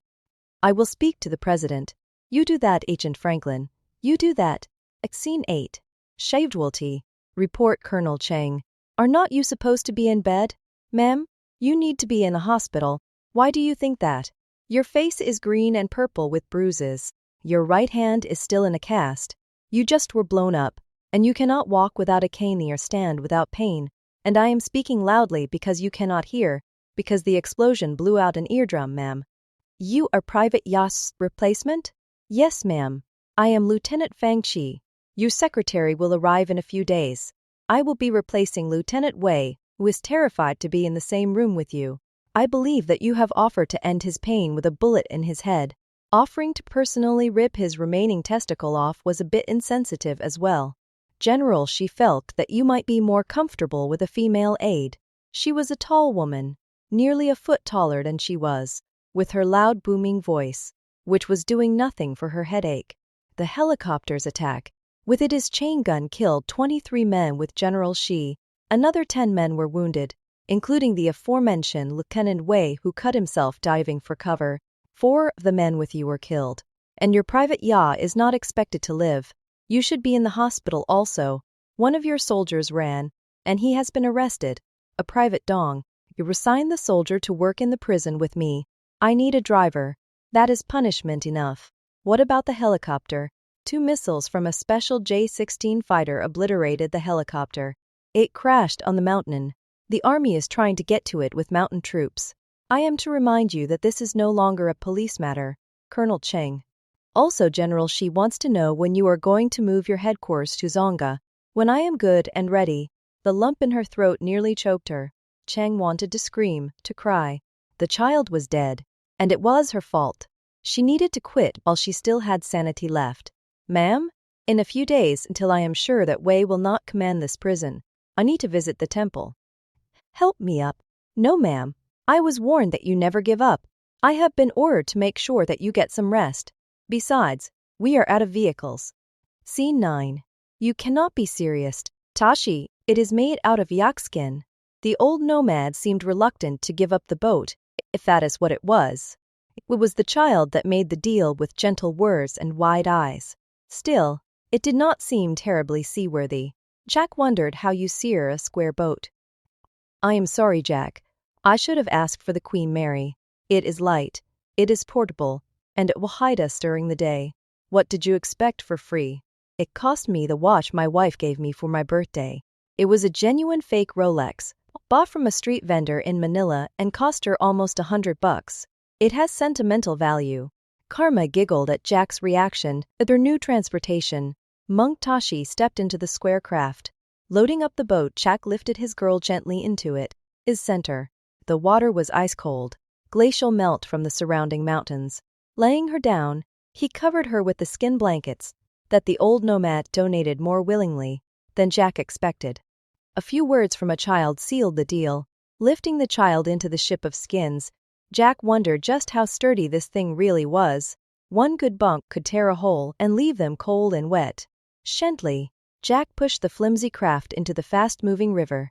They needed to be off the river by daylight, and that meant they had to make the 62 kilometers that he had measured on the map in the 10 hours remaining. That would be a stretch in the powerboat, much less a pole-driven yak boat. Chagasi Temple was the only place in Tibet that Karma might find a friend, and on the map looked close to Nepal. Tashi covered the girl with the skins that the old man had given to the girl. Karma stared at him as he struggled to steer the nearly square craft as the river took hold and relentlessly dragged them downstream. Passing the town of Girong, he could see the lights from the prison. It was a clear night and cool. The burbling of the river, the occasional sound of a truck rolling down the road that paralleled the river. Bright stars, the clearly visible Milky Way slashing across the sky, and intense darkness as they passed into the gorges that hid the occasional flickering of a light in the distance. Hey Tashi, where do you think the CIA will send you next? Nowhere, Jack. I resigned when I did not put a bullet in you. That was my job, you know. I thought that the Chinese would do my job for me at the execution. But you got away with it somehow. Whilst kill an old friend. Jack watched his friend adjust the blankets on Karma. There is probably a reward on me, so now is a good time. If you decide not to, I need a partner in my solar power business. I have a job, Jack. I am a monk. I watched you walk into hell, certain death to save this girl, and I was ashamed. The wrong one of us was wearing the robes.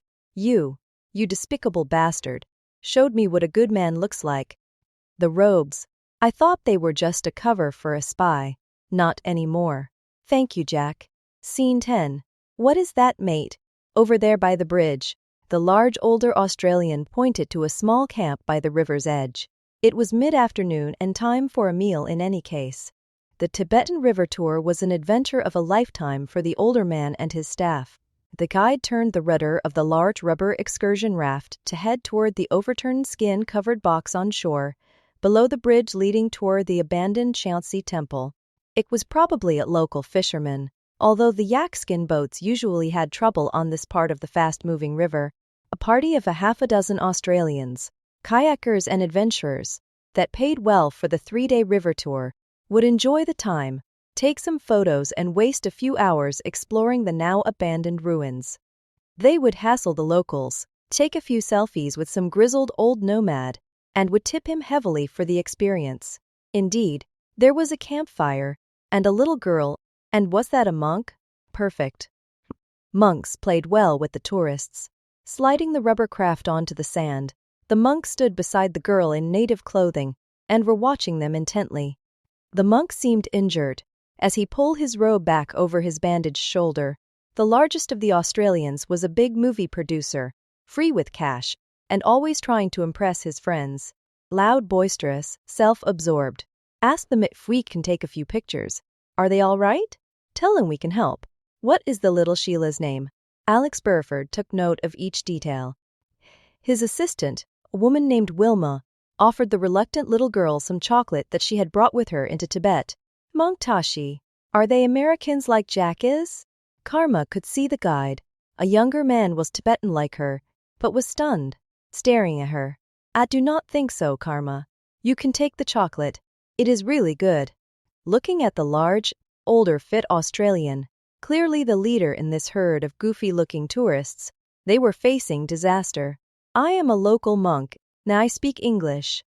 I was educated at MIT in the US. I am from the temple, and helping one of the nomads by watching his daughter.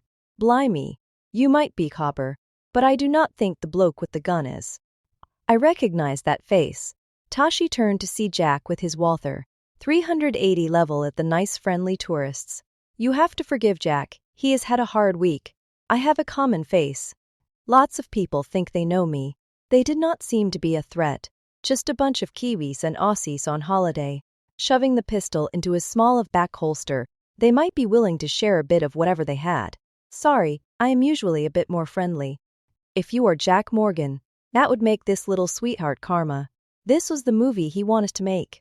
In his mind, he had fictionalized the ending, having the brave Yank and the cute kid escape somehow from the evil villainous Colonel Cheng, the merciless. But it seemed the story had not found its true ending yet. Before him, his hero, stalwart, grim in his determination, victorious, and protective of his damsel. My name is Alex Bareford, Aussie. You do not know what has happened, do you? You and a dear little lady here are famous. Maybe even the most famous people in the world, and they all think you are dead. Not hardly. Enough folks have tried though. So, how could anyone know his name, he wondered. It was a line delivered so well that it was worthy of a John Wayne, complete with a Texan accent. He had wondered who might play the American in the movie. But here he was, in the flesh. No casting director could do better. His assistant was sneaking a few photos. They would have to reproduce this scene perfectly. The great producer Alex Bareford would become part of the story. All he needed were the details for his script. Cobber, I have a story for you and appreciate yours. For an hour or two of your time, I will swap my boat for yours, and you can have anything we have. Deal. Scene 11.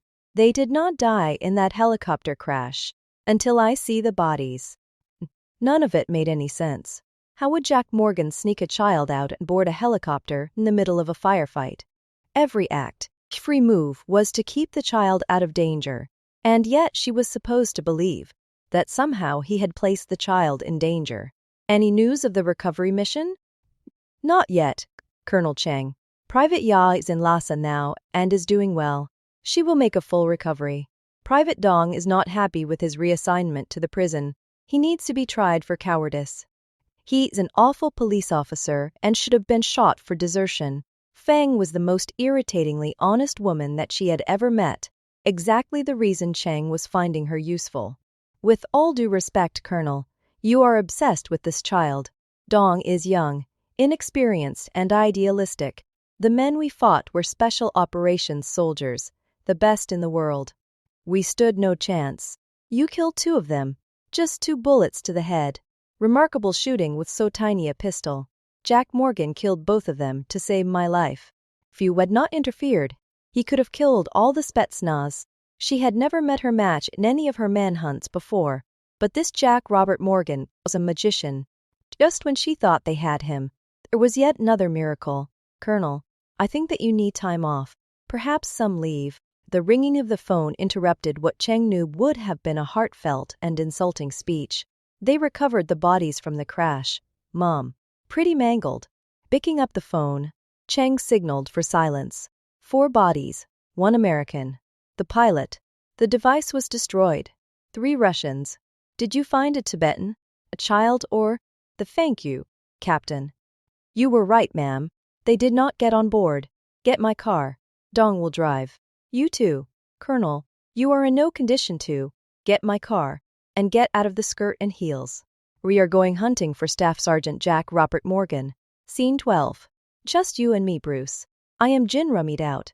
So tell me how you. Dania waited as her technician turned to monitor the newsfeed from NSA. What are we looking at now? God, you will not believe it. I love this guy. The talking head on TV smiled excitedly as he rambled on about miracles and the story of the century. In breaking news, we have an update on the Jack Morgan story. We are going live to Bhopal. To our affiliate Lydia Hansen, the reporter who broke the original story. Dania watched as Alex Burford told a tale of phenomenal courage and sacrifice, all for the love of a little girl. The snapshots confirmed that it was Jack, and she watched a child smile as she ate chocolate for the first time in her life. Freezing the frame, Bruce blew up the child's face off the screen. If the eyes were the window to the soul, this girl's eyes were a tunnel into her descent into hell and back. Agent Franklin. It is all over the internet now. 6 million hits in 2 hours. I hope Jack has moved because the Chinese are going to be gunning for him. You were right, that is Chansey Temple. She had no words. So far he had done the impossible, evaded capture and kept a condemned child alive. She needed to be his advocate. It was time for her nation to do its part. It was time to bring Jack home alive. Show me the maps and satellite data for the area, Bruce. If you were trying to escape to Nepal, how would you do it? Scene 13. It is turned septic. Jack. If it were in the arm, they could remove it. In the shoulder, it is pretty much over now. Green, raw, black and pus-filled. Jack knew his friend was right. Even with antibiotics, it was too late. You have been here way too long. Take karma and go. Kashi was right. The problem was karma. Losing another person she had come to love would hurt. The Earl never left Monk Tashi's side, and without his friend, there was no way to communicate with her outside of hand gestures. Karma, you have to go with Jack now. Do what he tells you and trust him. He will never leave you. I have to stay here. The girl was not stupid. She had seen the wound and knew what it meant. But for a child that had lost so much, it was more than she could handle. Kneeling beside her friend, she refused to let go. Tearfully, she clung to her monk friend and Jack could not bear pulling her away. Karma, everything that Jack and I have done has been to save you. You have to go with him now, or my life has been wasted, and her father and mother would have died for nothing. You are the bravest person I have ever known, and Jack needs your help if he is to live. Jack cannot live without you. Promise me that you will take care of him. Jack's heart broke as she wept. One more death in a life that had barely begun. With a nod from her friend, Karma sensed that there was no more time. Standing, she faced him with sad red eyes. I left you some food, water, and that extra Makarov 9mm. A nod from Tashi, and he held his girl's hand and walked with Karma out the front door of the empty temple. He had 2 routes, one overland through the uncharted valleys of the Himalayas, or down a treacherous river with at least one major waterfall before he came close to the Nepal border again. With insufficient gear, strength, and food, and a 10-year-old child, the river option was his only real choice. Going somewhere, comrade? Occupied with his friend, he had not heard the car pull up several hundred yards away. 3 men, 2 Russians and Tex. You, my friend, have made me angry, man. I have lost a dozen men chasing after you and your wonderful device. I cannot come home empty-handed, which my friend is. Why I do not kill you now. Your story on the internet warms what you say, the cockle shells of my heart. Your sweet little girl will enjoy the finest Moscow schools. If you cooperate, you must be Ivan. Tex, I know. No one can forget that ugly mug. 2 pistols and a Kalashnikov. Maybe a 4th man behind the wall. No way of knowing. Behind him, a terrified child that had already witnessed her share of gunfights and death. The odds for a fight were lousy. Tex sneered at the pathetic duo, child and man. Did you ever figure out that I was the one who took your wife? Yes, it was me. And what was your daughter's name? Alice. In her pretty pink party dress. The little whore was going to bang a gunshot from behind. Abe jacked the instant he needed to draw and fire on the loud-mouthed fool named Tex. A burst from the AK-47 aimed at the steps as Jack shoved the girl out of the way as he emptied the magazine of his Walther into the rifleman. Behind him, at the top of the steps, was Tashi, In a pool of blood, nearly cut in half. Tashi's only shot had hit Avin square in the face. Jack hit Tex and the rifleman as he emptied the magazine. The rifleman was dead. Tex was a different story. "You going to shoot me now, Mr. Jack shit? You should have heard your wife squeal when I showed her what a real man was like. I hear my daughter's final words to me every time I close my eyes. Tex? But tonight, I think that she will rest in peace. And I will too. Not gonna shoot again. That is way too painless." Tex was reaching out for his handgun laying on the gravel when Jack dropped to his chest with his knee to knock the wind out of the phony Texan and to crack his sternum. Blow after blow into the man's face till a tiny hand restrained him. Looking down, what was left with the face was covered in blood, and his own hands were skinned to the bone. Arms wrapped around him as he wept. It had been an expensive day. The price had been high, but the man who had robbed him of his family was dead. Trying to stand was the first time he knew that he had been shot in the leg, probably by Tex. It was a grazing wound, not deep, but painful. There was, however, now a third option in the rusty old car that was probably stolen. They could be at the border within a day, on the road. At least it would get him downstream where he had stashed the boat, so thoughtfully provided by his friend, the venerable and legendary movie producer, Alex. What is his name? Either way, it was time to leave. Scene 14. Pulling into the ruined temple's base, there were already 2 other police cars on the scene. An investigation underway. Chang and Fang walked toward the uniformed officer at the scene, a man named Shun by his nameplate. It had been a 3-hour drive from Girong, and her leg was cramping. At least Dong was a faster driver than Ye had been. "Colonel Cheng, we were checking the temple out to see if your fugitives had been by. This is what we found. We have a dead monk that matches your description at the top of the steps. He has an old wound that was pretty infected, and we think that this guy shot him with the AK-47. Originally, we thought the monk killed all of them, but where is the weapon? Whoever beat this guy really had some anger issues. Yes, this is the work of Staff Sergeant Jack Robert Morgan. Destruction and death, wherever he goes." It was a grisly sight. Behind her she could hear Lieutenant Feng rowing up, with Dong offering assistance. 4 dead men, and a littered battlefield, footprints in blood, told her the story. "Colonel, these men matched the description of carjackers from Girong. They killed an old man and injured his adult son 2 days ago. They had no identification on them. That man is named Tex and is probably a Russian-speaking American. Maybe he is Russian. He murdered Jack Robert Morgan's wife and daughter, which would explain the beating." Fang tried to compose herself. "Colonel, ma'am, because Jack Morgan rescued a child against incredible odds, but twice spared my life. By his nature he is a kind, ethical, even generous man. His family was murdered, and only something like that could cause a rational scientific man like Morgan to act in a blind emotional rage. Anyone else would have surrendered facing 3 men. This was an act of vengeance, and vengeance knows no fear. We found this watch in the pocket of the guy with the smashed face. None of us read Russian. It has an inscription on the back." Shun had done a remarkable job with the crime scene. Cheng made a mental note to send a letter to his supervisor. "It is English. To my darling husband Jack. A genuine fake Rolex. If she paid more than $5 for it, she was cheated." Chang had been a homicide detective, and now her mind started to put the pieces together. "Footprints in blood," wrote the story, and offered her a few revelations. Jack Morgan, the monk and the girl were already here when these men found them. These men were left behind when they assaulted the temple in Girong last week. They tracked Morgan here where they tried to take him alive. Morgan would not surrender even against 3 men. Look up there next to the monk, and you will find a shell casing where the monk shot the leader, this guy here.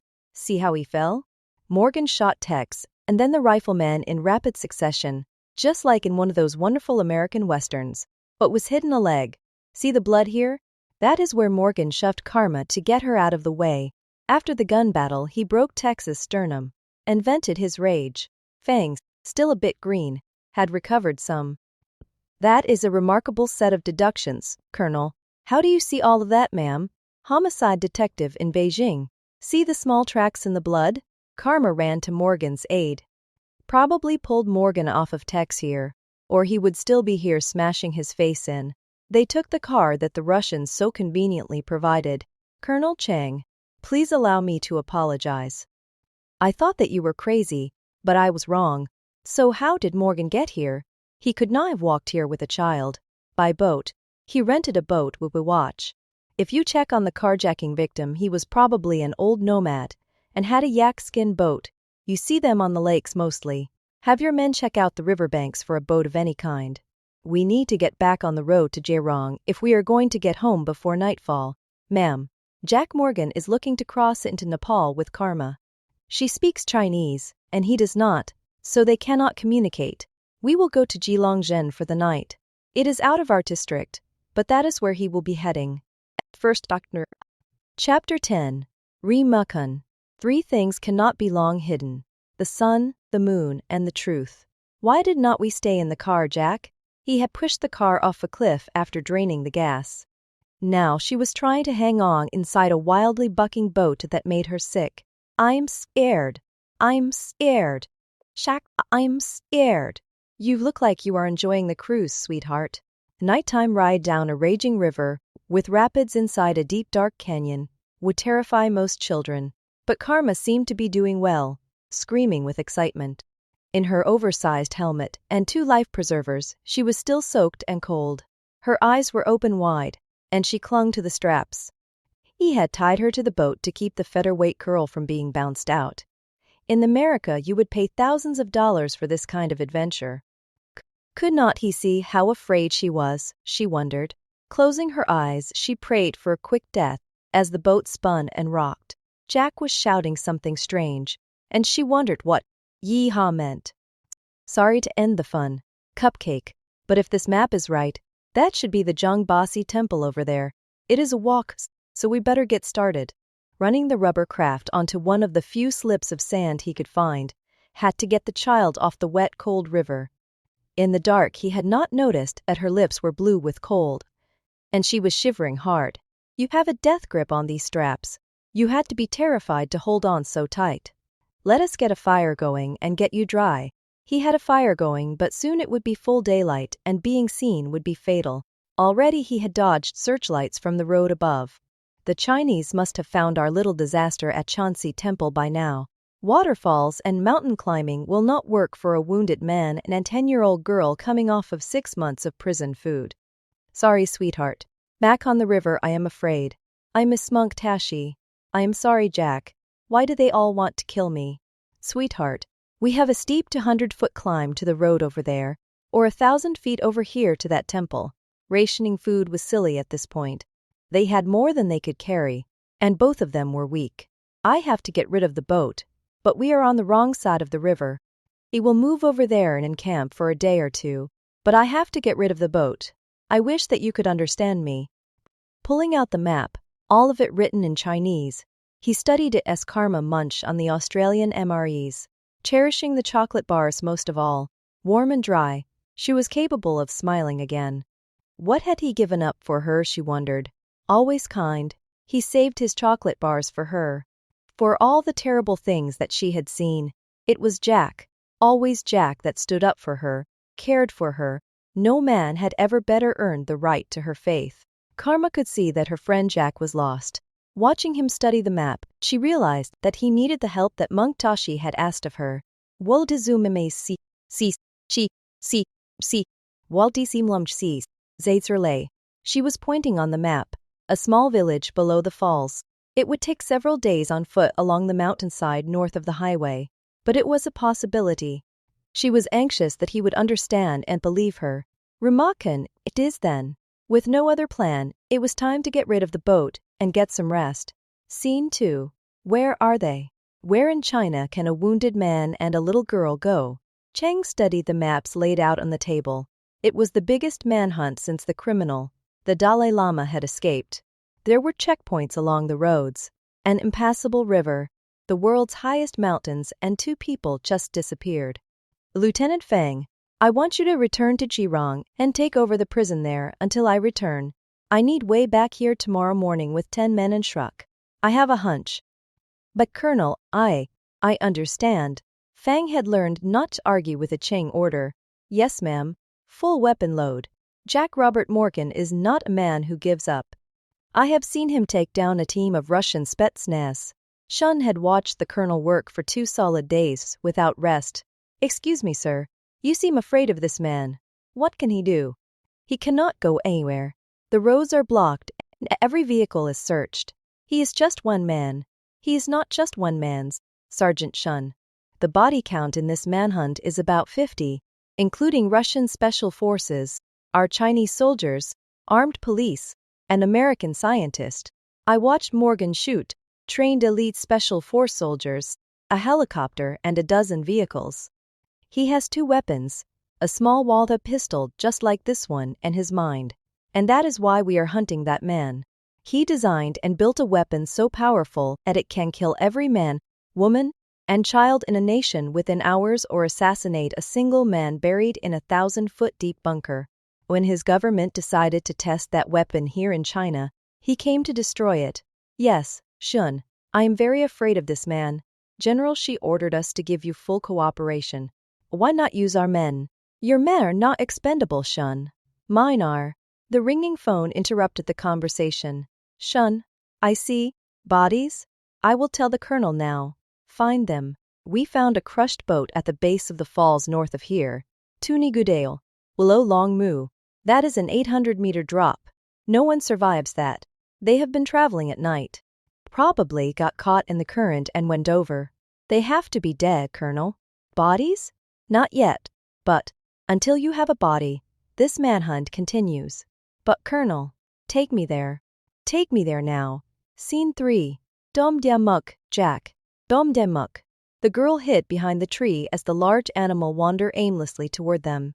Dom Dem Muk will eat us, Jack. We need to hide. I see it, sweetheart. It is magnificent, is not it? At what had to be 800 pounds or more, his pistol was not going to do anything but honk it off. It is called a bear. See the brown head and bluish fur. It is what some people call it yeti. He was not afraid like she was, and it made her not afraid also. Her friend Jack pointed out the baby Dom Jiayamuk coming out of the woods toward the deer the mother had killed. A hand on her shoulder caught her attention as Jack backed them away slowly. To not attract attention, yeah, Karma, you really want to leave mother bears alone. They defend their cubs, and if you kill them, then who is going to take care of the cubs? Below was a road cut out of the mountainside, and occasionally they could hear a truck going by. The ground sloped to the south side, leading to the valley below. Karma poked his side and pointed out a rabbit. More disturbing was the movement opposite the rabbit, what looked to be a wolf. Shooting anything was out of the question. No Tibetan was armed, and a gunshot would carry across the valley, a clear signal to the Chinese. Fires were out also, unless they were protected and small. You know, if I were a Boy Scout, we both would be getting merit badges for this.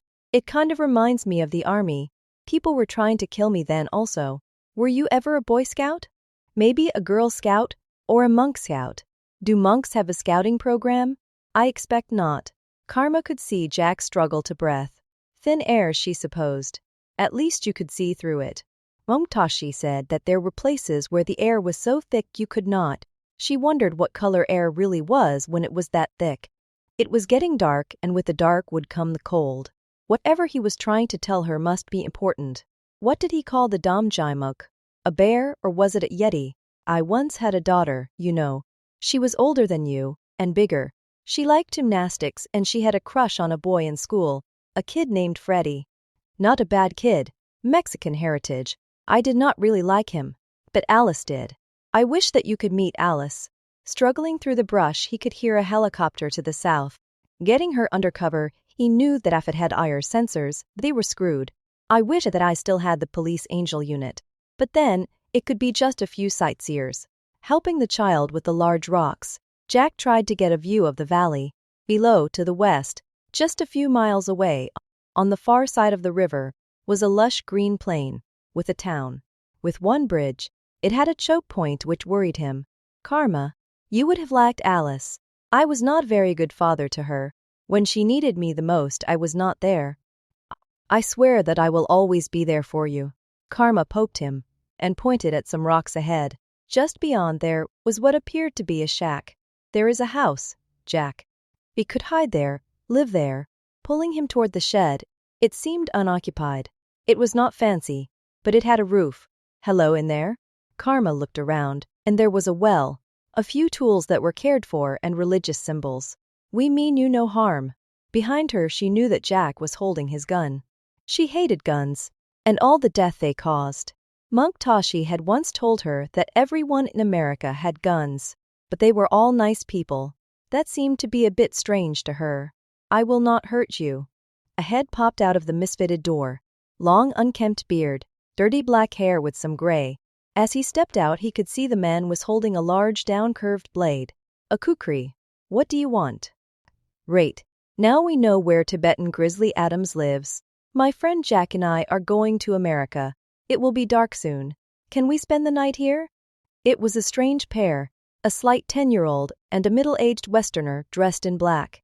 Still, they did not seem to be a threat. Motioning for them to come in, he waited, as the girl bowed, and the man grabbed the door. "My name is Karma. What is yours?" "I'm not sure I remember, little girl. Dawa, I think. It has been so many seasons. What brings you here?" "It is a very strange place for a girl like you. It is dangerous up here in the mountains." "Does your friend talk?" The ragged old man put the curved blade on the rough-hewn table, motioning for the girl to sit opposite him. The Westerner sat on sacks in the corner, near the door. "His name is Jack. He talks all the time, but he does not say anything that I understand. So he is not smart." "I think he is. Jack invents stuff. But he comes from where the air is really thick, and they speak a different language. What I like about Jack is that he helps people like me. Why do you live all the way up here?" He chuckled at her understanding of the world. "I was a monk, and when I protested Chinese rule, one of our monks burned himself in Lhasa. They sent most of us to prison. That was almost 20 years ago. I think I was released about 8 or 9 years ago, and I came here. So, why are you going to America, little Karma?" She bit her lip, and the question seemed to bother her. "When Monk Shodak burned himself, Colonel Chang arrested me and my family and put us in prison. She promised to let me and mother go if my father signed a paper full of lies, but she broke the promise and shot him in front of the whole town. They made me and my mother watch. Later they tied me and mother up and they were going to shoot us too. Jack saved me. Now the Chinese want to kill Jack. Monk Tashi told me that if I stayed here in Tibet, they would find me and kill me. So I have to go with Jack. Jack will never leave me." Tears flowed as Karma recounted her tale. In the corner, on top of the boxes, the Westerner had closed his eyes, resting. "You are on the wrong side of the river, little Karma. We are going to Ramakun. We can get a boat there. I hate boats. Tomorrow, I will show you how to get over to Ramakun further downstream than the bridge. It will be faster and the Chinese will not catch you. There are rocks all the way across in one spot. But we need to wait until tomorrow evening, so it will be dark when we cross. That is how the smugglers do it. Or, we can leave now. Jack is afraid of moving in the woods at night with me. For a man like your Jack, I will show him the way. If they are looking for you, tonight is better. Wake your Jack up." Scene 4. Rima Khan, Sen. Rima Khan was a rich, subtropical, green valley, with paddies separated by sod walls. Ahead was a real town, with real lights, electricity and cars and trucks. It was always how he imagined Shangri-La was. It was also full of people. The question was, could it be a death trap? Women in the fields, merchants, even the occasional monk. Jack looked at his ragged but exuberant companion holding his hand and bouncing down the side of the packed earth road. A shower would be nice. He smelled worse than the yaks in the field. After 5 days of sleeping in the evergreen forests on the far sides of mountains, and the fields traveling only at night, the food was gone, and the nights were getting colder and wetter. Karma was right. This was the only real choice. Without help, they were dead. The White House had inwardly sloping walls, made of mud bricks with stones in the corners. 2 stories. There was a layer of smashed twigs below the roof, which produced a distinctive brown band, and a flat roof. The soft glow of candles or lanterns gave the home a hallmark feel. The door was bright red, with colorful flags and decorations. Jack only hoped that the reception would match Karma's expectations, or this could be a very unpleasant experience. With Karma standing in front, he knocked twice, listening to the voices inside. At least 2, and maybe 3 people inside, he figured. Karma bit her lip as the door opened, revealing an older woman, wrinkled and dark-skinned. Zemher. Karma stood before the stunned woman, who took a step back before dropping to her knees. Yin Yuan and Te. Hai Tai Hudze. Kwei Shalai. Tai Ji Aze. Tears and hugs, and a motion to come in. An older man, 2 girls, maybe 16 and 8, a boy in school clothing, maybe 14. Karma had an unusually large family, all of which were overjoyed to see and touch his girl. The explanations and rapid-fire discussions that he could not participate in, pointing and hand gestures, as Karma told her story to tearful grandparents. It seemed that they had come to the right spot. The 3 children stared at him, making him feel like a Martian, afraid to come near him. He was an honored guest, fed and given the chance to wash. This was a house of respect, the old man giving orders and Karma's grandmother getting the children to bed. As the evening wore on, kids in bed, Karma clean and well-fed for the first time since her arrest so long ago. He adjusted the blanket over his little girl sitting beside her. It could be so easy to leave her here. This was her home, her world, her people. The idea popped like a soap bubble as he realized that to do so was a death sentence. Opening his eyes, the old couple gazed down at him. Ni Zula Shenmi, Gfafachan E, leaving him to sleep sitting beside his Karma. Jack's mind raced, looking for his next move. This could not continue. He had to find a way out, for him and his Karma. The longer this went on, the more dangerous it got. Scene 5. The commander of the police area's office was Spartan compared to hers. His people, efficient, and it was clear that he commanded a casual but professional level of respect from his people. Ayabla had a wife and son that he was proud of. His wife with the features of a Tibetan woman, 2 paddles on the wall, and pictures of him and his friends with kayaks and cooking fish. Yes, he was a Chinese police officer, but he was more, what she had never been, and that was a full member of a community that respected him. Major Iguo closed the door behind him as he plopped into his wooden swivel chair. His desk, neatly organized but not empty, leaned forward as she sat down in front of him. Be reasonable, Colonel. A fellow for that waterfall and died. I will not authorize either the helicopter or dragging that very deep and dangerous river. Admit that you failed. Major Iguo had every reason to be angry with her. She had brought her own men into his district without his permission, staged an expensive and fruitless manhunt at his expense, and he was now working at half-staff, as his men needed rest. I am going back to normal operations at once. I understand your concerns, Major, but until I have 2 bodies we need to assume that Jack Robert Morgan is still alive and very dangerous. General Shi will verify that requirement. Cheng knew that Shi already had. Reluctantly, he gave in. I will give you the helicopter for clear daylight operations only. If the bodies are in the river, they will float up in a few days. I thank you for your evaluation of my officer, Shun.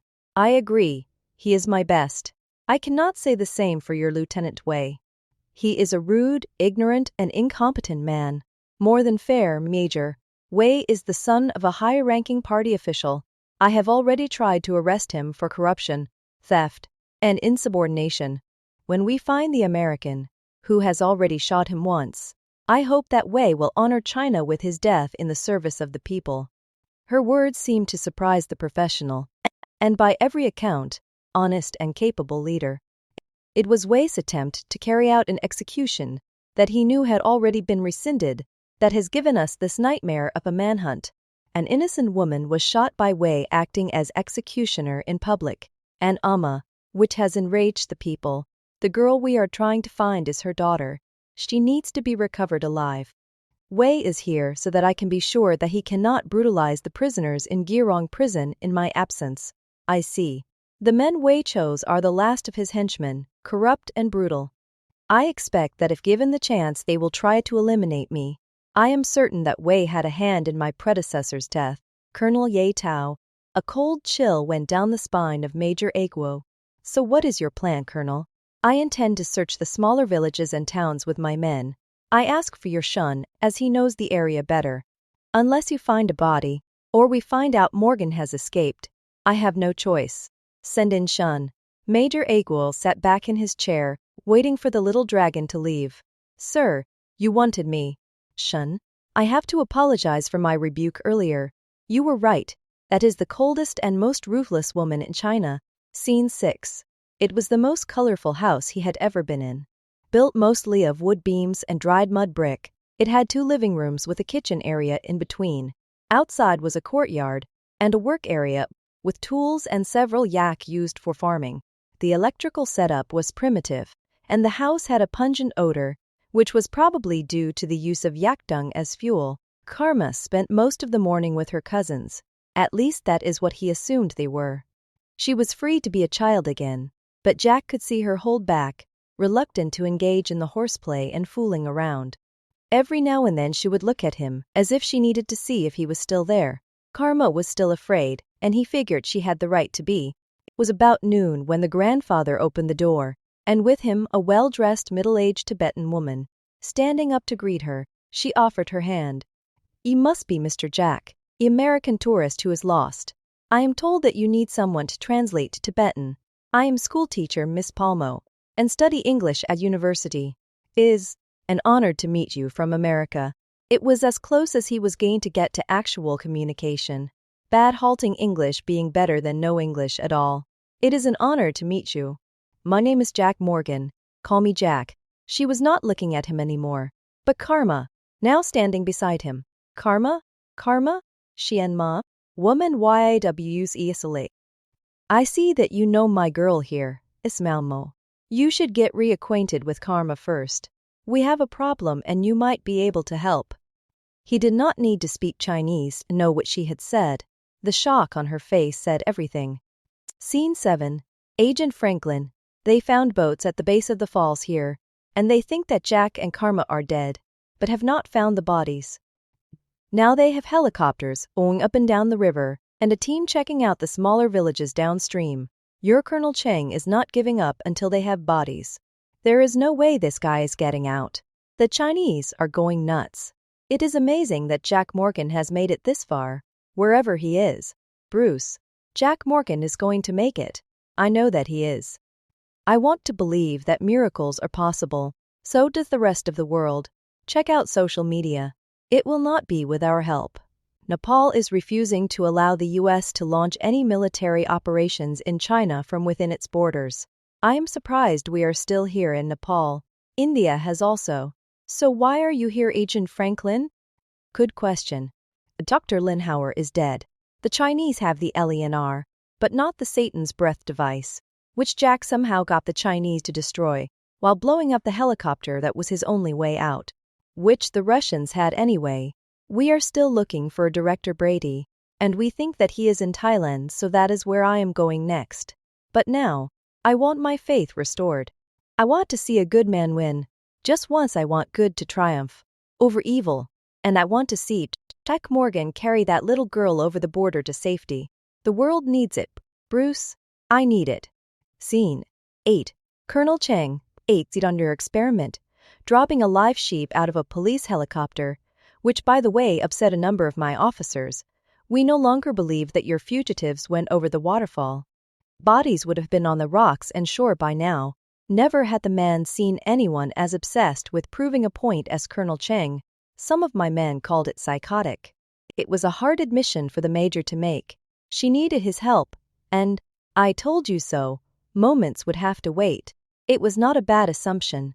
Major Aguil. If it were any other man and Jack Robert Morgan, I would have made the same assumption myself.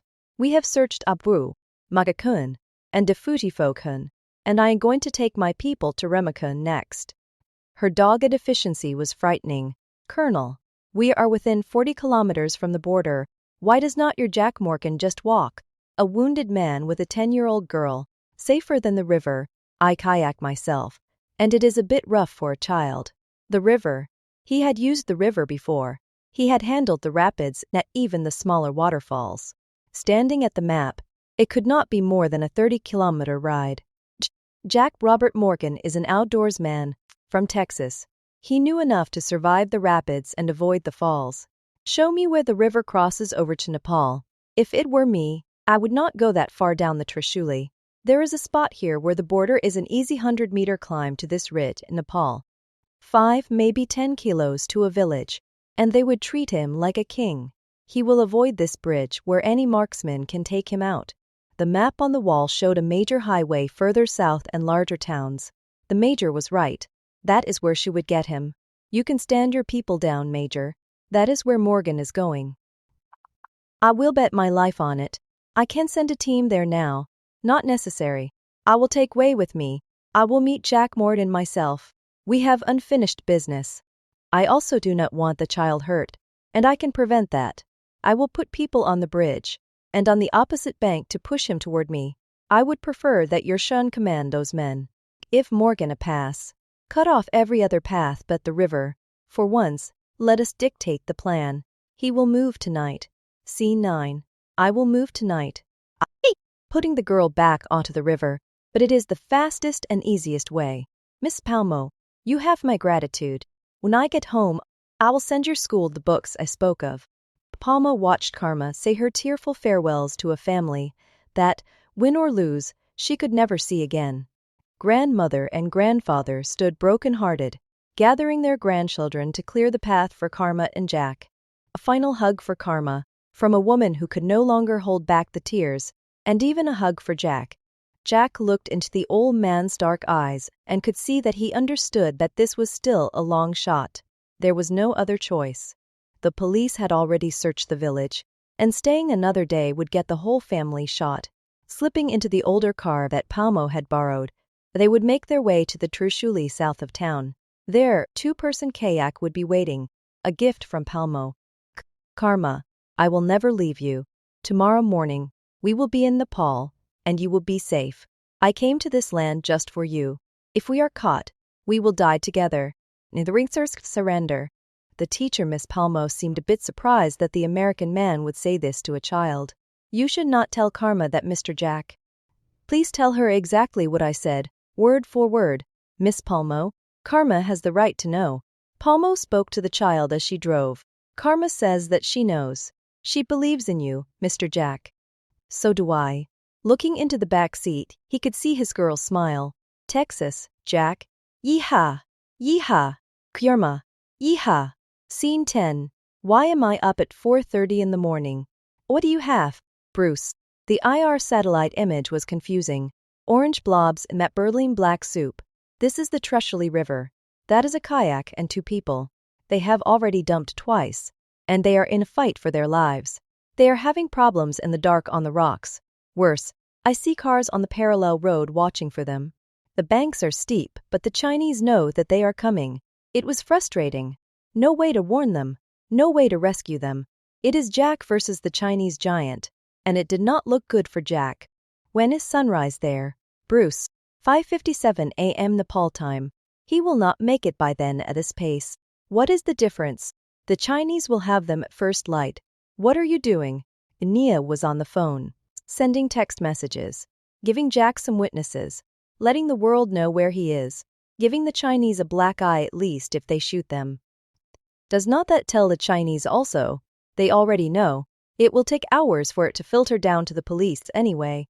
I want cameras there. And, as I understand it, Alex Burford has cameras there already. Where are you going? To meet Morgan. Someone has to have a helicopter handy. Scene 11. The radio crackled as Dong parked the patrol car on the dirt access road to the open border. There was of course no way to guard every inch of the very long and very rough border with Nepal. She could hear the river smashing against the rocks. With 5 men on the bridge and another 5 on the opposite bank, it would drive Jack and Karma directly into her position. Everyone in position, Colonel Cheng. Once he is on shore, no one is to fire close to them. Just shoot to make noise. For this arrest, she was in full service dress. The battle dress seemed disrespectful for a man who had both spared and saved her life. Never as police officer had she felt so conflicted as to her duty. Walking was difficult in the dark on the gravel and grass. A few hundred yards as she could see the slope in the dark that Jack would have to climb. The open field would give way a clear shot if Jack did not surrender. Unlikely, she knew, as men like Jack do not surrender. He would fight his last battle, and with luck, she would have the child. This safest spot way. Sit and relax and stay out of sight. There was activity on the Nepalese side. The Nepal police would have noticed the Chinese activity and would observe. Still, the pre-dawn activity bothered her. The child was the problem. If General Shi had his way, she would die. How he had escaped arrest for his crimes confused her. The information on that memory stick should have had she had herself arrested. Maybe Ya was wrong and it did not get across the border, or some intelligence agency had taken it. It was worth the gamble. Colonel, why do not we have all the men here? We can just kill them both in the river. Why is it so important to arrest them? Why not just kill them both? He was a fool, of course. Jack was still a scientist, and his knowledge was important. Because General C wants him alive, and I want the Tibetan girl alive. You do not chamber around until I tell you to. Do you understand me? Do you understand me very clearly, Lieutenant Wei, of the People's Armed Police? A faint glow in the east told her that the time was getting closer. There was more and more activity on the backside of the ridge behind them. The Nepalese would not dare interfere. The sunrise was magnificent. In her years in Tibet, she had never once took notice of a sunrise. It was quite beautiful on this clear, cool day. The radio handset crackled again. Unit 3 to Unit 0. The target is off the river. Commencing fire. Shall I send Unit 2 to you? They are not going under the bridge. Negative. Everyone hold position. Just drive them this way toward me. The ridge behind her was lined with onlookers. Tourists, getting a view of China. A few had cameras, and a few had probably crossed the marker, and were in China. It did not matter. The plan was working. The problem was, how could she save the child? End of Chapter 10. Chapter 11. Nepal. Even death is not to be feared by one who has lived wisely. Monks and Nepalese border troops waited for them at the top of the hill. Behind them by several hundred yards and moving fast, Chinese soldiers crossing the river behind them. Tripping on a loose rock, Jack dropped to one knee, nearly dropping the child on his back, a sharp pain reminding him of the bullet that had grazed his thigh nearly a week ago, warm blood seeping through the home-sewn sutures holding the wound closed. Stay with me, sweetheart. Not that much farther. Karma had not complained at all, but now signaled that she wanted to be put down. Karma grabbed his hand to help him as he struggled to get to both feet. All night they had fought a raging river and both were beyond exhausted. As bad as he felt, he knew the girl felt worse, cold and wet, battered and half-drowned. Giving her a smile, he helped her through the underbrush as they struggled up the mountainside. Near the top there was a flat plateau. If they could reach that, maybe they could make a run for it to the border just beyond. Who was he kidding? Even if a wounded man and an exhausted little girl could outpace the soldiers beating the bush behind them, the open ground was a killing field for any decent shot. Then, there was no guarantee that the Nepalese would allow them to cross the border, assuming that an American, Chinese, or Russian agent were not waiting, ready to put a bullet in his skull. What kept the girl going was beyond him. The Tibetan girl was braver than any soldier he had ever known. Getting her to safety was all that mattered now to him. Weeping as she crawled with the last bit of her strength, she pointed to the field now just a few feet ahead. Maybe, just maybe. On the other edge, two figures. A tall, lanky man with a rifle, and a short woman in a sharp green uniform stood up, yards away from the marker post that should mean safety. Why had he not seen them before? You may stop running now. There is nowhere to go, Staff Sergeant Jack Robert Morgan. I arrest you for spying in the name of the People's Armed Police. The soldiers will be here in 10 minutes. Sheng held her gun by her side, as Wei cocked his rifle, no doubt eager for vengeance against a man whose bullet had removed his manhood. I want to save Karma. I need to get her out of here before my men reach us. I have a car nearby. That insane Chinese bloodhound was all that stood between saving Karma and failure. Letting her have the child would not do. One hand on his pistol, Jack held the girl next to him. You are not getting her. Only I can save Karma. You have to know that. Let me pass. Go. I do not care about you, Jack Robert Morgan. Just leave my Karma. I have a promise to keep to her mother. Raising her pistol, she stared down her sights and into the barrel of Jack's gun a dozen yards away. Switching to Chinese, she now addressed the child. Come, Karma. Come with me. I can be your mother from now on. Please, I beg you, give me a chance. No, if I am going to die, then I want it to be with my friend Jack. Glancing at the man holding her hand, she smiled. My father was right. We are the sum of all of our decisions, and our fate is the end of the path that we have chosen for ourselves. I choose my friend Jack. You have already chosen your fate. Bay peered across the sight of his rifle, aiming first at the little pig and then at the man. I can get them both, Colonel. I'm killing that stinking Tibetan girl first. Bang! Shouts from across the ridgeline that separated two nations urging them on as Jack Robert Morgan hobbled to face the woman he no longer quite understood. Looking at the dead rifleman, he tossed his gun into the weeds. Why?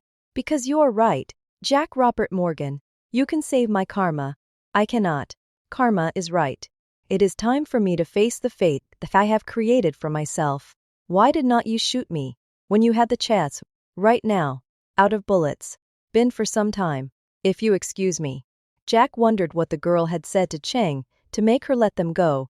Ahead of him was the border and uncertain fate, beside him a small measure of redemption. He still had a promise to keep to Karma. And Alice. Scene 2. Are we in America yet?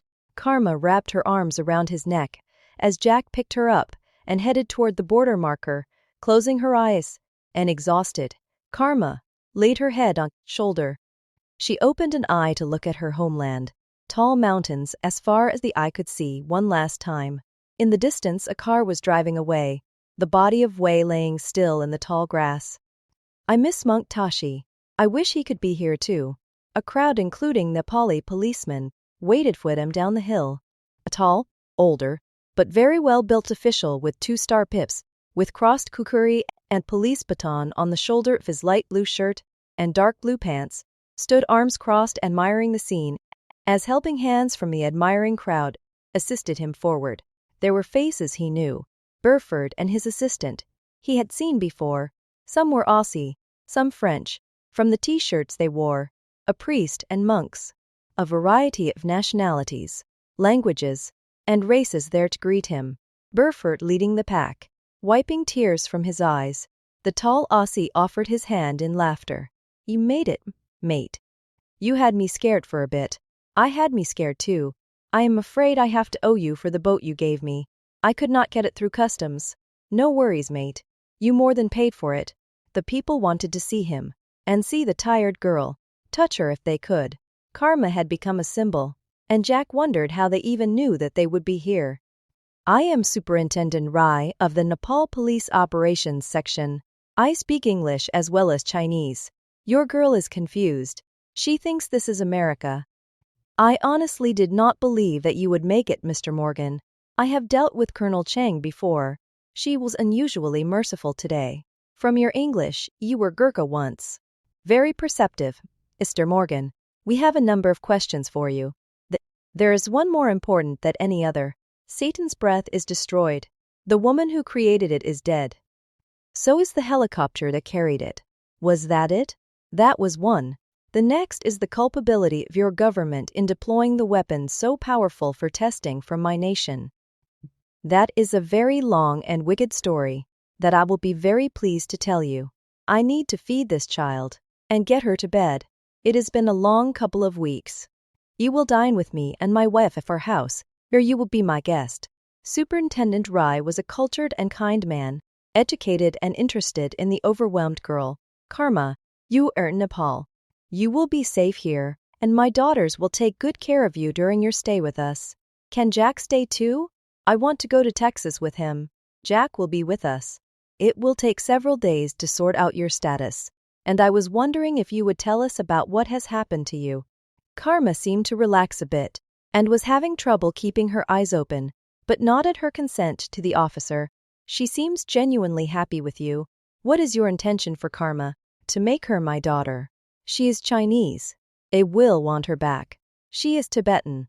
Let the Tibetan government in exile decide her fate. They certainly will not have her shot.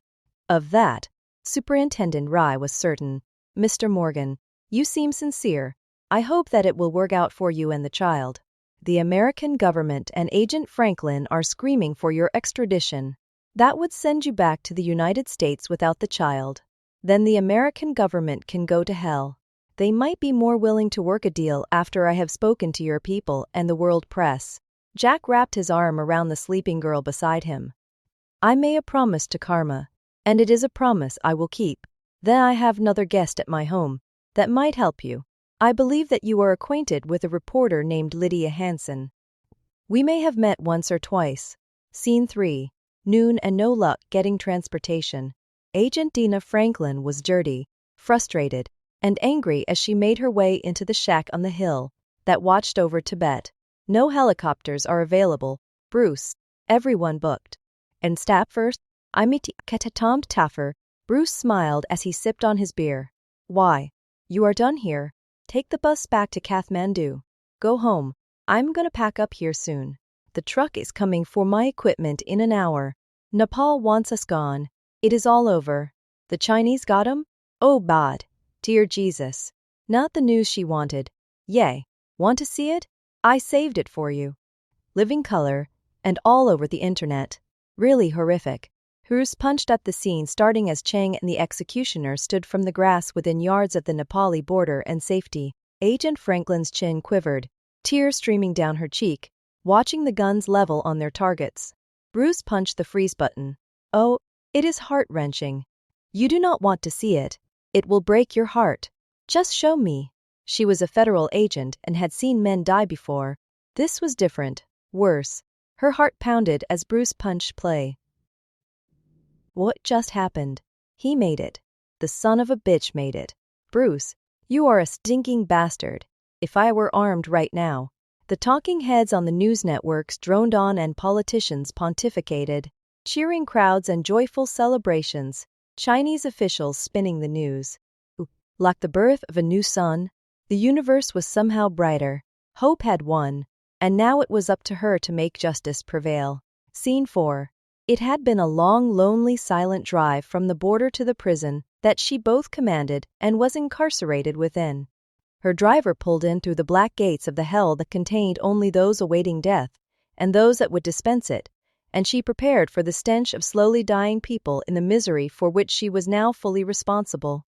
She pondered the choices that had brought her to this moment, knowing that her last decision would have consequences.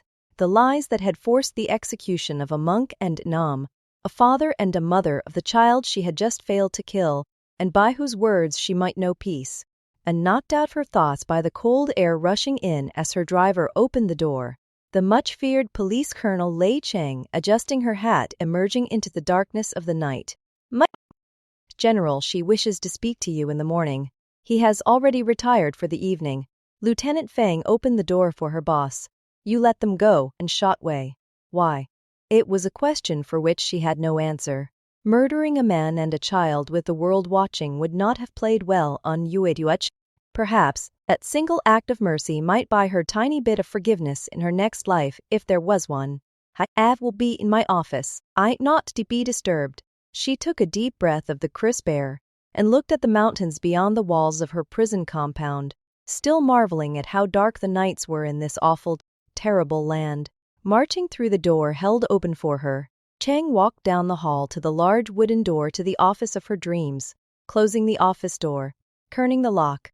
This was to be a private moment. Nothing mattered now. She had her answer. The child had won, and now both of them were free. Sitting on the large leather chair behind the well-polished teak desk, she wondered how it had come to this. This was all that she had ever wanted. Power, respect, rank, and privilege were hers. Now they meant nothing to her. She wondered if this is what the Buddhists speak of as emptiness. Sanjing Ju, that wonderful sweet rice wine, the good triple distilled stuff, was her only real friend. Filling another glass, the mighty Chang smiled as she pondered how that simple lie of a monk's confession had gotten her that second star on her shoulder. The look of horror on a child's face, held by her mother as she watched the powerful Chang pull that trigger on her Walther pistol. sending her father's brains out through the back of his head. Suddenly, the wine was not quite as sweet. Opening the desk drawer, she pulled the QSN-92 pistol that had belonged to her predecessor and laid it on the desk.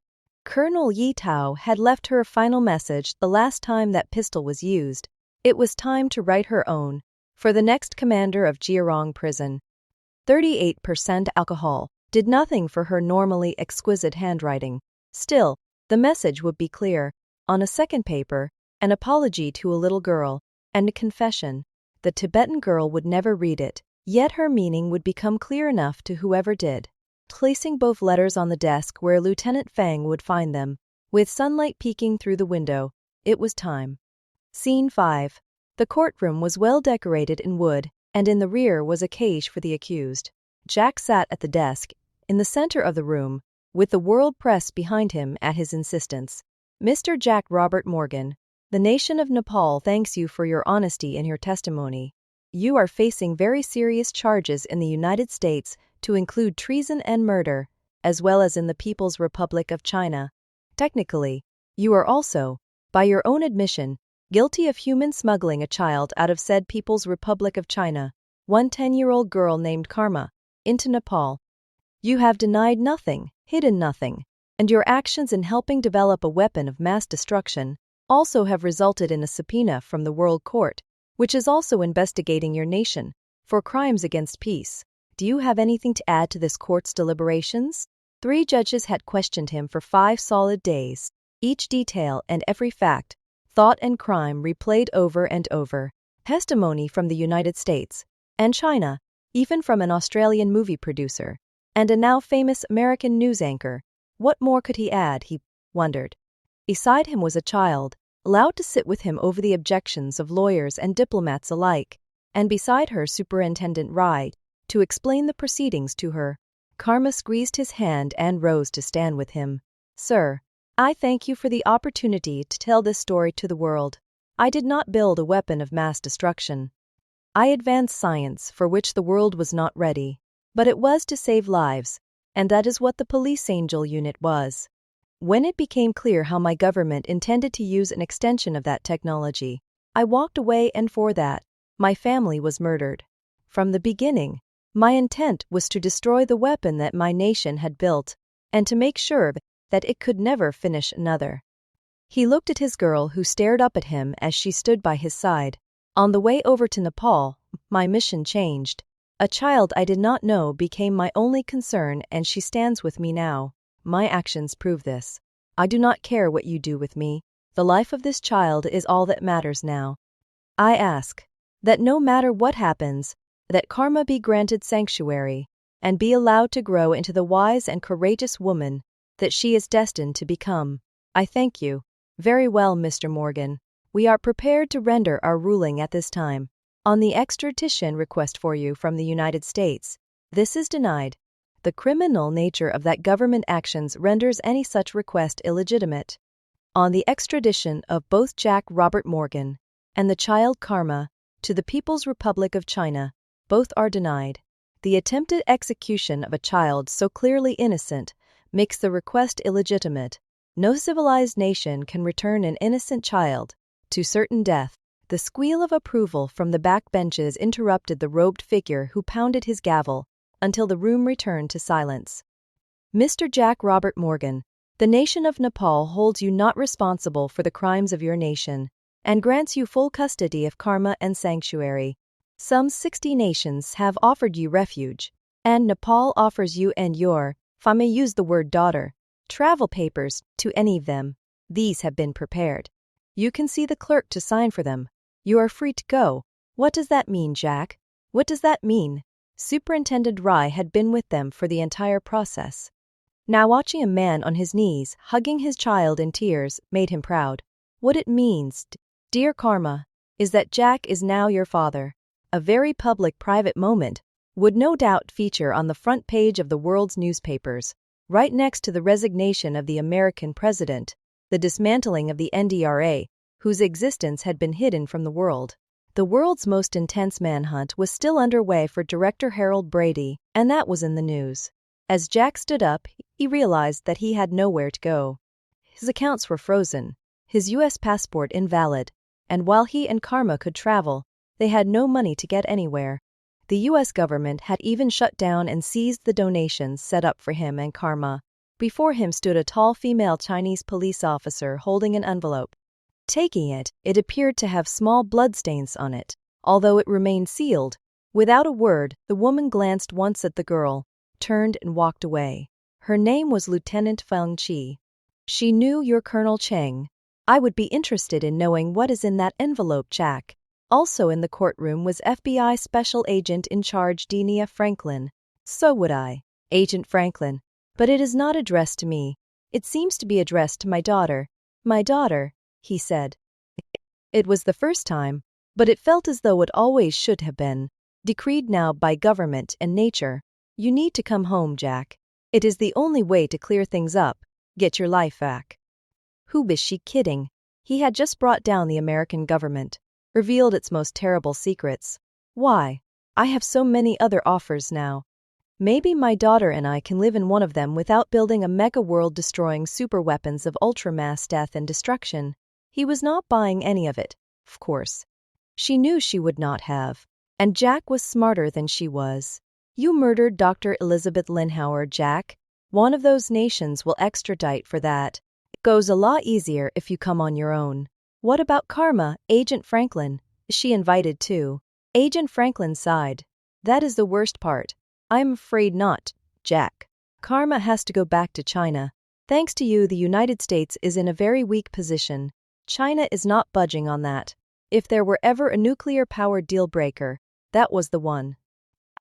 I was sure that it would not fly, but I had to give you the official line. You understand. You have delivered your message, so if you excuse me, Agent Franklin, we have dumpster to go through for dinner. No, you do not. There is a good restaurant just a few blocks away, on me. I watched you fight your way out of Tibet, Jack.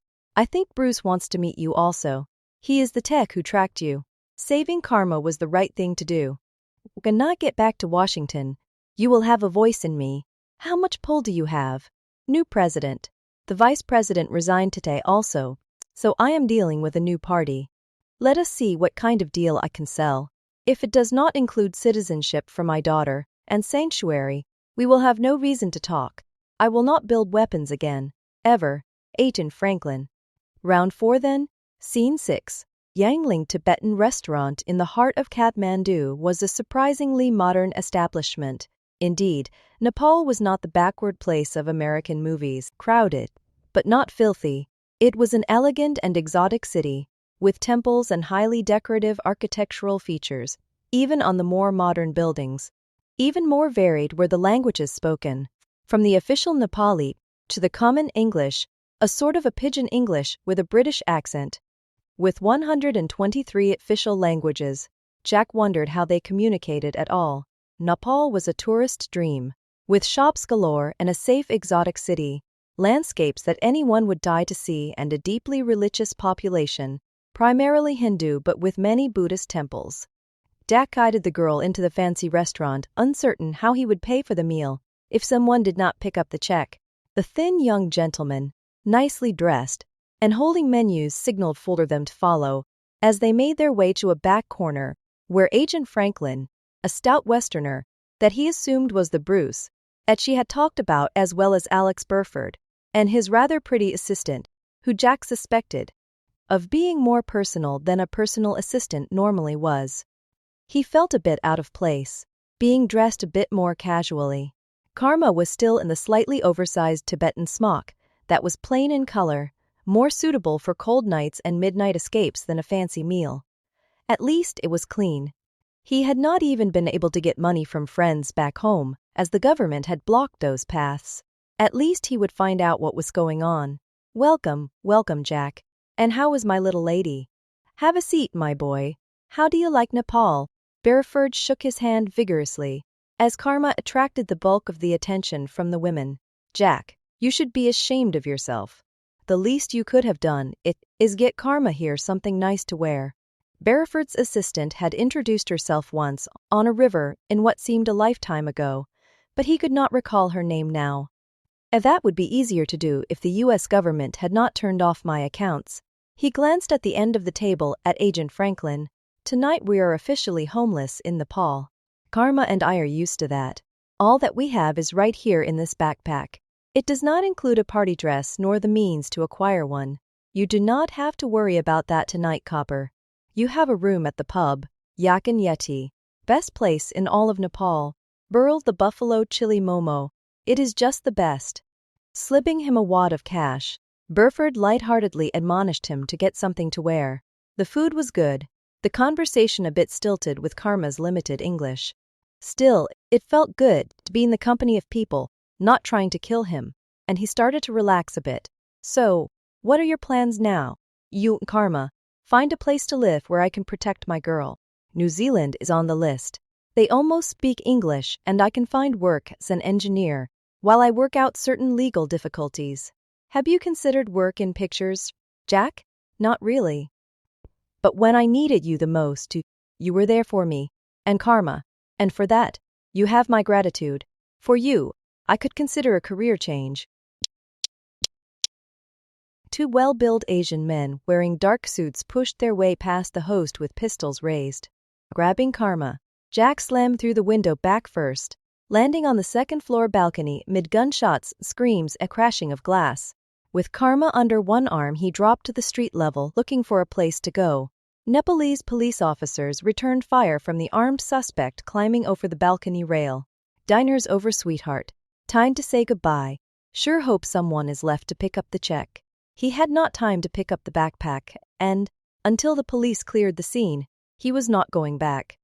It was twilight, and it dawned on him that if assassins knew about this meeting, they would know about the Yak and Yeti. It is time to leave Nepal. Karma, ever spend the night in a bus station? She had cried all evening, just when the world seemed safe. It was stolen away from her again. Finally, she was asleep as he held her close to him. Travel would be easy, he thought. No luggage at all. A few thousand rupees that might get them as far as New Delhi, plus a few meals. Closing his eyes, all he needed was a few minutes. Just a few minutes of peace. He was so tired. Just a few minutes. Jack? Robert Morgan? I have heard of him. The monk laughed as Jack opened his eyes. Tall and bald, he had a wide smile and robes of magenta and yellow. Karma woke, springing to her feet, to hug the happy monk. Monk Kalsong, she seems to know you. We thought it best to send someone who could speak to both you and Karma, and given the danger that you are in, someone that Karma knew and trusted. I studied with her father, and knew her mother. I would like to extend an invitation to come with me to Dharamsala. Dar what? Home of the Tibetan government in exile. Home of the Dalai Lama. There you will find the peace you seek, Jack Morgan. At least you will find safety. For now, NS. That will be sufficient. How did you find me? American Agent Franklin.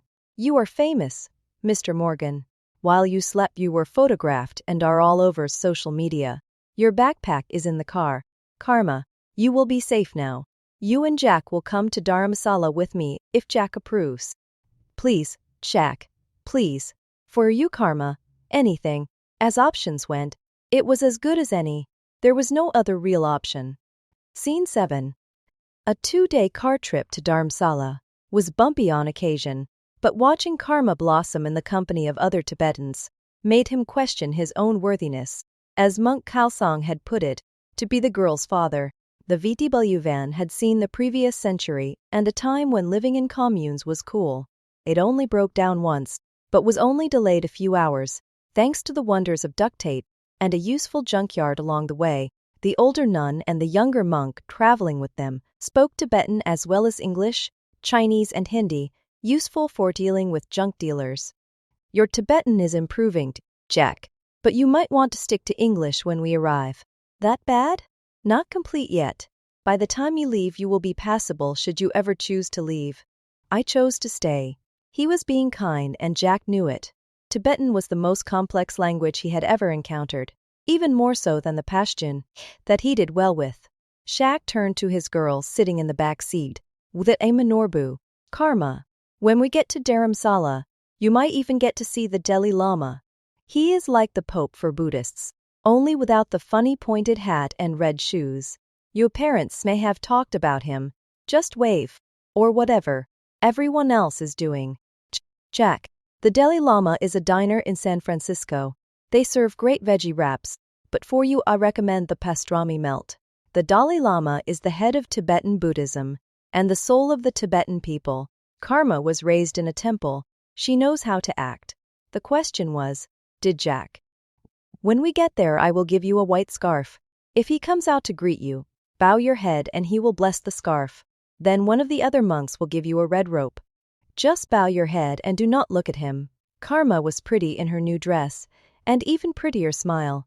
She was among her extended family, and he was feeling a bit left out.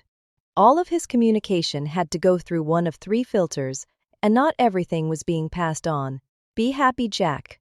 Karma felt safe, probably for the first time. It would be a long road for her to speak English well enough to attend school in the US. It might be a longer road for him to understand Tibetan or Chinese well enough to be a good father. It would be a struggle that should bring them together if they were ever to be a family. That was the issue.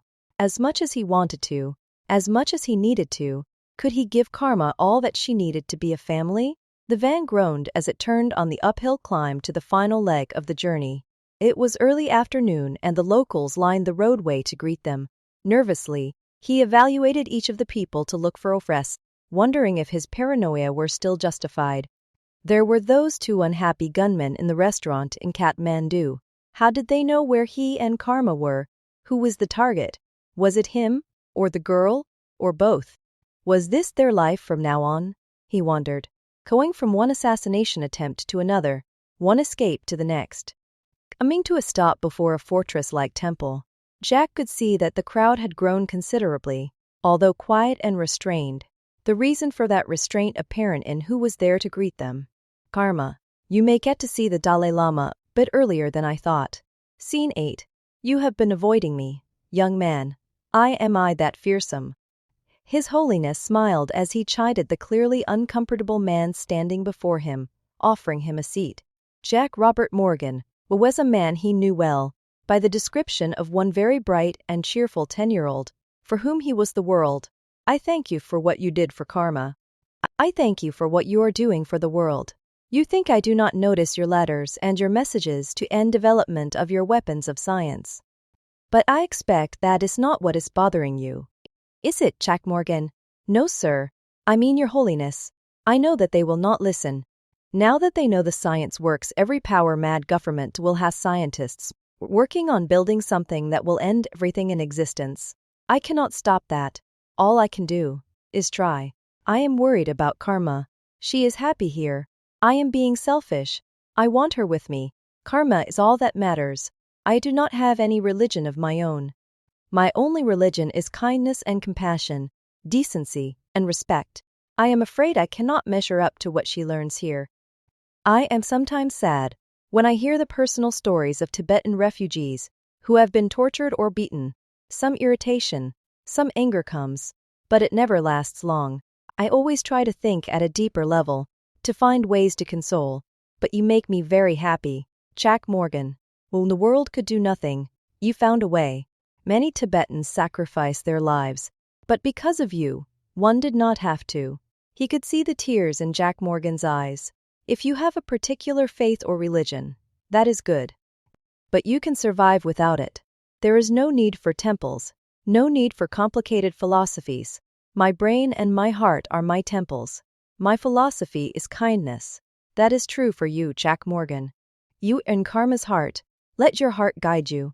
Give the ones you love wings to fly, roots to come back, and reasons to stay. Ask Karma. More compassionate mind, more sense of concern for others' well-being, is a source of happiness. You have this, and so does Karma. Tomorrow, I will be interviewed again. I will push for international laws against the development and use of dark matter and energy, and weapons like Satan's breath that use quantum entanglement. I ask for your help for the sake of all mankind. I am no one, nothing. You are someone. If some people have the belief or view that the Dalai Lama has some miracle power, that is total nonsense. I am just one human being, but if you think you are too small to make a difference, try sleeping with a mosquito. The Dalai Lama's wisdom had given him his answer. Tomorrow, I will become the mosquito. Scene 9. He is a stinking mosquito. Every time I turn around, this whole NDRA Satan's breath thing stings this nation and me. Now the UN is trying to force us to give up our research on quantum and dark matter weapons. Jack Morgan needs to be shot. It was his 4th day as president, and this was a problem he did not need. A boiling international crisis was the last thing he needed, and every story he heard was different. Mr. President, I am here to answer any questions that you may have regarding the Satan's breath matter, in particular the actions of Jack Robert Morgan, who I believe acted responsibly. Agent Franklin, is it? My predecessor gave you the job of getting that son of a bitch here, or dead. How did you accomplish that mission, Franklin? What more can you offer over the reports of the CIA, NSA and DNI? He had been president for a matter of days, and was already facing UN sanctions, war with China, diplomatic expulsion from Nepal, and other nations, and for some reason the press was blaming him. The fact that he had voted for funding Satan's breath had not hit the media yet, but when it did, nobody is clean on this one. Agent Franklin, Morgan will have to stand trial like the rest of the NDRA and Director Harold Brady, if you can catch him. Mr. President, we would never have known about Director Brady's treason without Jack Morgan, who emailed the FBI with his suspicions. Without Jack Robert Morgan, the deadliest weapon ever invented would be in the hands of the Chinese, the Russians, or the Iranians. Without Jack Morgan, the woman who built that terrible weapon and colluded to sell us out would be working for our enemy. We owe Jack Morgan. Then let him tell his story to a jury. Good day, Agent Franklin. Mr. President, good day. He accomplished the mission that the entire United States government failed at. He saved us all. You need a hero, and he is the only one you got in this. A raised finger stopped 2 Secret Service agents from ejecting the now loud FBI special agent. This man knows how to build a bomb that can destroy the universe. Can you get him to come home, Agent Franklin? He has 2 conditions, The first is that he never works on weapons ever again. That would satisfy the UN. The second? He wants citizenship and sanctuary for Karma, the little girl he rescued. For that he would do anything. He has already done everything for her. Perhaps she was right. I will consider this, Agent Franklin. He needs to testify and stand trial if it shows that he was complicit. Give me a day to work out the details. Thank you, sir.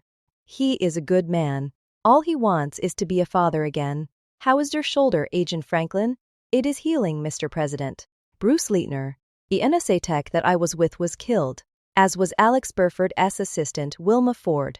Burford is out of his coma now and should make a full recovery. Your man Jack tossed himself out a window and off a 2nd-story balcony to save a 10-year-old girl he barely knew. He would do anything, would not he? He sat back in his chair to consider his options. Perhaps this could be turned to political advantage. Maybe, with confidence in the government at new lows, a hero would be useful. Let me think on it, Agent Franklin. Let me think on it. Scene 10. The beginning of November, and it was a bit nippy. The noonday sun was as bright as Jack remembered it being at his home in Sierra Diablo, in the great state of Texas. Standing at the pillar on the 2nd-floor landing, he wanted to go home. The problem was, home did not want him or his daughter. Looking east, he wondered what he could have done differently. In the courtyard below, the Dalai Lama walked with his Karma. There was a special bond between the young and old, and they enjoyed each other. Did he have the right to take her away from this place? Karma would always be welcome here. Together, Jack Morgan and Karma would be welcome nowhere. It has been a month now, Jack. You are speaking Tibetan decently well. I am impressed. Monk Kulsung had been his constant companion and teacher. What is impressive is how well Karma is doing with English. I have never seen any child work that hard. The old man really loves her, does not he? Jealous? That is unbecoming of you, Jack. And His Holiness, the Dalai Lama is not referred to as the old man. I do have some mail for you. You are almost getting as much mail as His Holiness these days. That reporter Lydia Hansen wants another interview. You are available. I am a bit jealous. Oh look, an MD wants to grant me my doctorate. Thanks guys. It is too late now. I do not see an apology here anywhere. And here is the offer to send Karma to a school in Switzerland, in exchange for my work on the big collider they have there. That is a possibility if the US government does not kidnap me. You are too famous to kidnap. The UN passed your suggested global ban on quantum and dark matter weaponry. You even shamed the American government into not vetoing it. It did not make the new administration in America very happy. All I care about is that little girl down there. She needs a future, not to be hunted like a war criminal. What do I do? Cal sang. What is best for Karma? She loves you, Jack. She has been asking me for books about Texas. She cannot wait to meet a real Indian. He had to chuckle. So would I. We slaughtered them all, like the Chinese are doing to her people. You might wait to tell her that, the monk said with a smile. A knock at the door, and message passed Kalsang. Your 2 o'clock is here, Jack. The appointment that you did not know you had. An agent Denia Franklin, without the cast on her arm. Also, your reporter friend. Are you sure you want to see them together? I need a witness just in case the American government changes. It is deal? Your funeral. Not just mine. I have Karma also. Walking out the door down the hall, down the stairs to a meeting room set up for this event, with a tape recorder from the late 70s if he needed it. 2 women, the blonde reporter and black female FBI agent standing waiting for him. We should be doing this alone, Jack, not with a reporter present. Not in your life, Agent Franklin. The world will know what the deal is before I accept it. He glanced at Lydia Hansen, enjoying the moment. This is a one-time offer. I have here 2 passports, a court order recognizing your adoption of the child Karma, her citizenship papers, binding on the government, and the legal agreement for your testimony, and an order to release all funds and assets, including the ones you did not know about when you turn yourself over to authorities in El Paso to be managed by your brother-in-law for Karma's benefit. The grand jury is still out. Jack, if they indict, Karma goes to your brother-in-law and family. Have you reviewed these, Miss Hansen? Not yet, Jack. They not dare go back on them if I make them public. I need to speak to Karma and His Holiness. Pharma Audries. I will take up a collection for tickets, sell a spleen or a kidney, and will return next week. Karma is a child. Jack, it is your decision. Karma is my daughter, and I will not take her from a place where she is happy. Lydia had been silent, recording the conversation surreptitiously. My network will spring for the tickets, Jack. Just let me know when. Thank you. Now I have a conversation with my daughter. If you will excuse me. Scene 11. She was exhausted from playing with the other children. Drinking a cup of water, she sat down on the corner of the blankets. She slept on and gazed at him. What wrong, Jack? You look sad. I spoke to the American government today. We can go to Texas now, but only if you want. This paper makes you my daughter, and an American citizen, just like me. You are so happy here. I want you to be happy. Karma, you and I can stay here if you want. If I go alone, without you, they will never let me come back. Whatever you want, I will do. It seemed to surprise her. I will never leave you, Jack. Texas. Yeehaw, Jack. I want to go with you. I will never leave you. In all his life he had never been more frightened. Now, he could not be happier as he held the only thing that mattered, his daughter. End of chapter 11. Chapter 12. Homecoming. Thousands of candles can be lit from a single candle, and the life of the candle will not be shortened. Happiness never decreases by being shared. Would you like more milk, Karma? The flight attendant gave the anxious girl a sweet smile, as Jack handed the woman the plastic cup she had been drinking from with a negative nod. The girl continued to gaze out the window at her new world, the world that for her would mean freedom and life. Mr. Morgan, I have been asked to tell you that we need for you and Karma to stay on the plane until the rest of the passengers disembark. I think that there will be a reception for the 2 of you. You are famous now. The lady, Ati, according to the name tag, was probably from India or Indonesia, Jack figured, but spoke immaculate English. They had been a very long series of flights from India, as all flight paths had to avoid Chinese airspace. Excuse me, I just wanted to thank you for your kindness, and the kindness that all of you have shown Karma and myself. It means a great deal to both of us. There was no doubt a reception planned. but not the sort of reception that Karma was envisioning. My brother-in-law Jordan and his wife are supposed to meet me when we arrive. I am wondering if you could check. I may have some legal matters to attend to, and I need to make sure that Karma is taken care of. Nodding, the woman disappeared through the curtain. Legal matters indeed. More than one nation was calling for his indictment and extradition. The Chinese at the front of the pack. Murder, espionage, theft, even kidnapping were on the list. Then there was the fact that he had helped build a doomsday weapon, a crime against humanity. Yes, there would be a reception, and Karma would be passed to Jordan and Carol, who would watch him being led away in handcuffs by Interpol or federal marshals. You seem upset. Can I get you something, Mr. Morgan? No, nothing. All of us have enjoyed meeting your precious girl. It is amazing that she can be so happy when she has been through so much. You seem a bit apprehensive, though. I would think that getting home would be nice. I have a confession to make. I had to make a few deals to get Karma into the US as a legal resident. She gets to stay with my brother-in-law and his family, and I face charges. I have not had the courage to tell Karma yet, and for that I am deeply ashamed. The child squeezed his hand, smiling, as the plane banked on approach. Seconds later, the mechanical whirring of an electric motor lowering the gear made her tense in anticipation. She watched her mother and father get butchered in front of her. She watched her friend, Mungtashi, get cut in half, saving her life. I am not sure what kind of pain I will be putting Karma through in the next few minutes. I see. I really do see. She knelt beside him as the older blonde attendant read off the obligatory messages. Jack Morgan, you gave Karma more than just a chance for life. You showed all of us what was really important. You did what was right, and now both the world and Karma have a new beginning. Thank you, Jack Morgan. From all of us. You are no coward, and you have nothing for which you should be ashamed. The plane pulled up as the wheels touched the runway, and now he felt the happy gaze of his girl, a child in need of a father. That it would not be him burned at his heart, and it was not fair. Nothing in Karma's life had ever been fair. There was no way out, no way back, no place to run with his girl. They would wait until the concourse had emptied, and as he descended down the tube they would grab the child and federal marshals would fight each other as they led the chained-up international villain away from a shocked and screaming child.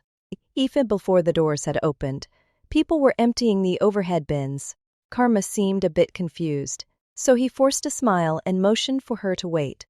He had fought for her, and now some bureaucrat lawyer would judge him to be unfit to be a parent, and ignorant true blue patriots would whine about a child being one more alien stealing their jobs and getting a free ride or some such nonsense. Jack, it is time. They are waiting for you in Karma. Could I have a moment alone with Karma, please? Just a minute or two? He had already had a minute or two and had not found the words he needed. Maybe there were no words even possible. Sweetheart, I know that you cannot understand me. Not everything, at least. You will be safe. This much I swear. There was only one small bag between them. A one change of clothing each, as his accounts had been frozen. Indeed, the clothing that they were wearing had been donated. With $6 in his pocket and several hundred Indian rupees, it would be a long walk to nowhere if Jordan was not there. How many others arrived in this nation, with just as little? Jack wondered. Karma was sensing his anxiety, but he felt her take a heavy breath, and with resolve stepped off to the door to her new home. At the door his flight attendant friend offered a few words of encouragement to see them off. No space between the door and the concourse, no escape this time, as Karma marched so proudly in front of him down the tube. Reaching the end of the tunnel, the girl froze before like a mouse facing a cobra, as a cheer went up at her appearance. Horrified, Karma wrapped her arms around him as the room moaned in confusion at her terror. All of you, please forgive us. The last time Karma faced a crowd this large was at her own execution, so you understand that a crowd makes her nervous. Light laughter, welcome signs and cameras recording them for posterity.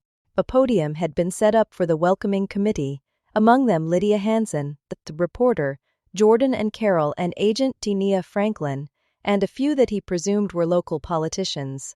Agent Franklin, nice of you to meet me yourself. May I at least have a few minutes to hand my girl over to my family? Unnecessary as it turns out, Jack. The Department of Justice has decided that your actions were sanctioned and necessary. You have been granted full immunity. I am here to extend an invitation to come to Washington in a few weeks, once you get karma settled.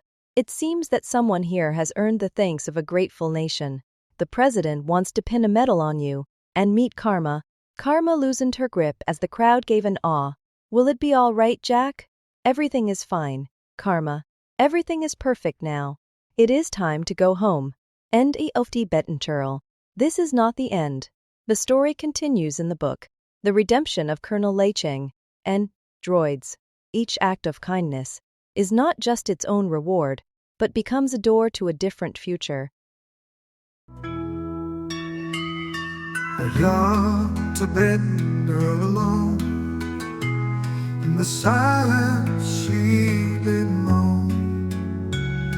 Her family's gone, her smile is tight. She prays for a hero in the night. Mountains high, valleys low. Through the tears her courage grows. In the cold shadows near, she whispers softly her biggest fear. Save me from this dark abyss. I need a family, I need bliss. A hero on a quest so pure. To my broken heart you are pure. Walking through the misty haze, she holds on to hope and praise. For strong arms to lift her high, to a place where love will never die. In the distance a figure comes, with a heart that always hums to the beat of tender love, sent from angels up above. Save me from this dark abyss. I need a family, I need bliss. A hero on a quest so pure. To my broken heart you are pure.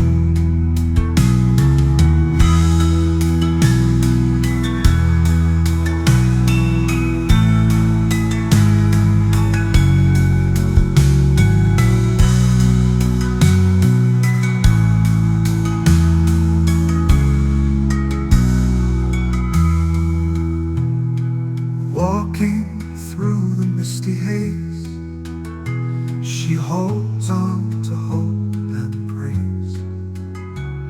For strong arms to lift her high, to a place where love will never die. In the distance a figure comes, with a heart that always hums to the beat of tender love, sent from angels up above.